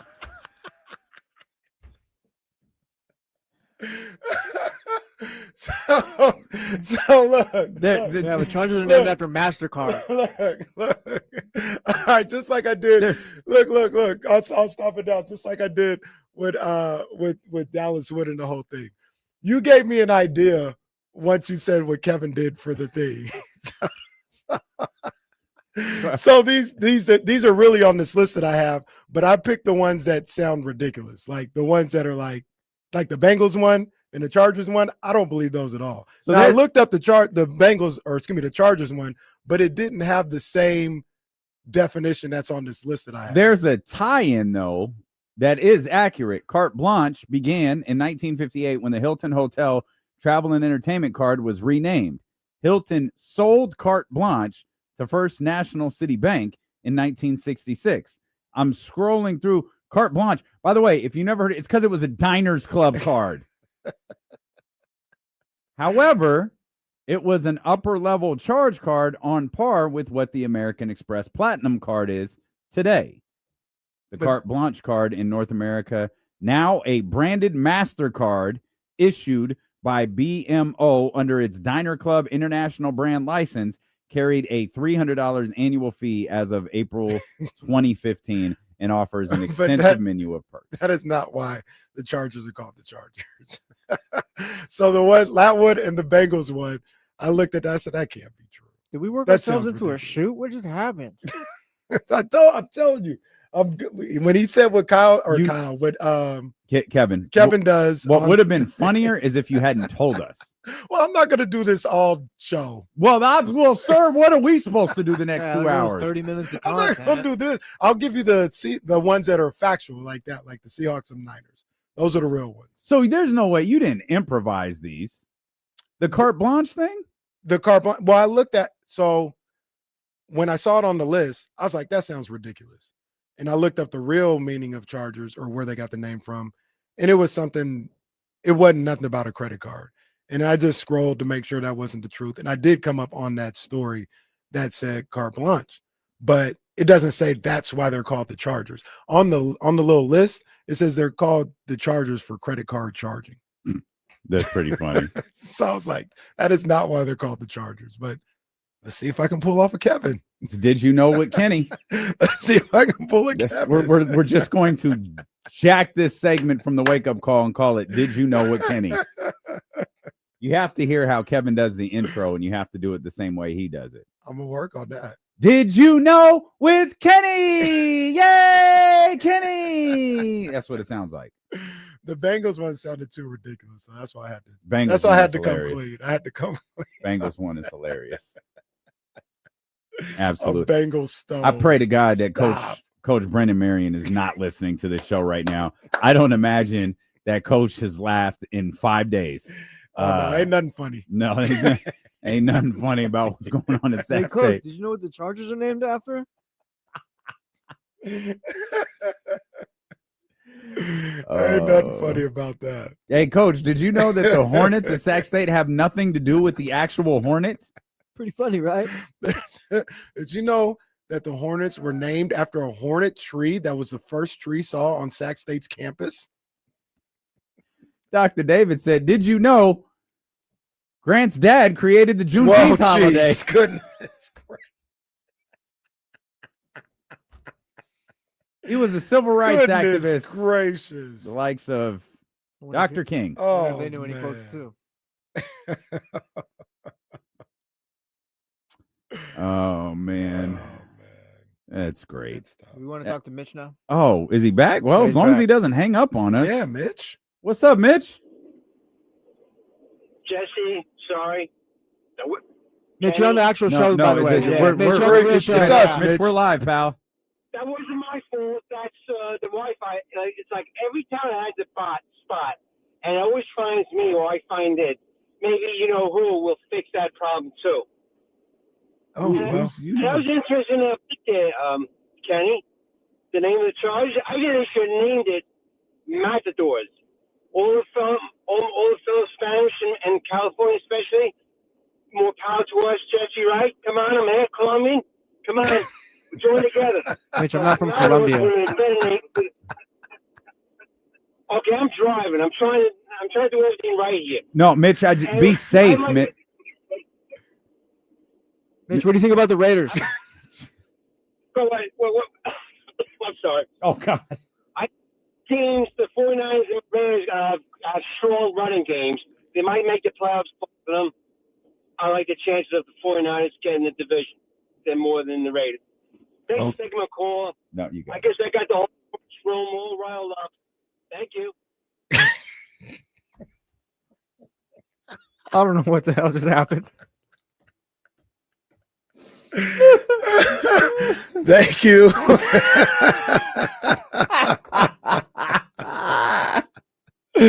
Shout out to my boy Mitch, man. He's talking about finding Wi-Fi spots, having trouble. Who is you know who? I don't know. I'm going to be thinking about that for weeks. Who the hell is you know who? Oh, man. This You is know the who. stupidest show that has ever been allowed on the radio. Dude, he almost choked on the call. So much happened in that short time frame. Oh, man. Goodness gracious. Shout out Mitch, man. That's my guy. That is my guy right there. Okay. Thank you at the end was perfect. That was amazing. Thank you. Thank you. Okay. Oh, man. Well, as we keep it moving, Coach Brennan Marion. Sac State hasn't canceled the call yet, so Coach Brennan Marion will be with us in about 15 minutes. Matt George will be with us a little bit over an hour from now. A little bit of basketball news. Cam Thomas signed his qualifying offer today. Yeah. Cam Thomas probably had the most like standalone situation of the other two in that Cam did not have a market at all, including with Brooklyn. So Brooklyn basically said, we'll take the 24 points per game. Here's $6 million. But we'll talk with Matt about that coming up a little bit over an hour from now. We'll talk Raiders coming up here in just a little bit as well. Rams say Matt Stafford will start on Sunday. We talked a lot about the Rams yesterday, and I don't mean to like be dramatic, but I feel like this is one of the most compelling storylines at the beginning of the season because the Rams with Matt Stafford, to me, with Matthew Stafford, are a Super Bowl contending team, in my opinion. That's a team that is on par with Philadelphia. And, you know, if you're in on Green Bay or another team out there like that, this is a team where like, yeah, maybe they're not, but one game, like, yeah, like the Rams could be in that game. You take Matt Stafford off of that, there's going to be a lot of questions about whether Sean McVay can replicate the success that Kyle Shanahan with Jimmy Garoppolo, Jimmy Garoppolo immediately gets away from, you know, a highly skilled play caller and he doesn't look like a professional quarterback anymore. And if there was ever a coach who could resurrect what Kyle Shanahan did, it's probably Sean McVay. But he's going to have to if Matthew Stafford is gone. And I don't know that he can do that to the point of this being a Super Bowl contending team because, as we have outlined in the past, different team, I understand that. Jared Goff is a very good quarterback. His numbers in Detroit have been terrific. His numbers in Los Angeles were terrific, but they felt they were a quarterback away, a one tier above, shout out Kyle Madsen, quarterback away from being a championship team. And they were. They traded Jared Goff for Matthew Stafford and immediately won the Super Bowl. I do not see. This is a team to me that doesn't make the playoffs if Matthew Stafford is not healthy for a lengthy period of time. And that's what I'm looking at with the Los Angeles Rams. A team that could win the Super Bowl or a team that could miss the playoffs based on their quarterback's back. To that point, too, we talk about Matthew Stafford being injured and not being able to play. What if he's just old? What if the back issues, he can't move the same way or he can't deliver the ball the same way because of it's just back not being 100%? He could be out there playing. He could be in the lineup and just not be as effective anymore because of lingering back problems that he's able to play with, but it keeps him from being the Matthew Stafford that we know. Well, that was to it. I almost feel like I'm making an excuse for him, and I don't want to do that. That's sort of what Rodgers was last year, right? Like Rodgers is coming off the Achilles, and like he's playing. He can't move. He can't go around he's just kind of stuck. Can't even deliver the ball the same way. Like nothing is the same. Like I can't imagine what it's like to be an athlete of that level and being so unsure about your body. Like your body that has done things, that throw, I don't think it was the Dez caught it game. It was a different game where the Packers beat the Cowboys, but the one against Dak rookie year. Yeah, that throw Jared on Cook the there. sideline Jared Cook, yeah, is two quarterbacks in the league could make that throw, and he was one of them. I'd bet your house today that he couldn't make it. Right? Like, in just those things that you used to be able to do, you can't do anymore. And that's a great point. Like, Stafford could be facing that. Like, he started practicing what? 2 weeks ago? Yeah. 37 years old. And that's the other thing. Like, we knew time was limited with Matthew Stafford. I didn't think it was this year, but we knew time was limited, and that clock could be about to expire. Yeah. So So what he gets for throwing that lady off of the stage, Man. like it was like she was Mick Foley at Hell in a Cell. Mick Foley. I have a lot of reverence for Sean McVay and what he's done with that Rams organization, building it back up. You've heard me talk a few different times about the defense and how I love the young defenders that they have. Not just because they're in the same division as the Niners, but as we've gotten closer and closer to week one, I've started to fall back off the Rams a little bit, even to the point where yesterday with 4 in and 4 out, I got them out and put Seattle in there. Mm-hmm. And one of the things I was thinking about was that Matthew Stafford, older, injured, not only can he hold up, but if he's in there, can he still be just as productive as we expect Matthew Stafford to be? Mm-hmm. And anybody who says, yeah, I understand that, he gets the benefit of the doubt. He's one of the great quarterbacks of his generation. So until you see him just not able to execute, last year he had 3,700 yards, 20 touchdowns, 8 interceptions. Mm-hmm. So until he shows you that he can't do that, I understand anybody giving him the benefit of the doubt. I'm just not going to do that right now.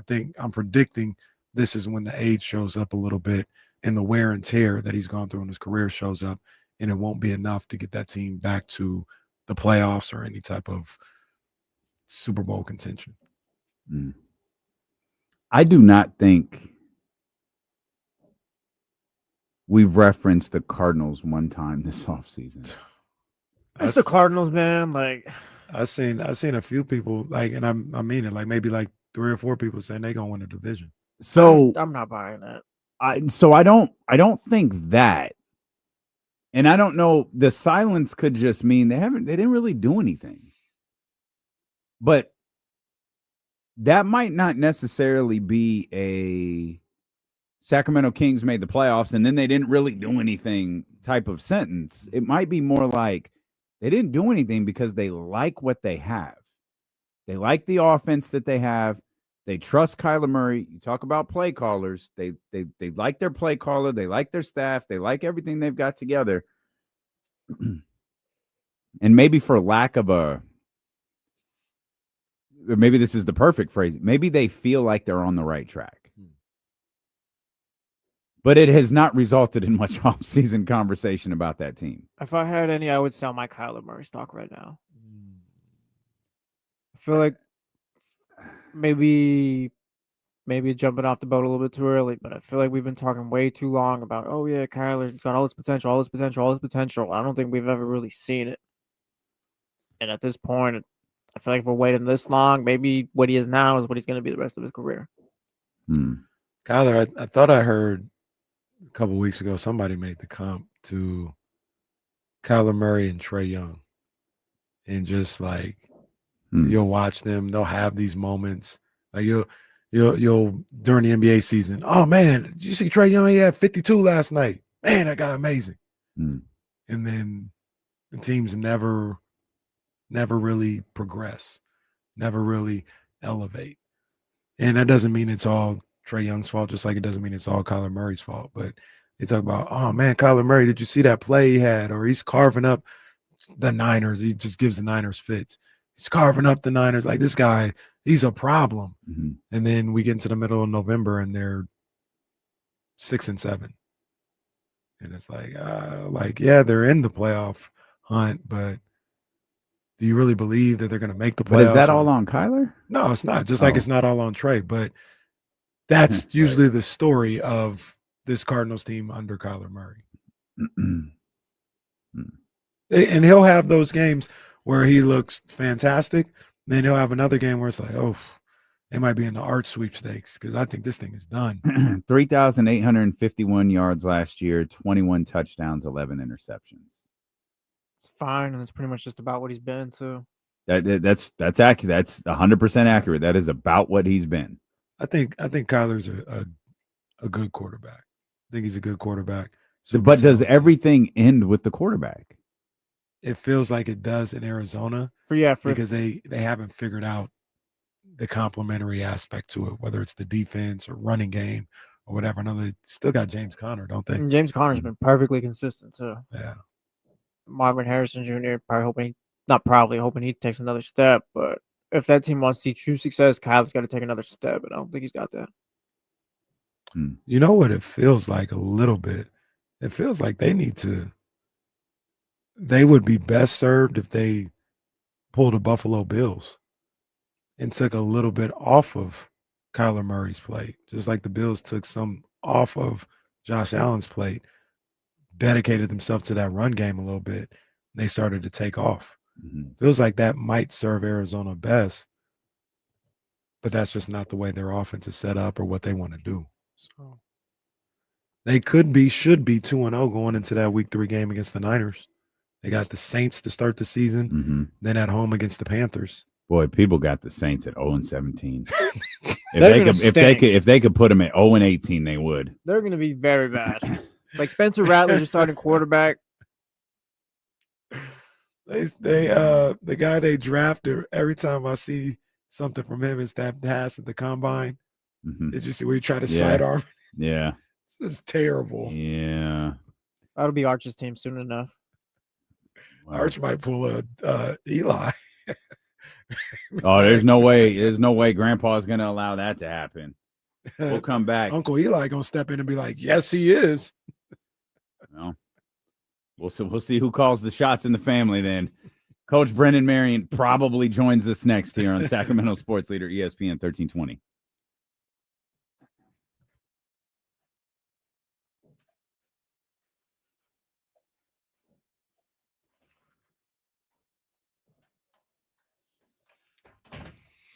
What do you say, Jesse? I was playing Road to Glory yesterday, whatever it is on that way. It kind of stinks. What, Road to Glory? Yeah. Well, you've done everything that you can do on Road to Glory. Well, not Road to the Show. I was playing NCAA yesterday. Oh, it's okay. I'm running back on LSU, and it's like it's 3rd and 1. Why are we calling the all goes play? Are you said you're a running back? Yeah. Are you a freshman? Yeah, I ended up quitting because I was like, this is stupid. I'm just gonna play quarterback now. Now I'm gonna start quarterback for Michigan. Yeah, quarterback. They allow you to do a little bit more, but it take like the first year they don't. Like as a freshman, they don't, and then they give you more and more trust. Well, too, like the first 2 plays, I get 8 yards. So it's like 3rd and 1. All right, give me the ball back. No, you're gonna go sit for the next 5 plays. What sense does that make? Next thing you know, I'm not getting any game time till the 3rd quarter.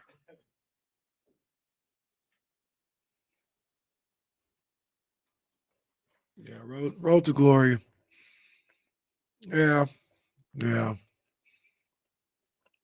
I think I'm out on Madden forever too. I don't think I'll ever want to just play that one. You know what? I don't think I'm getting 26. It's not worth it. I have 25, and I really didn't even play that much. Zabo, this was hilarious. Did you see this? Dude's like, "Oh yeah, Michigan. I'm on Michigan." It's like, wait, this is Delaware. What? What? He thought he was at a Michigan game? Yeah, he thought he was playing for Michigan on Road to Glory or whatever.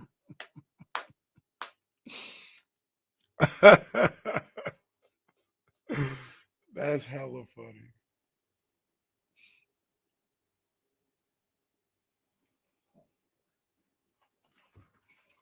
Who got those helmets out here? Is it Oak Ridge got the Michigan helmets, or is it what's the school? I think it's Oak Ridge. Yeah. Yeah.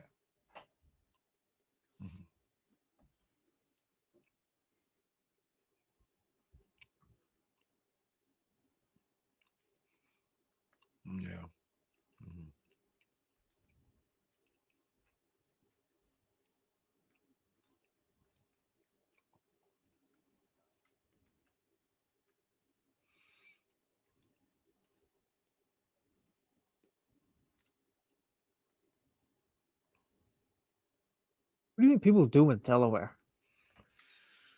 Go to Philly, huh? Yes. Delaware. Like Delaware, in my mind, is no different than Montana. And I don't even know if that's true. That's not true. No, No, Delaware is actually beautiful. Is it like a city type? Well, not city, but like just that was like to me. I don't know. Just Delaware sounds like just grass and just dirt. Delaware and trees. State is HBCU. Delaware I State. think- I'm not sure. Because Flacco, where did Flacco go? I think he just went to. Did he go to University. Delaware State? He did. He did. I Oh. thought for a I long think he went to time. Delaware. I think he went to University of Delaware. I think Delaware State is a HBCU. Yeah, he went to Delaware. Yeah. Buddha might know about where Buddha at.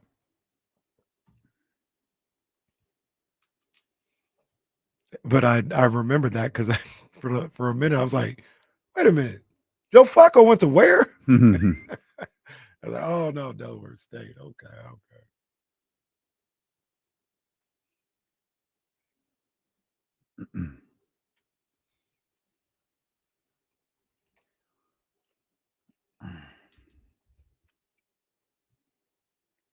Well, it appears Coach Brennan Marion has heard this show and was just like, yeah, guys, I don't think so. Now's not the time. I don't think this is going to happen. And you two jackasses talking about Chargers named after charging a credit card. I got some more real tidbits now. Oh, great. Now that the bid is over, I got the real tidbits. I can't believe you killed the bit. Well, That's terrible. Actually, I don't even think they have enough fake ones for me to do it for. Fair the rest enough. of it. The Jets have the longest active playoff drought. How many years? I think it is. I want to say it's. I should know to not 17. ask follow-up questions. It's 16 at or this it's point. 13. Didn't they go to the playoffs in 2012? Huh? What year was Thomas Jones? And Rex Ryan. Was that 2012 or a little bit before that? That was like 09. 09. 14. Yeah. The answer is 14. 14. That's right. I was about to say 15, but yeah, somewhere around there. Because it was a little before Reese was born. Imagine not having the playoffs for that long. What a poverty franchise. That's what people say about the Jets too. Well, not exactly wrong. And shout out to my guy. Shout out to my man Jesse Tapia.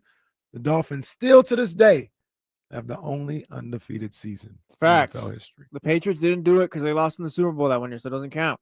Damn, that was very specific. Just saying, that's the one people like to argue. It's like, Securing the Bagley not gonna like that, dog. don't have to like it. It's the truth. What were they? 16-0? Like 14-0 plus 2 playoff games? Yeah, finished 17-0 or something like that. Oh, they finished 7. It was Yeah. 17-0. Okay. Patriots That won is 18-1. tough. That is almost.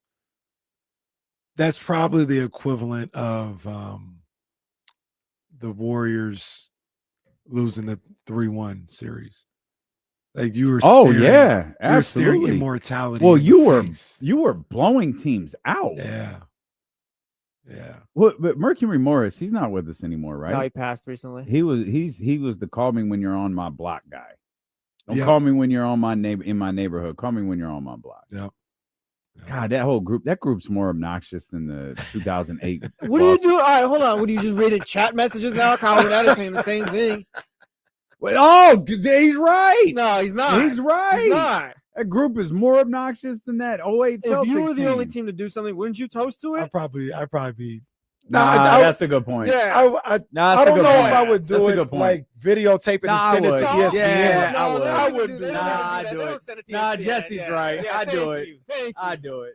Haters. All I right. would do that. Be mad at me because they don't make undefeated merch for your teams. I'd have my my Super Bowl ring on my finger every time I pop Exactly. the champagne. Yeah. Tom Brady, you suck. Like you couldn't do it. Yeah. We Not wrong. got to update Coach Marion. They're still in a coaches meeting, so they'll be here when he's done. That's fine. When you get your ass kicked like that, you talk as long as you need they to. trying to figure it out. Yeah, it's perfectly Figure it fine, out. Coach. Take your time. While Coach is in his meeting, we'll tell you about Baker Family Wines. I grabbed this Zinfandel 2021, but the red variety. See you, Dusty Baker. You can head over to bakerfamilywines.com. As we mentioned yesterday, we're working out the final details when we're going to make our first appearance over there, official appearance where we can invite everybody to come hang out with us. We're going to plan for a Sunday where we could watch football together at the winery. You don't have to drive to Lodi. You don't have to drive to Amador County. You certainly don't have to drive to Napa. It's right here in West Sacramento. Yeah, man. Right there in West Sac, man. Baker Family Wines. Really cool spot, too, man. Mhm. Really cool spot. Yeah. The vibes are always great every time I go in there. Good people, good company, great wine. Absolutely tremendous wine. If you're at a Nugget, look for the little stitch. You might be able to find it there because I don't know exactly which Nuggets have them, but I know Nugget is a carrier of Baker Family Wine. So that's a free plug for Nugget right there. Look for this little stitch. You'll recognize it. And, of course, you'll see the Baker Family Wines logo right there in the corner. You could join Dusty's Clubhouse for exclusive releases and tasting room specials. Learn all about the tremendous work that the Hall of Famer, our very own Dusty Baker, has put into his tremendous collection of wines over at bakerfamilywines.com. Baker wine. That would be Johnny G today. Johnny G, shout out. As Zabo said. Well, wait a second. Is it bake your wine or bake your wine? I think it's bake. I don't know what wine. it is because this isn't real. Bake your your wine. league, pal. It's whatever you It's want. not it to my be. league. Yeah. This is stupid. No. This is your USFL. No, it's not. Zabo said it. This This is stupid. is like an XFL league. Pamela Love asked me. Johnny, he hate me, G. He's in the lead. He's got 3 wins. Oh, What you see? okay.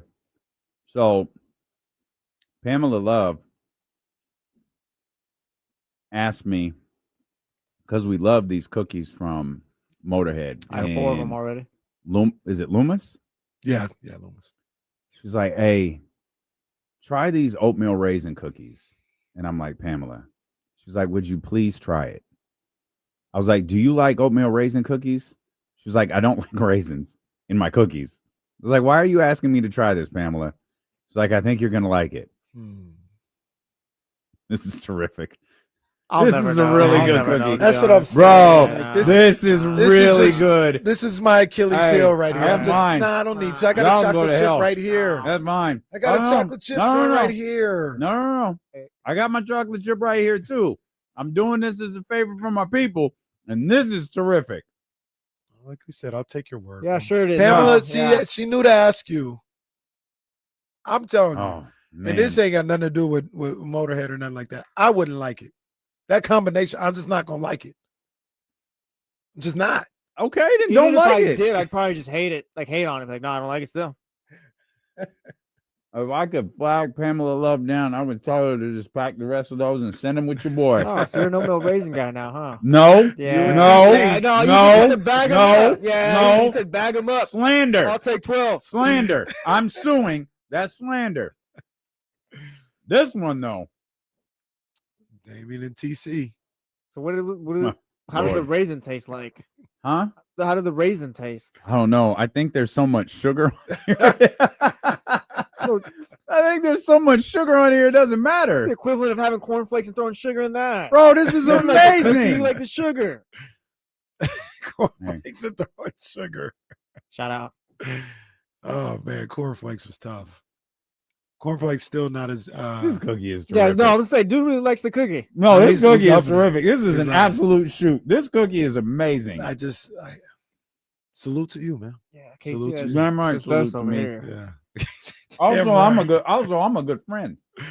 I am too. No, you're That's not. yes, I am. That's why I still got my Trey Lance. No, you're trolling me. That's I'm not trash, bro. trolling you. You're trash.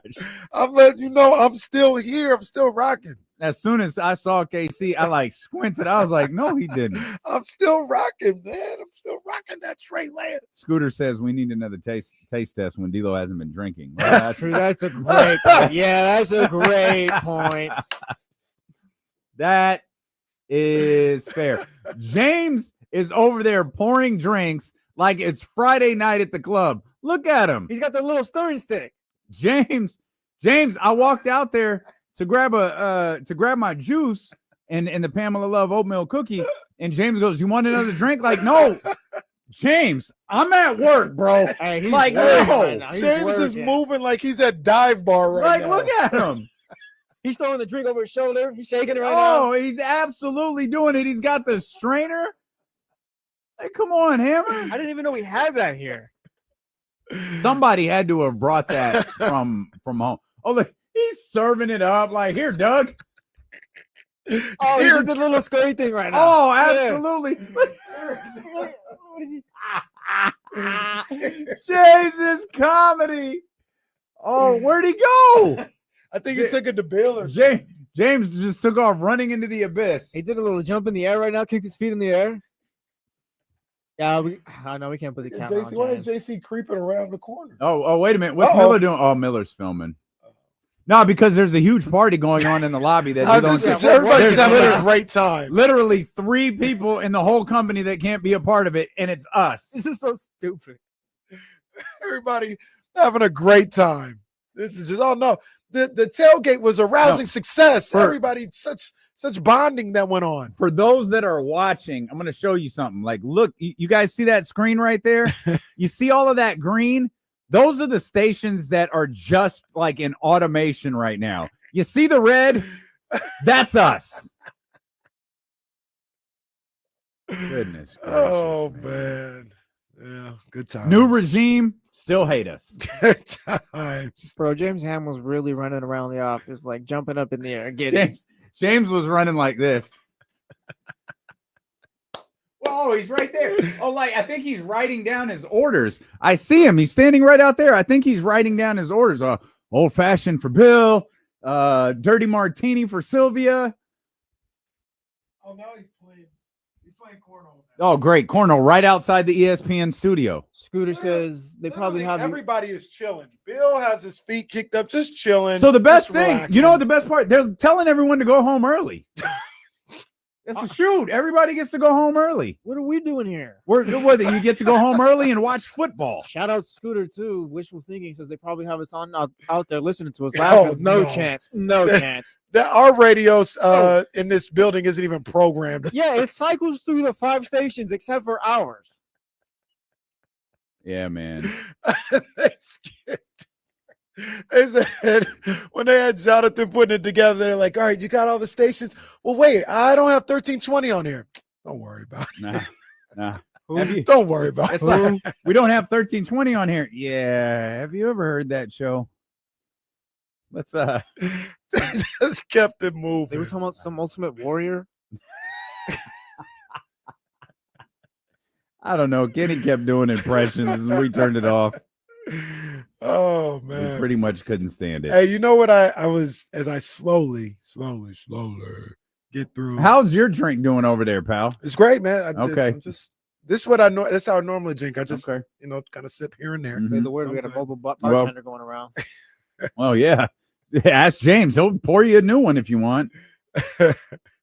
As I slowly get through the Dallas Cowboys doc, I'm like at You're never episode gonna 6 finish. right Oh, now. okay. I was maybe watching will. last night, and it was just great timing because the Kawhi Leonard story and how people thought he did that to get Dion. They thought Jerry did that to get Dion with that Nike deal. Jerry was a menace. Jerry said, they told me I had to leave because now they were going to talk about the lawsuit. And I got up and I said, all right. And I got halfway there and I had tears in my eyes and I just kind of lost it. And I turned around and I said, if you guys win this lawsuit, I know you're going to take my team. But if I win the lawsuit, I'm getting every penny of that $750 million till the day I die. All right, thank you, Jerry. What was he writing No, that whole time? no. I got a question. No, I don't- got a don't- question in my mind. Don't gloss past this. I have a question too. All right, that's yours. Mine's about Dion. You knew that whole scene by heart? Yeah. Did you practice that? No, it's the memory. I remember when he said it. All right, now my question. Because he said, I'm going to get every one of you. Oh, yeah, hit the music. I love Jerry Jones. It's fine. What was he doing? What was he working on math? Why was he writing the whole documentary? Oh, I don't know. He has that. Well, in his defense, I'm almost always holding. I almost always have a pen in my hand. You're not writing during an interview. I'm Somebody just- interviewing you. I'm just moving. He's just moving it like this. Man. A When couple he times he wrote. Did he? I'm like, what is he writing? Oh, he was writing. That's right. What lie am I going to tell here? No, I didn't have no problem with that boy taking the knee. Well, I just looked over to see what all the fuss was about. We was letting a black person into our school. I was just curious. Mhm. I ain't never seen a black person before. Dagnabbit, a black person. Cut. God damn it. Why can't I say color? Stephen, make sure they cut that. Make sure they cut that, Stephen. They said Stephen almost beat his ass when he signed Dion. They said he threw him up against the wall. You know what was funny? Watching that documentary, I was like, yo, Steven's gotten old. Yeah. Like, I forget. Yeah, we keep thinking, like, oh, Jerry's getting older. Steven right now all of a behind. sudden looks like an old man. Stephen not It's far like, wait a behind. minute. It's like, wait a minute. We're talking about who's going to take the Cowboys when Jerry dies. Who's going to take the team when Steven dies? Right. Who's his kids? Right? And then I have Charlotte out here running things. the other part that got me a little bit was Barry Switzer, who comes off really well. He comes off great. He comes off Yeah. great. I always Yeah. liked Barry Switzer from afar, but after hearing how he dealt with the players and how much they loved him and respected him as a man, Minus was Troy. dope. Man. Well, minus yeah, Troy. Troy. Yo, that was I Man. guess I was too young. I didn't know all that. I didn't either. And Barry was kind of foul for that. If that's how it went down, as much as I like Barry, like that was wrong. That reminds me of Yeah, another That was thing, wrong. too. But That reminds you of what? Another thing too. Stuff used to just play out on the open back then, huh? I feel like the Jerry versus Jimmy Johnson stuff, everyone knew they hated each Oh, other. yeah. Mhm. Everyone knew Troy and Barry Switzer hated each other. Everyone knew about Michael Living. I feel like now that's all just under the rug. Maybe you get an article from Shams at the end of the year. Yeah. Type stuff. right. That was Yeah, a funny peace. part that you did. Yeah. Ed Water, you stick around. I'm gonna fire that son of a bitch. That's what I'm saying. Like, yeah, it was just out in the open. That disloyal son of a bitch. Can you Jerry, let go of my leg. Can you imagine Scott Perry grab James? Don't you go anywhere. I'm gonna fire that son of a bitch. Oh my God. man. But the part that Why? kind of What happened? Well, he looked at me funny when we toasted. we were talking, Then but we weren't talking. All right, Jay. Boy, the one that got me though was like in a bad way, and just like I had to be like, damn, like Barry, when he talked about his mom, Yeah. I said, oh Yeah. my gosh. Yeah. That's Oh. the type because he wanted the best for her and all that. Yeah. Like he was trying to do good. Didn't Barry tell Jerry Jones, "You need to fire me"? Yeah. Isn't that what he said? He was like, Yeah. "You need to." I didn't get there yet. Yeah. Oh. Well, thank you. Spoiler No, alert. no, Sorry, hold thank- on. no, Let me it's- dump that. no Let me need to dump watch the rest of it now. that. How did the Cowboys ever win another Super Bowl? Well, I got good news for you. Let me tell you, they played the Packers a couple times. Oh, let me say this. Let me tell you this: they were smart enough to not put the 49ers in that documentary again. Oh, that reminds me. I don't have a problem saying this because I wasn't really a fan. I took a turn on this guy a little. Well, you could guess when I started to take a turn on this guy a little bit when he started talking. Carmen Policy's a little whiny. Little whiny. Yeah. I was like, don't represent He- don't represent us that way. But he also they used him because he legitimately hates the Cowboys. Mhm. Like and I think he legitimately hates Jerry Jones. Yeah. Like the detest. Yeah. Like you can see it, you can hear it. Little It's whiny. palpable. You can feel it. Like he hates that man. And I can imagine the documentary people were like, yeah, let's Yeah, use Carmen- use every Carmen, you're second gonna of be this. a nice little figure Yeah, in this yeah. story. Yeah, Oh, he's absolutely. come I mean, off a and little whiny, man. but he's important to the 49ers Oh, history. for sure. for But sure. yeah, no, he does not come across great. Yeah, he'd come off. The reason why I said what I said was yeah, he was doing some interviews, excuse me, in what was that, 17, 18? Then I was like, Yeah. oh, that's how you feel? Yeah. That's how you feel, Carmen? Yeah. Going Okay. back to Dion. So Jerry Rice, unquestioned the best football player of all time over Dion.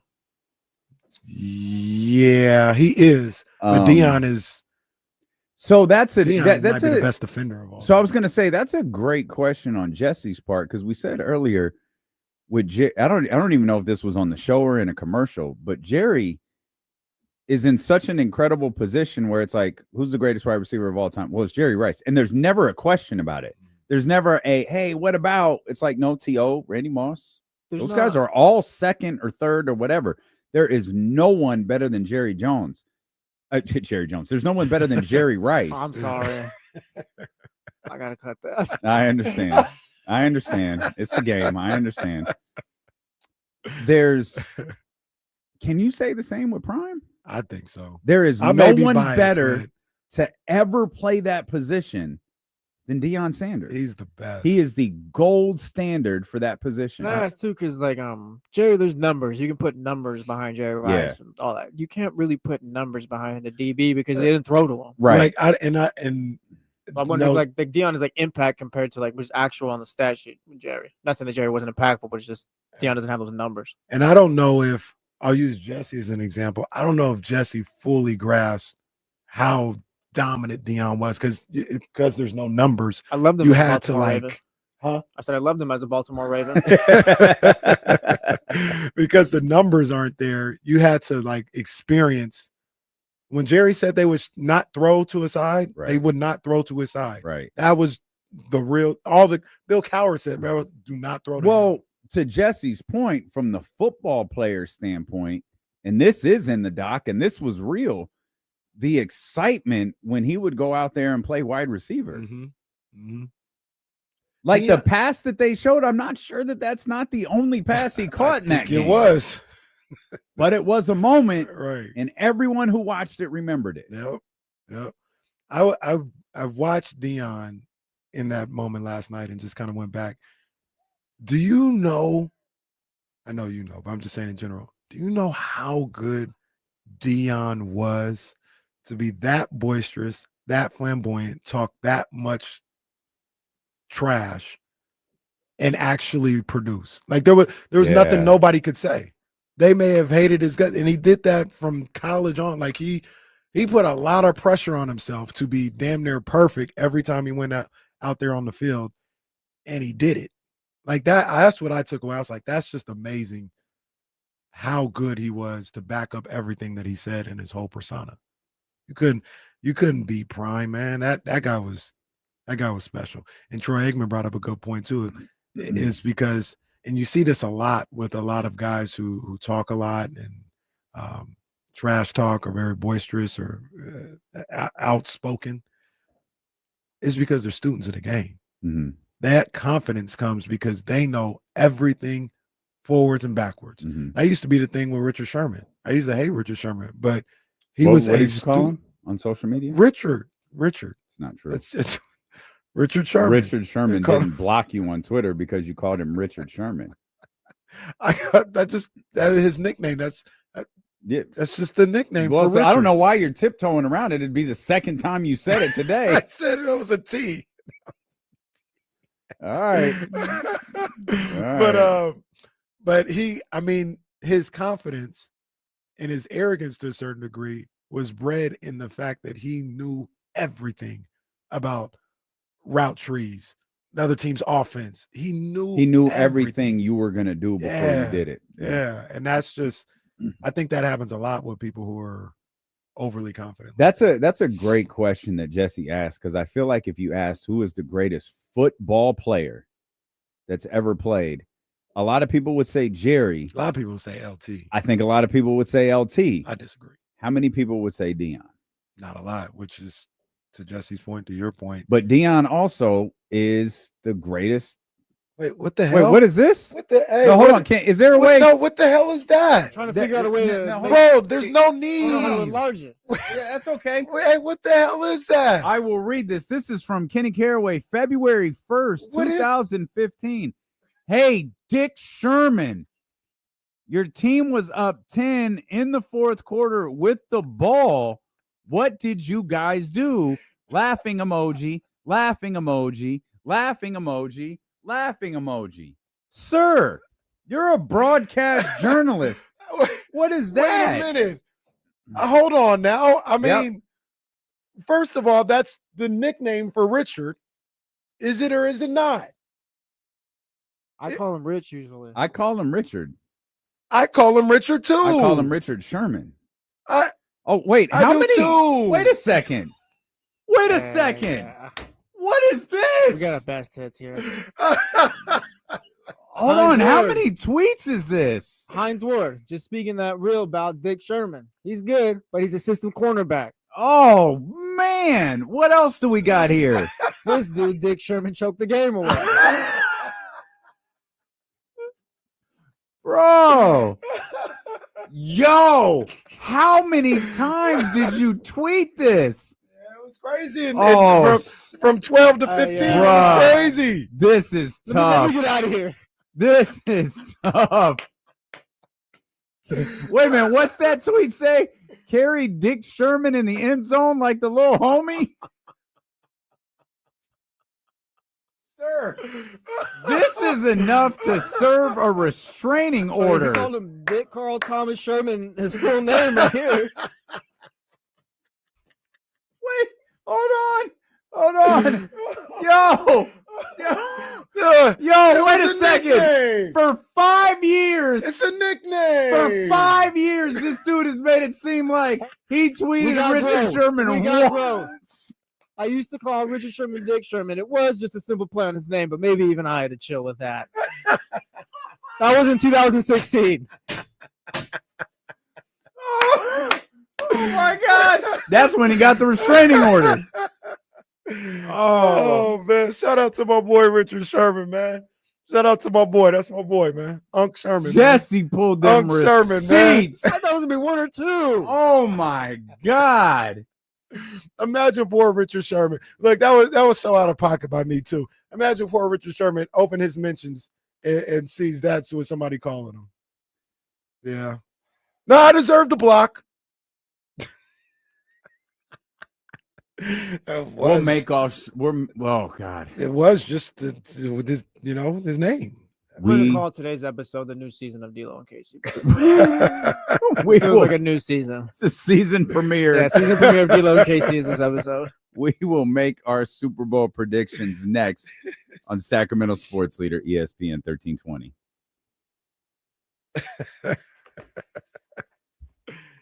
Pre-media Katie was a savage.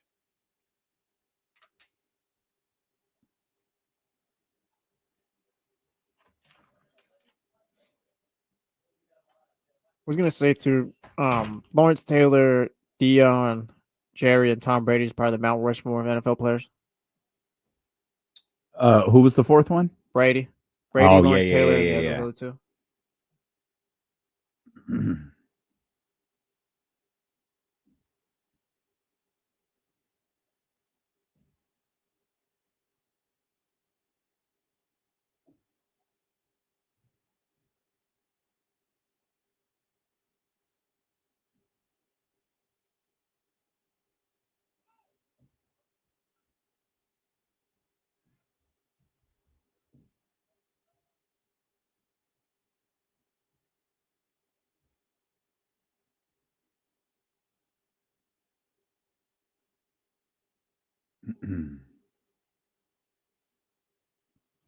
KC walking out to scrub his timeline. That's funny.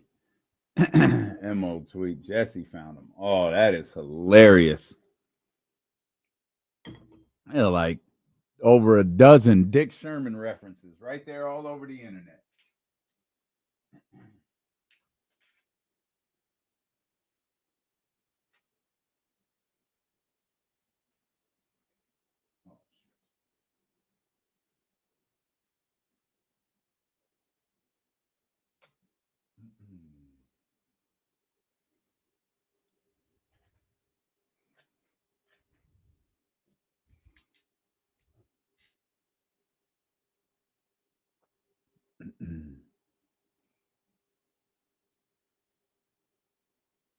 See who won. No, can't tell. Can't tell. Pamela Love. Of course you can. Hey, those oatmeal cookies were fire. That's okay. Those oatmeal cookies were fire. Okay. You are the best. Thank you, dear. You know what my favorite love is? Pamela Love. Next time he brings up more cookies, I'll take them. Okay. Kenny reaching around in a hole trying to find beanbags. Oh, Wow. oh, Wow. What he did? What he did? Don't shoot the messenger. Did you guys have one of James Ham's drinks? Yep. Damn. Yep. Dude can mix a drink. Shout out to James Ham. James legit asked me, "Do you want another one?" Like, no, James, I have to work. was that Yeah, right. his, Like I have an 80-mile drive home, brother. Is that his kit that he Yeah. brought? With, Yeah, his Batman kit. Yeah. That was crazy. Damn, so dude's just prepared. Barman. Barman gets paid. You didn't. Oh my God. Here we go. Just people looking at my left nip there. Sorry, everyone. Kyle Day. What? I said, all right. Oh, Kyle Day. Day. Is that what I should do for Halloween?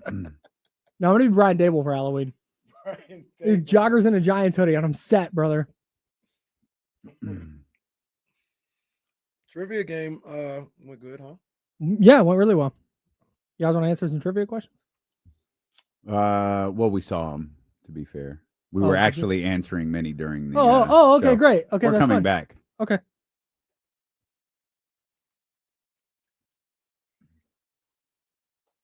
I have a sneaky suspicion Kyle might be a little lit. He's been Okay, honestly, I'm not. No. I'm not. I'm just having a really good time. Like vibes are up to. Okay. Jesse texted Oh, me. that's good. We've been in the studio. I'm Je- glad it's Yeah, been that was nice. great. Tell us No, more. Jesse texted me at like 8:15 this morning and was like, vibes are up today. Oh, was like, yeah, they are. Jesse's I didn't say Jesse's that been on- exactly, but yeah. Jesse's been on one. Yeah. Jesse's attacked 2 former program directors, 3 former market managers, Living your truth, bro. I Pretty love much. that. Just having a If good, we in a good win mood this today. game, of, and Luke Walton. well, yeah, I think that's Poor just a Luke. daily Just- thing. Luke is not minding any. He's getting ready for opening night in the NFL, and Luke just What's he doing to get ready? What's he got to do? making nachos. Oh. I'm gonna be playing this game right here. Little bags right out. Oh, Oh, hold on. He can't hear that. Jesse can't hear. Kyle can't hear it. It was Luke Walton talking. Oh, I'm messing up the show. So It's fine. No, I'm it's gonna fine. be playing this game out here. If we win, you'll know because I'm gonna hit the nastiest night you've ever seen. Mark Randall has been just talking mad. You know what? You're gonna need to beat Mark. Yeah, I You're have gonna to. need to beat him. Yeah. I have to. Okay. And I'm gonna just right in his face. I'm gonna hit the nastiest night he's ever seen in his life. Do not come back in here if you don't beat him. A lot of pressure, but I can Yeah. handle it, coach. Get it done. Kyle, I'm gonna need you to win. Or I'm gonna fire that son of a bitch. This is like a precedent. I said, Troy's our quarterback. All right. Shout out to Jerry. Good luck. Man. Good luck, Kyle. Handle business. Man. Let's go. Winner gets Joe Brazil. I got Nightmares. I have nightmares about that. Jesse said the winner gets Joe Brazil. the whole office is lit. this right there. Having a this great is trash. James No, Ham. No, we're glad you're all having fun. Red cups See, everywhere. look, look, our Vanessa even looking at us. God bless it. Hey, get that out of here. She got a Michael Parsons jersey. Everybody just smiling, having fun, drinking James Ham's James very heavy-handed James alcohol. said, you know, like if you're like a butcher or a barbecue, like you have that little thing that you roll out with all your, he has that. Yeah. He's got that for the bar. We've been having the time of our life on the show, but I'm not gonna lie. It feels like we're stuck here in these seats. Everyone's just having the time of their life out We're there. doing what we can just to have some semblance of a good time. We're gonna have fun either way. You know what? We don't need y'all. We can have our own party. The best Perfectly one is fine. the picture where they're out there at the party and you see us in the background, just kind of turn Oh. around looking at them. That was a classic. That was epic. That was the previous regime who really didn't care whether we were partaking or not. They I'm wouldn't not even going come to anywhere. check on I'm going to us. be here, and I'm not going anywhere. Things are going to change. Well, They were I The Rock.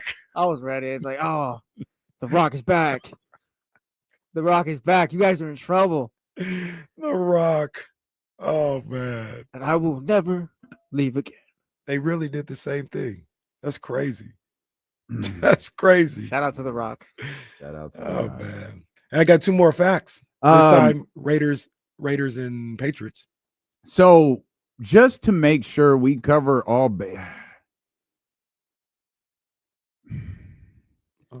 I'm gonna I know what you mean. Yeah. I'm gonna hit this button. Yeah, do what you gotta do. This is the Coach Brennan Marion Show, brought to you by J Resort, the newest casino and resort in Reno. J Resort has special discounts available for Sacramento State football fans. Just go to jresortreno.com and use promo code SAC0906. Now, here's Coach Marion with D-Lo and KC. All right. Thank you so much for joining us, Coach. The Coach Brennan Marion Show has been brought to you by J Resort, the newest casino and resort in Reno. J Resort has special discounts available for Sacramento State football fans. Just go to jresortreno.com and use promo code SAC0906. All right. So, did you have a factoid that you want to touch on? Oh my goodness. Oh man. I just want to make sure all the I's are dotted and T's are crossed. It's floating, and if we get to 320 or so, I gotta be like, hey, we might do something different. Well, it's all right, Coach. You got games to win. I got 2 factoids. We'll go Raiders Patriots. They're playing each other on Sunday. Okay. The Patriots have the most Super Bowl appearances with 11. That's everybody kind of knows that, but that's one of their factoids. Yeah. The Raiders. This is true. I'm not doing the bit anymore. This is for real. They do not have any retired jersey numbers. They have something else? I don't know, but I checked. They don't have any retired jersey numbers. It's maybe the only team in the league that doesn't retire numbers. Maybe they have a ring of honor. I don't think Jerry. Oh, that's hilarious. Now, Coach is a stand-up comedian. No, that's fine. That's fine. Well, I think we might be missing Coach's camera. It doesn't look like Coach's camera is there, but I'm gonna go ahead and hit this button for real. Okay. Hold on. Where we go? I'm gonna go ahead and hit this. This is the Coach Brennan Marion Show, brought to you by J Resort, the newest casino and resort. J Resort has special discounts available for Sacramento State football fans. Just go to jresortreno.com and use promo code SAC0906. Now, here's Coach Marion with D-Lo and KC. All right, Coach. All right, Coach. What's good? You good? I'm awesome. I'm good, baby. All right, man. All right. We'd love to hear that. Hey, Coach, sometimes you get your ass kicked, man. Ain't nothing wrong with that. It's just fine. We talk about it. We get through it. Can you tell us, we know you were in a meeting. You guys have had practice. I'm sure you've done film, all of that. What did you guys focus on this week after Saturday's opener? Yeah, I thought the quality of opponent that we played helped our players understand the quality of work that you have to put in to win a game. And, playing a team like that, that's a traditional power, right? You talk about the Dakotas and the Montana schools. They're always the top, the upper echelon of FCS football. Mm-hmm. I thought our guys did a good job of responding to adversity, and making sure that, we don't have Saturdays where we feel like when we come off the field and feel like that again. Because up until the fourth quarter, really in our minds as coaches, players, we thought we had a chance to go win that game up until, we dropped that touchdown there at the end. Mm-hmm. And so guys knew that, what they needed to do this week to make sure that we don't feel that feeling again. And so anytime you have a new team getting together and building their chemistry, they have to see what it's like actually playing together and feel that, and so I'm glad that we felt it early in the season. You're right. You want that to happen early. So then you go on a run and do what you need to do for, what our goals are. All our goals are still out in front of us. Our guys were motivated, confident, positive this week on what do we need to do to attack what our future is. You live forwards and you learn backwards. So our guys did a good job of learning the lesson that they needed to learn from that game. Coach, one of the things with college football is there is no preseason. And you can have your summer camp, you can have fall camp, you can have scrimmages, but game days are different, and game energy and game adrenaline is different, and being able to go out there and execute the things that you execute in practice in a real live game setting. Sometimes it takes time to translate. Is that something that you felt like it wasn't necessarily all bad, but it was understanding some of the things you have to do in a game situation that a lot of those guys, when you talk about a roster turnover, it's their first time working through that together. Did you kind of feel that on Saturday? Yeah, I got to where I'm at in life because I'm not in the excuse-making business. I think for our players, they just needed to feel that. They needed to experience that, every step of the journey, calculated steps, ordered steps. Sometimes you just need to feel that, you need to go fight a real guy and know like, okay, boom, I better guard I better be on point. And, in that game, you had to be on point every down in, down out. There was no like, oh, they're going to take it easy, this player. That team was trying to take our head off. That the guys need to understand that that's what you're supposed to do in football. That's the game that you're playing. I mean, that it should be a violent, aggressive type of game. And so I think our guys know now that just like if you were a track runner running 100 meters, you don't slow down. You don't start slow, then speed up. You have to run full speed. You have to run the whole time. And I think our guys know that now. Like I said, I'm just glad that it happened early in the year so we could do the things that we need to do to put our guys in position to go win games. Coach, I'll never see nor understand football the way that you do, but watching that game, I felt like your defense had a lot of really good moments in that performance. Is it important to pull good moments, to pull good film in games that end the way that they did, like they did on Saturday? Yeah, I mean, I tell people all the time, if you look at a day, like how a day happens, right? There's usually a bad minute, you could get bad news for 10 minutes, and how you respond to that bad news is really how your day ultimately will go. For our players, there was a lot of positive moments in that game. I mean, it was not all doom and gloom and negative. For some people it is. I mean, I guess we broke a lot of hearts of some people, but there was a lot of positive moments in our game where our players could be proud about the way that they went to a team that had, obviously has a 30-game home winning streak. I mean, It's not like we went and played, a average team or something. Like we went and played a real team that has a real culture, and we were able to hold our own. Like I said, those guys were trying to knock us out consistently, and they couldn't. We were in the game.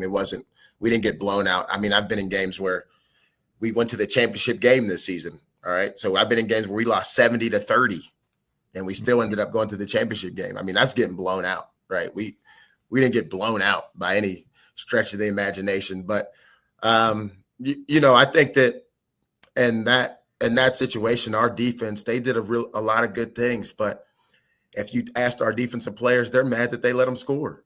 I mean, they scored on a 4th and 1 down in the red zone. We stopped them a couple of times down in the red zone. They were upset that we, gave them 200 yards rushing. There was a lot of things that they were upset about on the field. They said in the second half, they came out, they said, we're not going to let these guys score a touchdown in the second half, and they didn't, right? So there's great power in words. There's great power in the people that we have here in this building, have great faith in our defense and what they'll be able to accomplish this season. And really, there's a lot of positives from that game. Had 7 sacks. I mean, we affected the quarterback, a real quarterback too, like a really good quarterback. Yeah. Coach, 7 sacks in the game, by the way, is crazy. Yeah, they were swarming. Yeah. They were swarming. We missed about 3. We had some pressures, hurries that we were right there, and he eluded us and made a good play. They're on scholarship too. He made a great play and got away, but I thought our D-line did a really good job. Coach, one of the things that, I try to do as a player, as a coach, as somebody that analyzes the sports is, some of the positive takeaways from good and bad games. And one of the things I thought about with this game, and I don't think your locker room is any type of dire state of this, but sometimes when you go, you have such high expectations for yourself, let alone what everybody else is thinking, but for yourself, and then you go in and you take a loss, take it on the chin a little bit. It checks who's got the character in that locker room, who is able to go through even just a little bit of adversity and say, no, I'm going to keep my head up. I'm going to make sure my guys around me keep their head up, and we're going to get back out there and we're going to compete to the level that we know we can. Was there a lot of that this past week as far as everybody like, hey, like you mentioned, it's just one game, but we're still a good team. We still believe we're a good team. Was there a lot of that in the locker room and the practices and things like that? Yeah, our guys were flying around this week. I mean, our guys were energized, motivated. Like I told them, I mean, adversity causes some men to break and others to break records. I mean, a little adversity just makes our story better. I mean, nobody thought that it would be easy. In today's football, it's really unrealistic to be undefeated. Like that's not really like a thing. The goal is to get to the championship game, to one, be a conference champion and then, become a national champion, right? You obviously can accomplish that by being a conference champion first. It was a non-league game. It really had no bearing on what our future holds, right? Other than the fact, like you said, there's no scrimmages, there's no warm-ups, in college football, you have to go right into it. And so we went right into a hostile environment. Our players did not break. We did not lose any swag or confidence or energy from the defeat. We learned a lot in those lessons of what we need to accomplish. And I think our players attacked that each and every day this week on like, fellas, we're good. Like actually what the coaches have been telling us are true. Like I told them before the game, I said, the way we train, the way we practice in every fourth quarter, we'll have an opportunity to win the game. Like we'll be in the game or we'll be winning in the game in the fourth quarter, right? Because on our Tuesday practice, we get 140 reps. On our Wednesday practice, we get 120 reps. And that's without individual, that's without special teams, right? So you're getting a lot of reps and it's full pads and it's getting after each other. And the way that we recover, like the way we do treatment, our cryotherapy, our, cold tubs, our lifting, the way we feed the players, like you're going to have a chance in the fourth quarter to go win all these games. We're going to make sure as coaches that when you play here, you have an opportunity to go win these games and be in the game in the fourth quarter. So I think it gave us some affirmation on our process and what we're doing here, because anytime you have this amount of new players, and some of these players came here with already being, all conference, all American type guys. Some of these players came here with broken dreams and, have trust issues, and we're trying to figure out who they are now. And can they still be that player that they were in high school, or, what they wanted to accomplish. So I think it gave them some affirmation on, okay, we have the right plan. We have the right process. And we wouldn't have got that if we played a warm-up game, if we played a team where we could score 70 and, we didn't have any adversity in the game. I really thought that the adversity helped us from a locker room standpoint, because now you see that our team can stick together. Like that's the biggest question you have when you have this many new guys. It's, can everybody stick together and stay together when it doesn't get the result that you want? And all our guys did a good job this week of doing everything that they could to gel together as a team and build chemistry. Coach, it sounds like everyone's, as it should be, mind is in a good spot. You mentioned confidence. Everybody's confidence in a good spot. How do you, as a coach and your coaching staff, translate that confidence to like, good, I'm glad everybody's still feeling great, but there's still a few aspects of this game that we got to get better in? How do you convey that message while still encouraging everybody to keep that confidence that they entered last week's game with? Yeah, it's telling the truth. I mean, you got to tell guys the truth. It's, yes, we love you. Yes, we're happy that you're, not taking this too hard, but also let's give you the hard facts and the hard truth of, it's the positive moments and it's the highlights and the lowlights, right? Oftentimes where kids are at today, they just want to see the highlights, right? Everything's an Instagram reel. Everything's in 5 to 10 seconds. They just want to see the positive, and they just keep scrolling through positive all day, right? It's our job as coaches to give them the things that, lost us the game, the detail in our preparation on making sure we don't let things slide, right? I had to do a better job of challenging our coaches to tell these kids the truth, don't worry about the political aspect, get out of character and let them know that was not okay. Like you might have to make somebody uncomfortable and tell them the truth. And, and if the person doesn't like it, right, then obviously this might not be the team for them. And so I was proud of when our guys heard the truth from their coaches, they took the message and didn't crumble or, curl up in a ball. They, all the offseason training we did to build our toughness, our mental makeup, they took it on the chin and they said, Coach, I'll get better and I'll do my part. I'll do my 1/11th to help the team be better. Love it. Love it. Coach, did you guys come out of that game physically, like kind of unscathed? It didn't seem like there's a whole lot of injuries going into this game on Saturday, huh? No, we came out good. You know, I thought from like I said, I mean, the standpoint of playing a team like that, the physicality and the violence that they played with and they demonstrated on every play, our guys, you know, got hit and got back up, got hit, got back up. And I'm really proud of where our team's at right now of, you know, taking hits and getting back up and being ready to play this week. All right, Coach. I gotta ask him before he gets out of here. Because look, Coach, he got a positive mindset just like myself. But I know when I would lose, I just the week leading up to the next game or the day, it would be different. And what I would listen to would be different. You change the playlist a little bit. Like is the playlist on the way to work a little different this week, man, to kind of get your mind right, or is it about the same? Everything the same for you? I'm from the city of champions. I'm from Pittsburgh, Pennsylvania, where we're born winners. You know what I'm saying? So if we lose, there is no playlist. Ain't been no music. Ain't been no. You know what I'm saying? Yeah. Ain't Yeah, nothing fun. yeah. The day is great. Ain't great, baby. It ain't no sun. Ain't no vista. Ain't no view right now. We grinding. That's a solid reference right there, Coach. Ain't no vista, ain't no view. Bonus points for anybody that gets that. Yeah, man. No That's doubt. a solid reference right there, Coach. Well, you got a tough team in Nevada coming up once again on the road before we welcome you home next week, man. So we're locked in. We're behind you, as we always are, and we're excited to see how this group responds this week. Absolutely. I appreciate you guys. Thank you for your support. Always, Appreciate big dog. you, Coach. Stingers up, baby. We still rocking. We here. We That's here. right. That's Yeah. right. Appreciate you.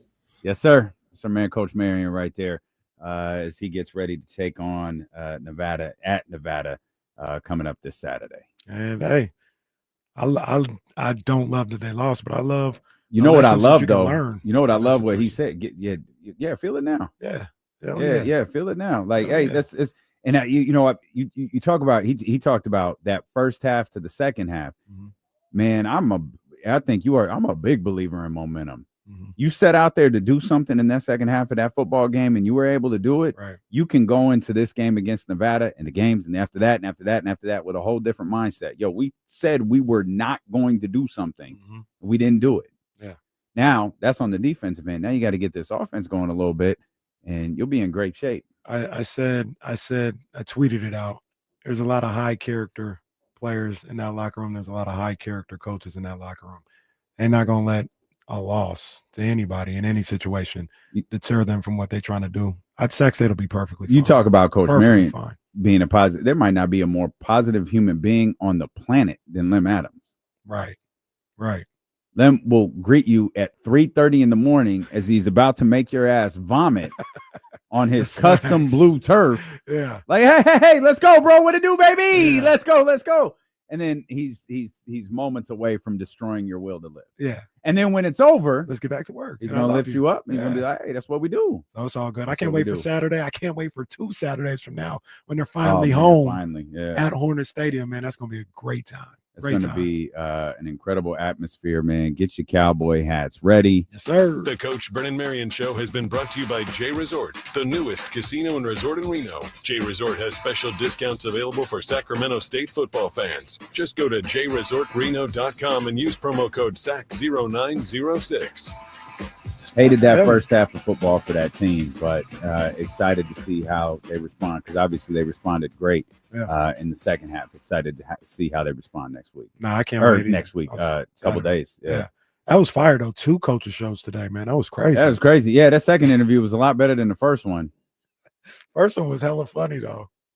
I didn't know. So I was like, it kind of got to the point where we're getting like, I don't know like what to do. So it's like, I want to make sure all of the bases are covered. And, like, if coach got to talk to his coaches, he's got to talk to his coach. Like, that's what he's got to do.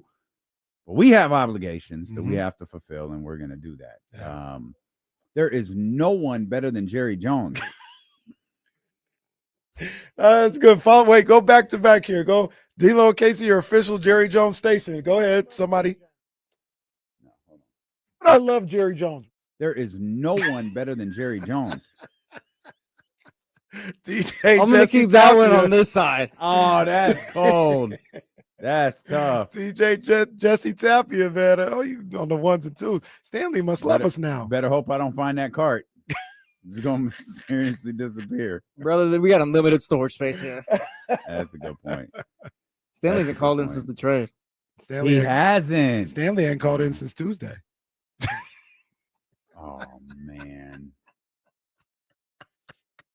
Oh no! I just put it together. Oh, I'd be crushed if we lost Stanley. That's my boy. You said something a second ago. Patriots. Oh yeah, most 11 Super Bowl appearances. Mhm. The Kansas City Chiefs have been to 6 of the last 7 Super Bowls. Man. Wow. I counted that an embarrassing number of times last night. It's like, I got to be reading this wrong. I think, no, I remember this game. I remember this. It's like, oh, there's 6 of the, like they were going for the three-peat last year. They've been to 6 of the last 7 Super Bowls. Oh, look, we could push that out further to like when they were good. They've been to 6 of the last 8. They've been to 8 straight conference championship games. Oh, Correct? Man. Yeah, they lost to the Bengals in the Man. conference championship game. Do you think there's That's insane. a mental aspect to the Ravens and Bills coming up short against this team every year? So We're like, oh, that's the Chiefs are question. here and just kind of not quivering because these are NFL players, but just more so, here we go. That's the question about your Super Bowl pick.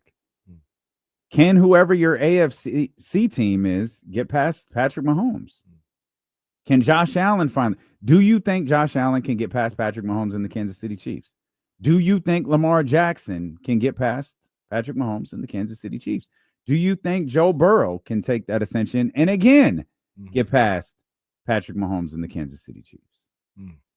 And that, like, whoever you're picking to win the Super Bowl, there's probably a factor of Patrick Mahomes, or to get to the Super Bowl, I should say, there's probably a factor of Patrick Mahomes and the Kansas City Chiefs in it. Unless, of course, you're just picking the Kansas City Chiefs to go to the Super Bowl again, which if you did, I wouldn't blame you. We'll give you our Super Bowl picks. We'll make Matt George give us his when he joins us next here. And we will talk basketball. We will talk Kings basketball, including the news of Cam Thomas signing that qualifying offer, what Matt thinks that might mean for the other restricted free agents in the NBA. That's on the way here. It's Steelo and KC, brought to you by Sky River Casino and Sacramento Sports Leader ESPN 1320. Who knows what would have happened in the AFC title game too last if Mark Andrews didn't drop that touchdown or whatever it was against the Bills. Little weird stuff like that. Yeah. They had that happen. Maybe They had last Zay year was- Flowers the year before at the goal. Was that Zay Flowers? Fumbled at the goal line, trying to Maybe. stretch out. That was crazy. Derrick Henry ran for 1,900 yards last season. Oof. Like maybe last year was the year for the Ravens. It might have been. I think they got one more championship quality year in them before things get broken up. Like, Yeah, all because that Derrick Henry's not gonna be able to do this forever. Right. I think they got one more. This is the year. I told Kyle, I guess Kyle and James earlier, that if Lamar gets a Super Bowl, then he's top 15 best quarterbacks all time. Yeah, I I mean, don't have a list. Maybe you could throw him 10-ish or whatever, but at some point we got to start. if he gets a Super Bowl, I think you can go higher. But that's what I'm saying. Like I haven't looked at a list. Maybe he could be top 10, but because you brought up like how people talk about like Dan Marino and those guys and stuff, and I'm gonna put Dan top 5. I don't care. I'll be Homer, whatever. But Dan, we talk about best pure passer. yeah, He might be the best pure passer but I ever. can't hold Lamar's throwing ability against him because he didn't throw the same way Dan Marino did, and not talk about how Dan didn't take off with the ball like Lamar does. Like all that stuff matters now. Let me see if on the fly I can come up with something here. Give me a different list here.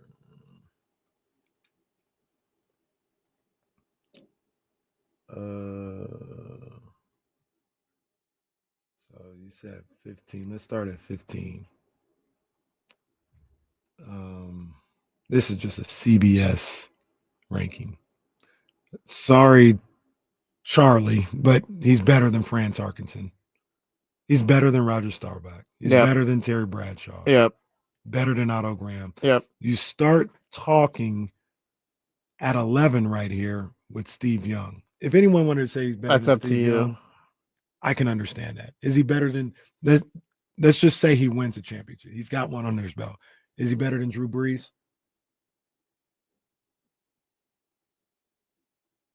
I think if we're being fair, you have to make the argument at least. His running ability is different. That's what I'm saying. the- Like what that stuff separates matters him from now. Like the position's evolved. They got Favre at 9. I think he's better than Favre. Yeah, I'll take him over Favre. Oof. Maybe I'll take Breeze right now over Lamar, but I'll take him over Favre. Rodgers at 8. I think That one's tough because Yeah. Aaron was he was. that dude when he in his prime. That one's tough. I'll leave that there. He's not better than Mahomes. Better than Elway. I'll say no. Yeah, I I'll won't say do that no. yet. That's where you got to start winning more Super Bowls, I guess. Johnny Unitas at 5. I'm gonna keep it real, Johnny. Like, just get out. Who's better? Yeah, I'm Johnny gonna take Lamar Unitas Jackson or over Lamar Johnny Jackson? Unitas. That's not even a hot take. It's not. I'm taking Lamar. They got Marino at 4, Peyton at 3, Montana 2, Brady 1. I think He's he'd be around top 10 then. Yeah, he's around 10 then. Yeah, I 10, think 9, he'd be 8, top 10. maybe 11. We could talk about this on the air with Damian with us and Matt. What's up, Matt? Look, all I'm saying, if I'm the Jerry Rice of this show, you need to sell the franchise. Oh, you Or caught you're- that. That's funny. Oh, I know. I heard it at the beginning, and I just was like, well, Here I go. the Bay Area gets Jerry Rice, and Sacramento You gets get Matt Smith. George. Mm, Good. boy. It's all good. Man, not trying to be a homer, but Young could run too. That's the only thing that has me pausing about. Yeah, that's why I defer to you on that one. That's tough. Young was a 2-time MVP, I think. Was he? I think he might have been 2-time MVP.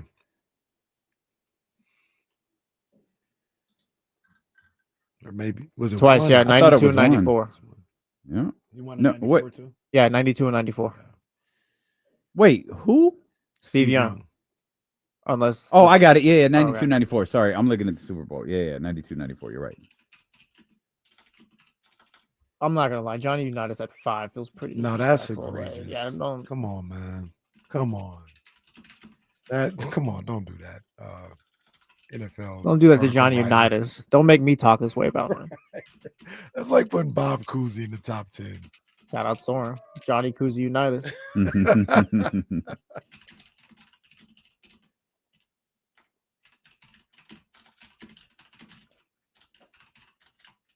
I'm still halfway through my old fashioned. See, that's how you drink.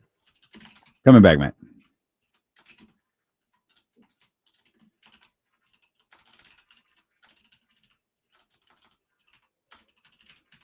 Our man Matt George, host of the Locked On Kings podcast, reporter over at ABC 10, joining us here. Obviously, we're going to talk Kings basketball, but that's a sports fan. Yeah, man. NFL kicking off. I thought this was a great Kicking off a little over an hour from now, by the way, on ESPN 1320, the Cowboys and the Eagles coming Yes, up at sir. 4:45. Yes, sir.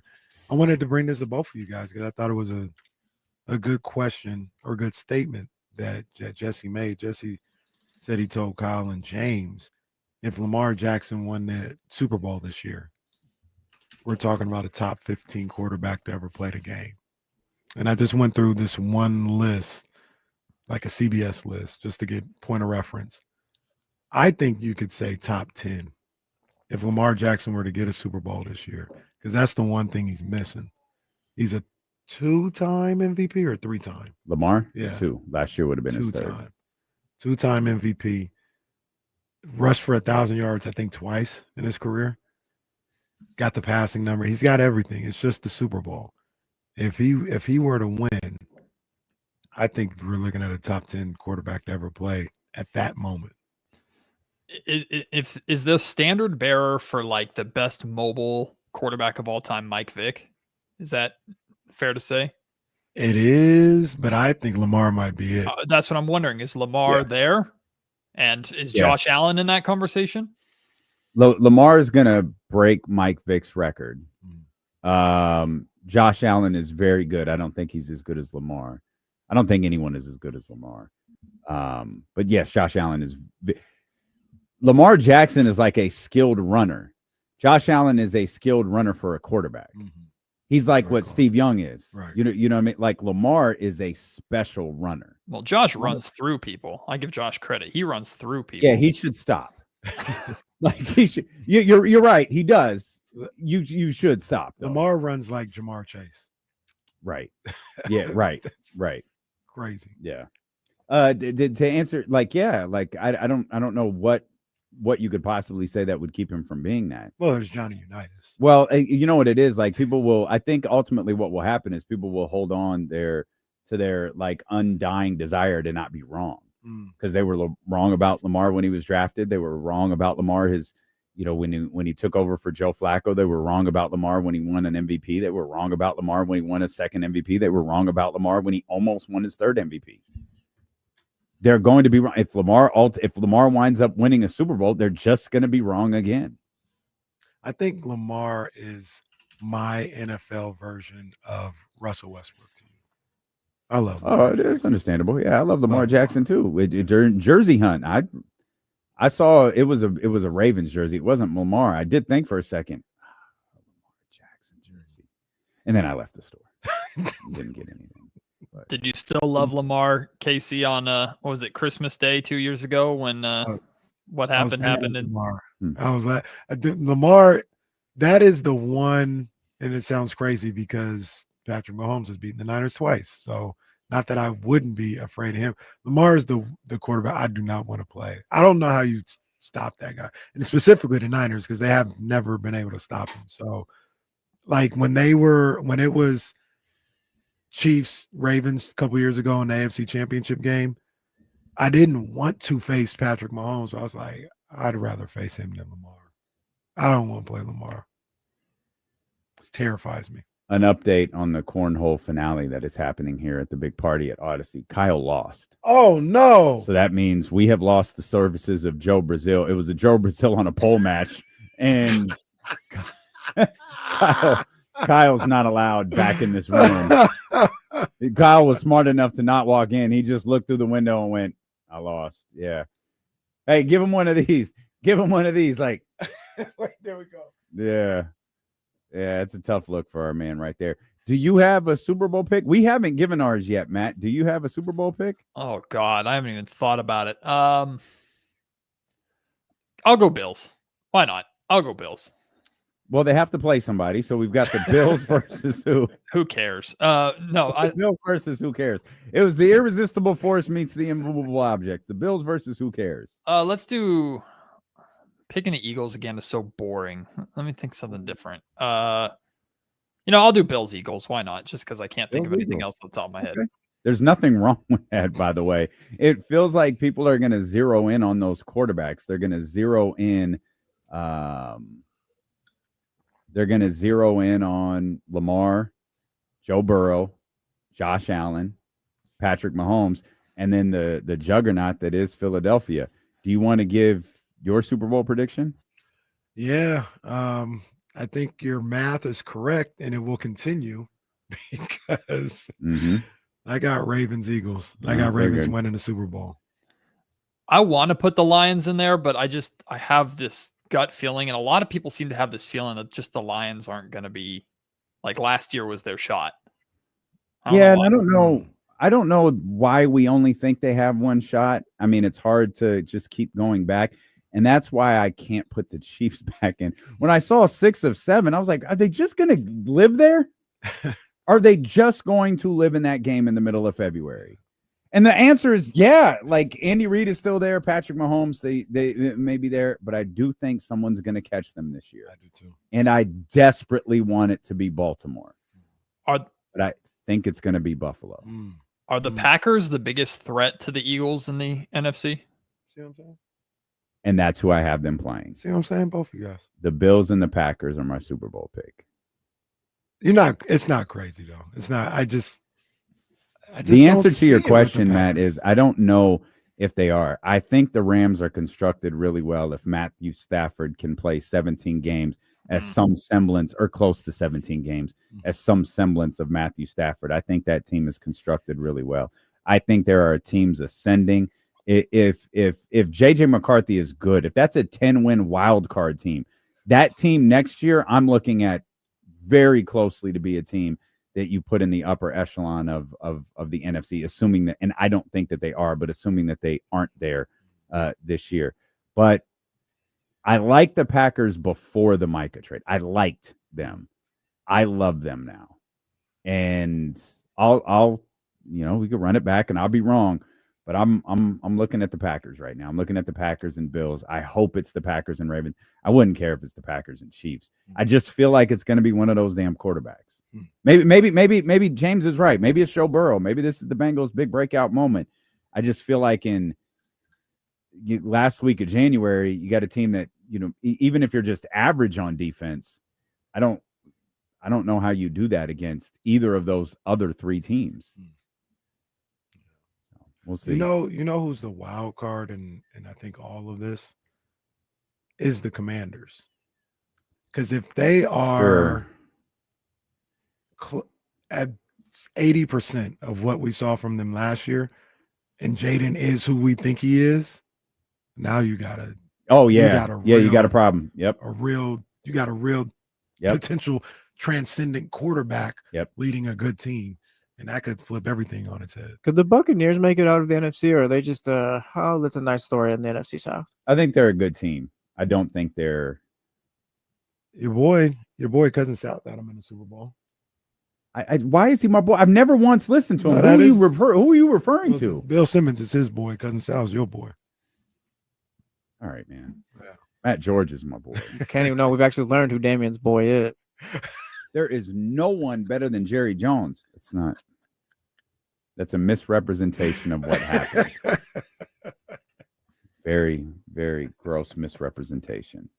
That is an aspiration level of misrepresentation. I got 28 million to play that button. Boy, have you talked to your Locked On Clippers colleagues lately? What are those guys talking about right now? My boy Dime, he's too busy fighting with Kevin Durant on Twitter to worry too much about what's going on. There is for some reason, if you want a rabbit hole to go down to be entertained, Kevin Durant and my boy Dime, who hosts Locked On Clippers, and Dime is great. He also does a vlog. He sits in the wall in the Intuit Dome. Like he's awesome, phenomenal content over there. But for some reason, he ticked off Kevin Durant one time on social media with a take about like KD not being amongst the greatest of all time or something.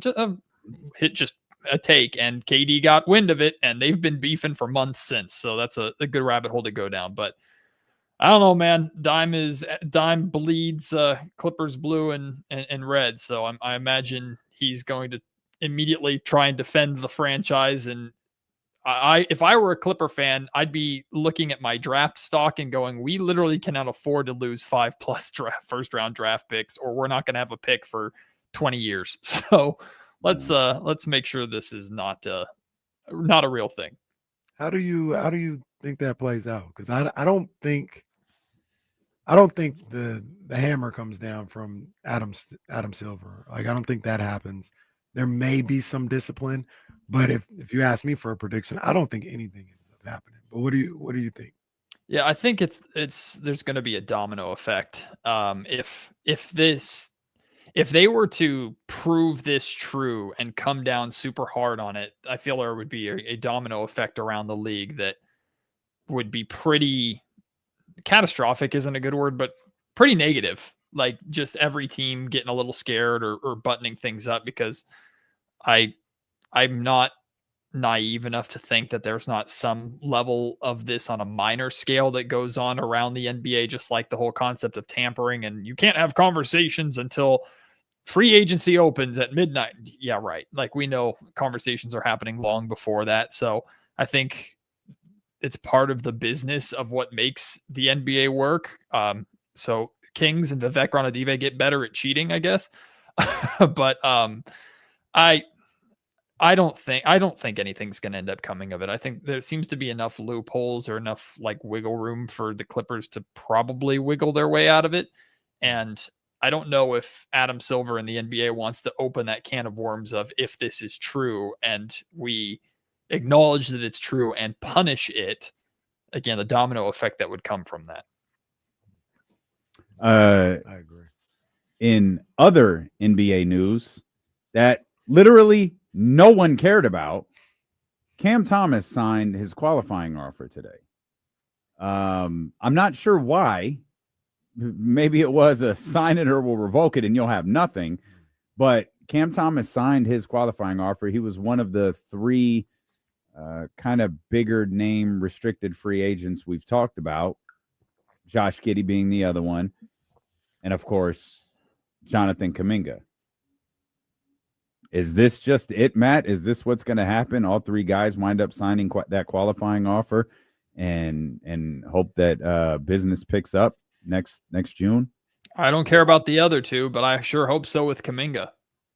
Like, just for the chaos of it. If that's there's definitely a risk factor for Kuminga, but I mean, I guess there's a little bit of anti Warrior bias on my shoulder, but the chaos of Kuminga doing that and the severe ramifications that would have for the Warriors organization. Now, don't get me wrong, it could backfire and blow up in Kuminga's face too. There's a big risk element to that, but this is the scenario where Scott Perry months ago said that he didn't say it, but I'm essentially in these negotiations, the reason why he's comfortable saying I'm not including this, or my first offer is Saric and Devin Carter, find something better, or Malik Monk and find something better, is because he can put his feet up and go, all right, go down this road and I'll watch him accept this qualifying offer, pick up this qualifying offer, and then you're scrambling to figure out what to do.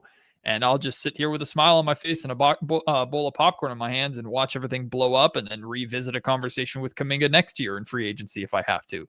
Right. So this is the Warrior. We've heard for months and talked for months. The Warriors hold the cards. The Warriors have the final say. But the one thing that they cannot control is what Jonathan Kuminga decides to do. And if Kuminga signs the qualifying offer, they lose every bit of control and leverage that they have. So the Kings are sitting there going, all right, that you want to go down this route. We gave you a potential out. It's not the most exciting trade package for sure. Do you think it's a little bit insulting? Yeah, that first offer probably was kind of a little bit insulting, but at least it's something. You're getting very close to having nothing. So, hey, pressure's on. I kind of feel like Joe Lacob would rather walk away with nothing than to take what he deems to be a less than deal. I think so and too. I kind of feel like that's where this is headed. He's like, well, forget it. We'll just lose the asset and move on about their lives. It's hard for me to say one way or another whether that's right or wrong, because I mean, I'm being honest too. I know you're getting a draft pick or a conditional draft pick or something like that, but I don't know if Saric and Devin Carter is helping the Warriors on their quest to winning a championship this upcoming season. So part of me says, yeah, maybe just lose the asset. And if people go down and we ask them to go into the game, short of him refusing to go in, we got a good player that we can possibly put out there. Malik Monk would sure help them, though.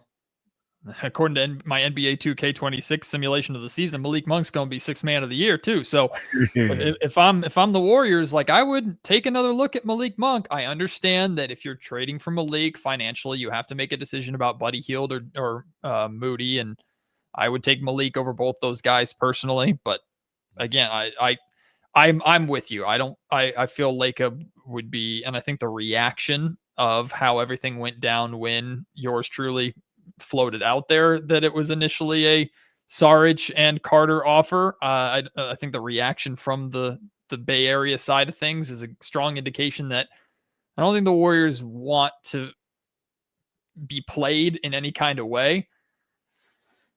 But Kuminga might play him. like the qualifying offer could be Kuminga's last true middle finger to this organization, and it could work. They're playing themselves at a certain point. Yeah. They may have already done it. Like, you should have made the move in February. If this was really the road we were going down, you should have made the move months ago. Agreed. And look, got to tip your hat to Scott Perry and some of those Bay Area reporters who should do the same thing. They won't, but they should. They thought it was laughable when he made allegedly made that offer Mhm. and had that discussion. And that's his market is that's slap. That's not no. Scott Perry knew exactly what the market was. Mhm. Now, whether or not the Warriors wanted to accept that and take that deal, you can't make them do that.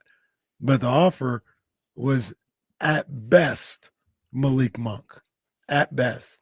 Nobody else in the league was offering something like that. And he knew it before anybody when they thought he was crazy. He was right in that aspect. To kind of pivot this away from the Kuminga conversation, though, does that give you confidence going forward in Perry's decision, for example, to pick up Keon Ellis's option? If he has shown at least to be a step ahead of things this offseason with how the market has ended up playing out, does that give you, or should it give Kings fans any kind of confidence of, yeah, technically the Kings gave up some control for Keon in terms of allowing him to be a unrestricted free agent next season if it even gets there? The Kings and Keon can negotiate an extension, I believe, in February. Do you feel a little bit better about that? Because I know Kings fans are worried about both the Keon Ellis extension and to some extent the Keegan Murray extension. I guess as it pertains to Keon and Keegan to a certain, I don't know what everybody's worried about. Keon walking. But you can still sign him to an extension. Like just because you didn't do it at the very first opportunity you could, or just because you didn't, do all of that, doesn't mean that you can't, in the end, sign him to a contract extension. There could have been financial reasons, and these are, I won't say these are questions we didn't know. I'll say that these are questions I don't know the answer to, but there could have been conversations between Keon Ellis, and Scott Perry. Here's what we're doing. I know it's not ideal. Here's why we're doing it. We have every intention of signing you to a contract extension. We see you as a part of this team for the long-term future, but we're trying to maintain the little bit of financial flexibility we can control. We're trying to maintain this offseason so we could potentially add to this basketball team. But that first day that we're allowed to negotiate a contract with you, we're absolutely going to do that. Again, I don't know that those conversations have been had, but if the Sacramento Kings want Keon Ellis as a part of their team moving forward, I imagine that they have. If they don't, it doesn't matter anyways. What we want is not relevant. Right. I don't need to be told directly that those conversations have been had for me to believe that they've been had. That being said, I have been told to some semblance that, of course, conversations are ongoing. And that shouldn't be surprising to everybody, because one of the first things that jumped off the page with Scott Perry in his introductory press conferences is his transparency and the fact that he's having conversations with everybody in the organization, from the roster to the front office to the coaching staff, even beyond that. Like, he's met with everybody. So yes, communications are happening and will continue to happen between Keon and the Kings through every step of what the next 6 months brings. From Keon getting off to a great start and Keon going to Scott, or people going to Scott, knocking on the door and saying, "Hey, buddy, the price just went up," to Keon getting off to a slow start and the Kings being transparent with Keon, "You're still in our plans. Everything is fine. We still believe in you," right? So, and those conversations I'm sure are already happening on the the Keegan Murray side of things as well. So I don't think anybody should be concerned about this idea that Scott Perry called Keon and said, "We're picking up your option, deal with it, click," and then they're not going to see each other or talk to each other until training camp. That's not happening. Yeah, to answer your question too, Matt, yeah, there should be confidence in Scott Perry, at the very least, in the fact that whatever decision is made with this roster, with this franchise, it's coming from a place of knowledge. It's coming from a place of understanding the market around the league. That doesn't mean it's always going to work out perfectly, but he's not going into any decision blind or not knowing or hoping. He's doing it with the knowledge of, this is the market, this is the price that needs to be paid, whether that's for a free agent or in a trade. And yeah, there's a level of confidence in that. And that's, we have our jokes with the other guys that were here before that. I'm not trying to take shots, but Scott Perry absolutely has an understanding between teams and agents of what should and should not be offered or even accepted if you're to trade or a free agent. I think a major strength of Scott Perry's too, we talked about when the Kings hired him, is his experience around the league. But I think a strength of Scott is his relationships. And I mean that in the sense that even by establishing his relationships, that he can have the hard conversations or make the hard decisions at the extent, or that may have a negative impact on those relationships. Like, I know, talking about the past regime, for all of Monty McNair's strengths, one of his strengths was not building relationships with his players. Like, I've been told that was Wes Wilcox's job. Wes was the guy that you saw coming down, and every once in a while we'd see Monty in the practice facility, and he'd either be sitting on the side watching, or he'd be having a conversation with Mike Brown or some of the coaching staff.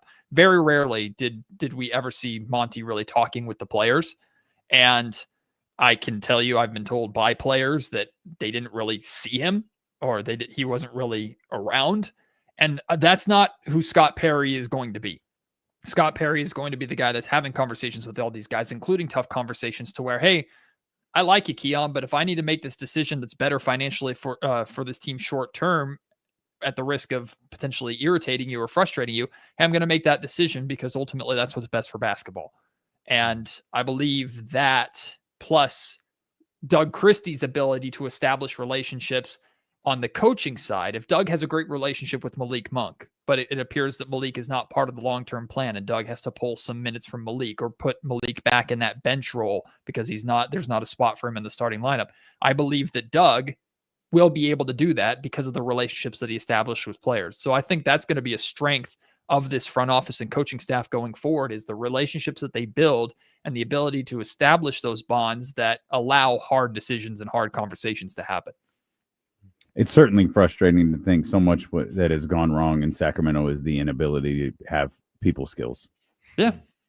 That Just was the complete lack of people skills. That was the foundation of last season. I mean, last season was a junior high. This organization turned into junior high school. There was drama. There were disconnections. There was discontent that led to the complete collapse of what we knew the Beam team to be. So maybe Perry and Doug can put those pieces back together. And that's honestly, that was what was the number one thing that Doug Christie did when he took over this team midseason last year and got them to play better.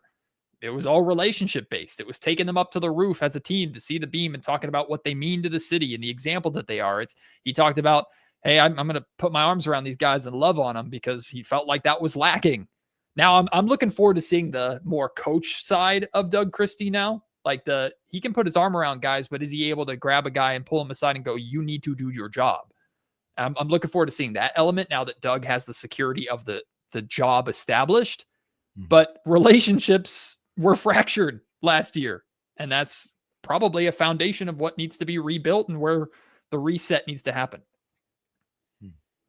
Your latest episode of Locked On Kings talks about the kind of the relationship between Zach LaVine and DeMar DeRozan on the floor, and what the key to making it work might be, and it's the new point guard.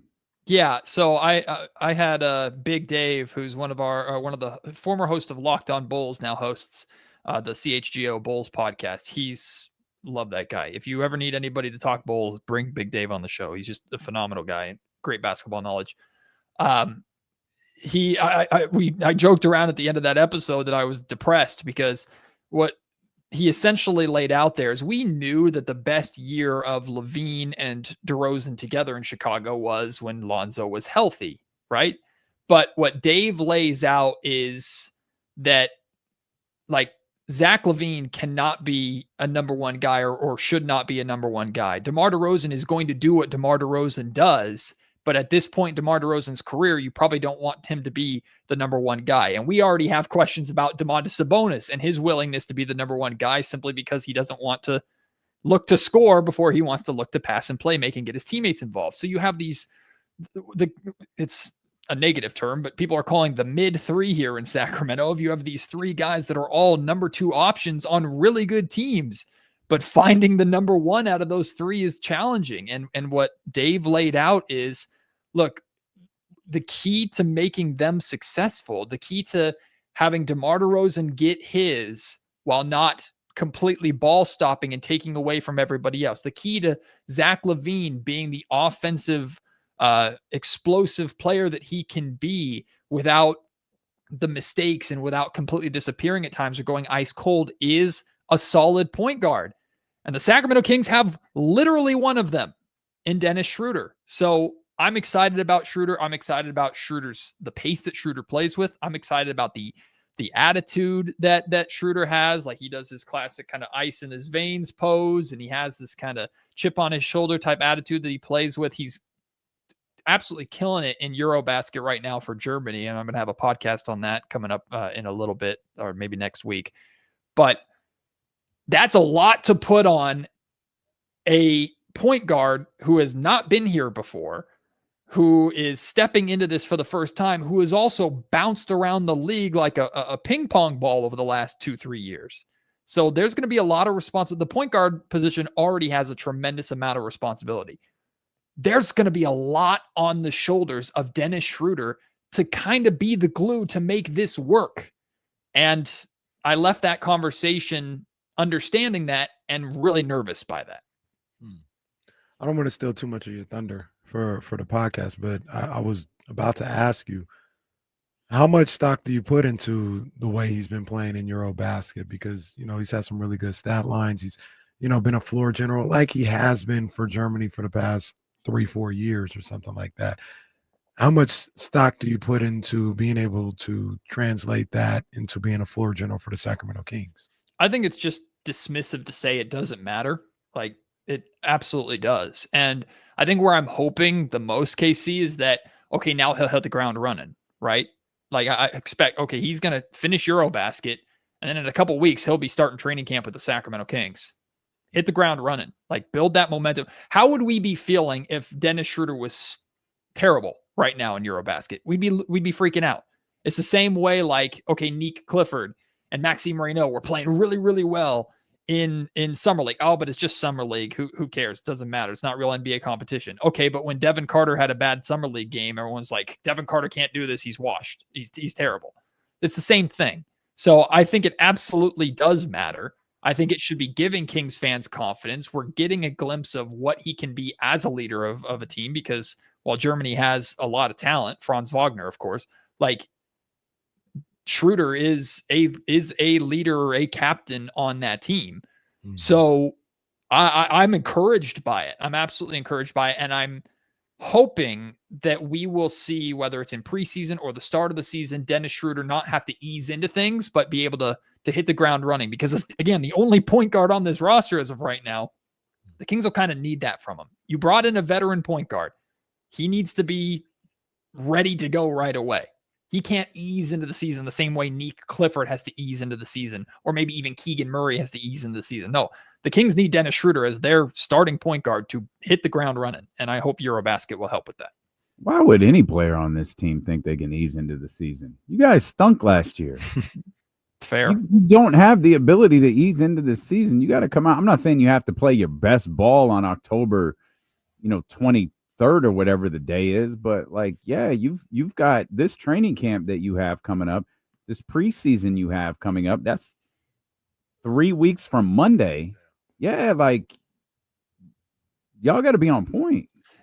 And I think what I mean by ease into the season is not so much like mentally. Like, I don't think Keegan Murray is going into the season going, okay, I can take a few weeks to get comfortable. But I think after, like, every team has a ramp up period, right? We especially see these playoff teams have a ramp up period where they're typically not playing their best basketball in October, November, and even early December. Then they really start to pick it up. That's what I mean. Like, in that time where Nick Clifford has to get acclimated, because I do believe Nick is going to be a part of the rotation. During that time where I would love for Keegan Murray to be awesome right out the gate, but maybe Keegan needs a week to just kind of get into game shape, for lack of a better term. Like, I'm hoping we don't have to think about that or talk about that from Dennis Schroeder, because that is one of the advantages of playing in Eurobasket during the summertime. A disadvantage, which you'll hear a lot of people talk about, is what if he gets hurt or what if he's too tired because he's playing all these extra games? Well, there's no cold start to the season for Dennis Schroeder. He's very much warm. He's been playing basketball, so he can hopefully just go right in. Matt, before you get out of here, do you want to pour one out for our boy Trey Lyles? Oh man, may he enjoy Spain and have a great time over there. Solid king. I really enjoyed covering Trey's time here in Sacramento. I think the last 2 years for Trey were extremely inconsistent, not just with his playing time, but with the poor guy's health. I mean, he had so much momentum coming out of the Beam Team 1 year. And he talked about how this is where he wants to be. And he said in his exit interviews, like, I don't want to be anywhere else. I want to re-sign to stay here in Sacramento. And I know he was close with a number of guys on that team. He starts that next season and gets injured in training camp, I believe, and is out, and then is back and forth in and out of the lineup over that year. And then last year in training camp, he was hurt in training camp again. So just nagging injuries, I think, stopped him from building any sort of consistency, rhythm, or momentum with the team the same way he established Beam Team 1. And on paper, he was a great fit for what the Sacramento Kings were trying to do off the bench. So I think he's a good player. I'm excited to see. Hopefully he has success over there with Real Madrid in Spain. I do believe that Trey Lyles is a better player than some of the guys that are on this roster right now. Like, I'd take Trey Lyles over Dario Saric. I'd take Trey Lyles over Doug McDermott. But that's the tough thing about the market. Like, Trey Lyles is an NBA player. I also don't think, I don't know if Trey wanted to still be here, though. I think Trey was ready to kind of move on. And again, join the club, pal. I know Trey was close with many of the guys who are no longer here. Let's put it that way. So I think he was ready. And Scott Perry talks about volunteers, not hostages. So I think that's probably why there was never a talk of them coming back. Get ready to learn Spanish, buddy. NBA is the coldest offseason in history. It is, man. Trey Lyles is absolutely an NBA player. With Maddie's better than some of the people on the team right now. I'd like to have the Warriors are like, I'd trade for Trey Lyles. Like, if Trey Lyles were healthy, would you still play him? And he was still on the team. Would you still play him as like your backup 4 or 5 right now over Isaac Jones, or would you give? Yes. Yeah. I think Isaac Jones is going to get that shot. Well, and maybe given the circumstances too, maybe they don't feel like that's that big of a deal. Yeah. Like Trey, when he's like there, I think Trey does a lot of things well. Maybe they feel like Isaac Jones can do those same things. Or maybe it's just a situation of we just can't. Yeah. Maybe whether we're holding on to this Kuminga thing or not, like we just can't. So also having Trey Lyles here, it was a 39-win team. I'm not 40-win team. I'm not suggesting it was what was it, 39 or 40? 40. I'm not suggesting that's Trey Lyles' fault at all. Right. I'm just saying, like, it's not like, oh man, crap. Well, there goes 5 wins. It's not. Who's going to put Brook Lopez in a chokehold now? That's what I want to know. That's his most iconic Kings moment. That's a great question. Somebody had Dario Saric, we're looking at you, buddy. Somebody had aspiration to go do it. He's a Clipper now. Yeah. Z Levine Aspire LLC. It's football, baby. We've got Cowboys. We've got Eagles. We got kickoff. We've got coverage coming your way in less than 1 hour. We will be here to cover it all tomorrow and discuss the first full weekend of NFL action. We're so happy that the season begins tonight. We're so happy to cover it for you tomorrow, beginning at 10 a.m. with the Insiders on Sacramento Sports Leader, ESPN 1320. Vamos, Fabletics. Great stuff, Matthew. Hey, thanks, guys. Great you didn't stuff. ask about my 2K sim, and I'm very offended by that because that was quality content in the middle of August or late August. I saw the tweet. I didn't listen to the episode though. Where the Kings at? Did you do an episode on a 2K sim? I did an entire simulation, took screenshots, and did a whole episode of what 2K thinks it predicts is going to happen, including season awards, the the NBA Cup. I mean, I can give you guys a rundown of it real quick if you want, but Was that a Patreon episode? No. Oh, there it is. It was the second. It was the last episode. Yep. 2K predicts the Kings will win 47 games next season, which is 7th in the West. Malik Monk was the rookie of the year, averaging 20 points per game. One more time. Sixth man. Oh, sixth man of the year. Excuse me. Malik was the sixth man of the year. The Kings made it out of their group in the NBA Cup by point differential, but then lost in the first round to OKC, who ended up winning the NBA Cup over Cleveland. Shea was the MVP again. Mike Brown won Coach of the Year with the Knicks, which made me laugh my head off. What else we got? He's going to get fired next year then if he keeps winning these damn Coaches of the Year. Kings, so they were the 7th seed, and they hosted the first play-in game against the Pelicans, lost in overtime by 1 point. So then they hosted the Suns in the second play-in game, beat the Suns, so they ended up as the 8th seed. They take on the number 1 seed Minnesota Timberwolves. Win in 4. They won the first game by 30 plus. But in that game, Domantas Sabonis had like a 30, 20, 18 triple-double. But in that game, Zach LaVine sprains his ankle and Dennis Schroeder breaks his leg. Oh my God. Oh my God. And the Kings get obliterated for the rest of the series and are eliminated in 5 games. Even the fake Kings have bad luck. The Timberwolves beat the New York Knicks in 7 games to win the NBA Finals. Damn. Ant Edwards also won the 3-point competition and dunk contest in the same night. That's amazing. Let me play this for you guys real quick. A commercial. 20 from Sabonis, huh? A commercial is going to run, but hang on. Let me hang on. So I'm guessing. No, here it is. This is the intro I was talking about earlier. His facts are true because he searches Google. Did you know? With Kevin! Yay! Loving us! Yay! Shut up. So that's the intro we got to build for Did You Know with Kenny. Did you know it? Kenny. Yay! Yay! Kenny. Can I do the voiceover? Let me do the voiceover on that. That'd be great. That'd be great. Kevin is absolutely a national treasure. No doubt about it. Last note on the 2K sim too. So after that was done, I put Russell Westbrook and Kuminga on the Kings and simulated the season. Just like, oh, would it be better? They won like 35 games and were the 12th seed. 12th seed. All right. So everybody have a good day. We'll see y'all tomorrow. Good. Sure.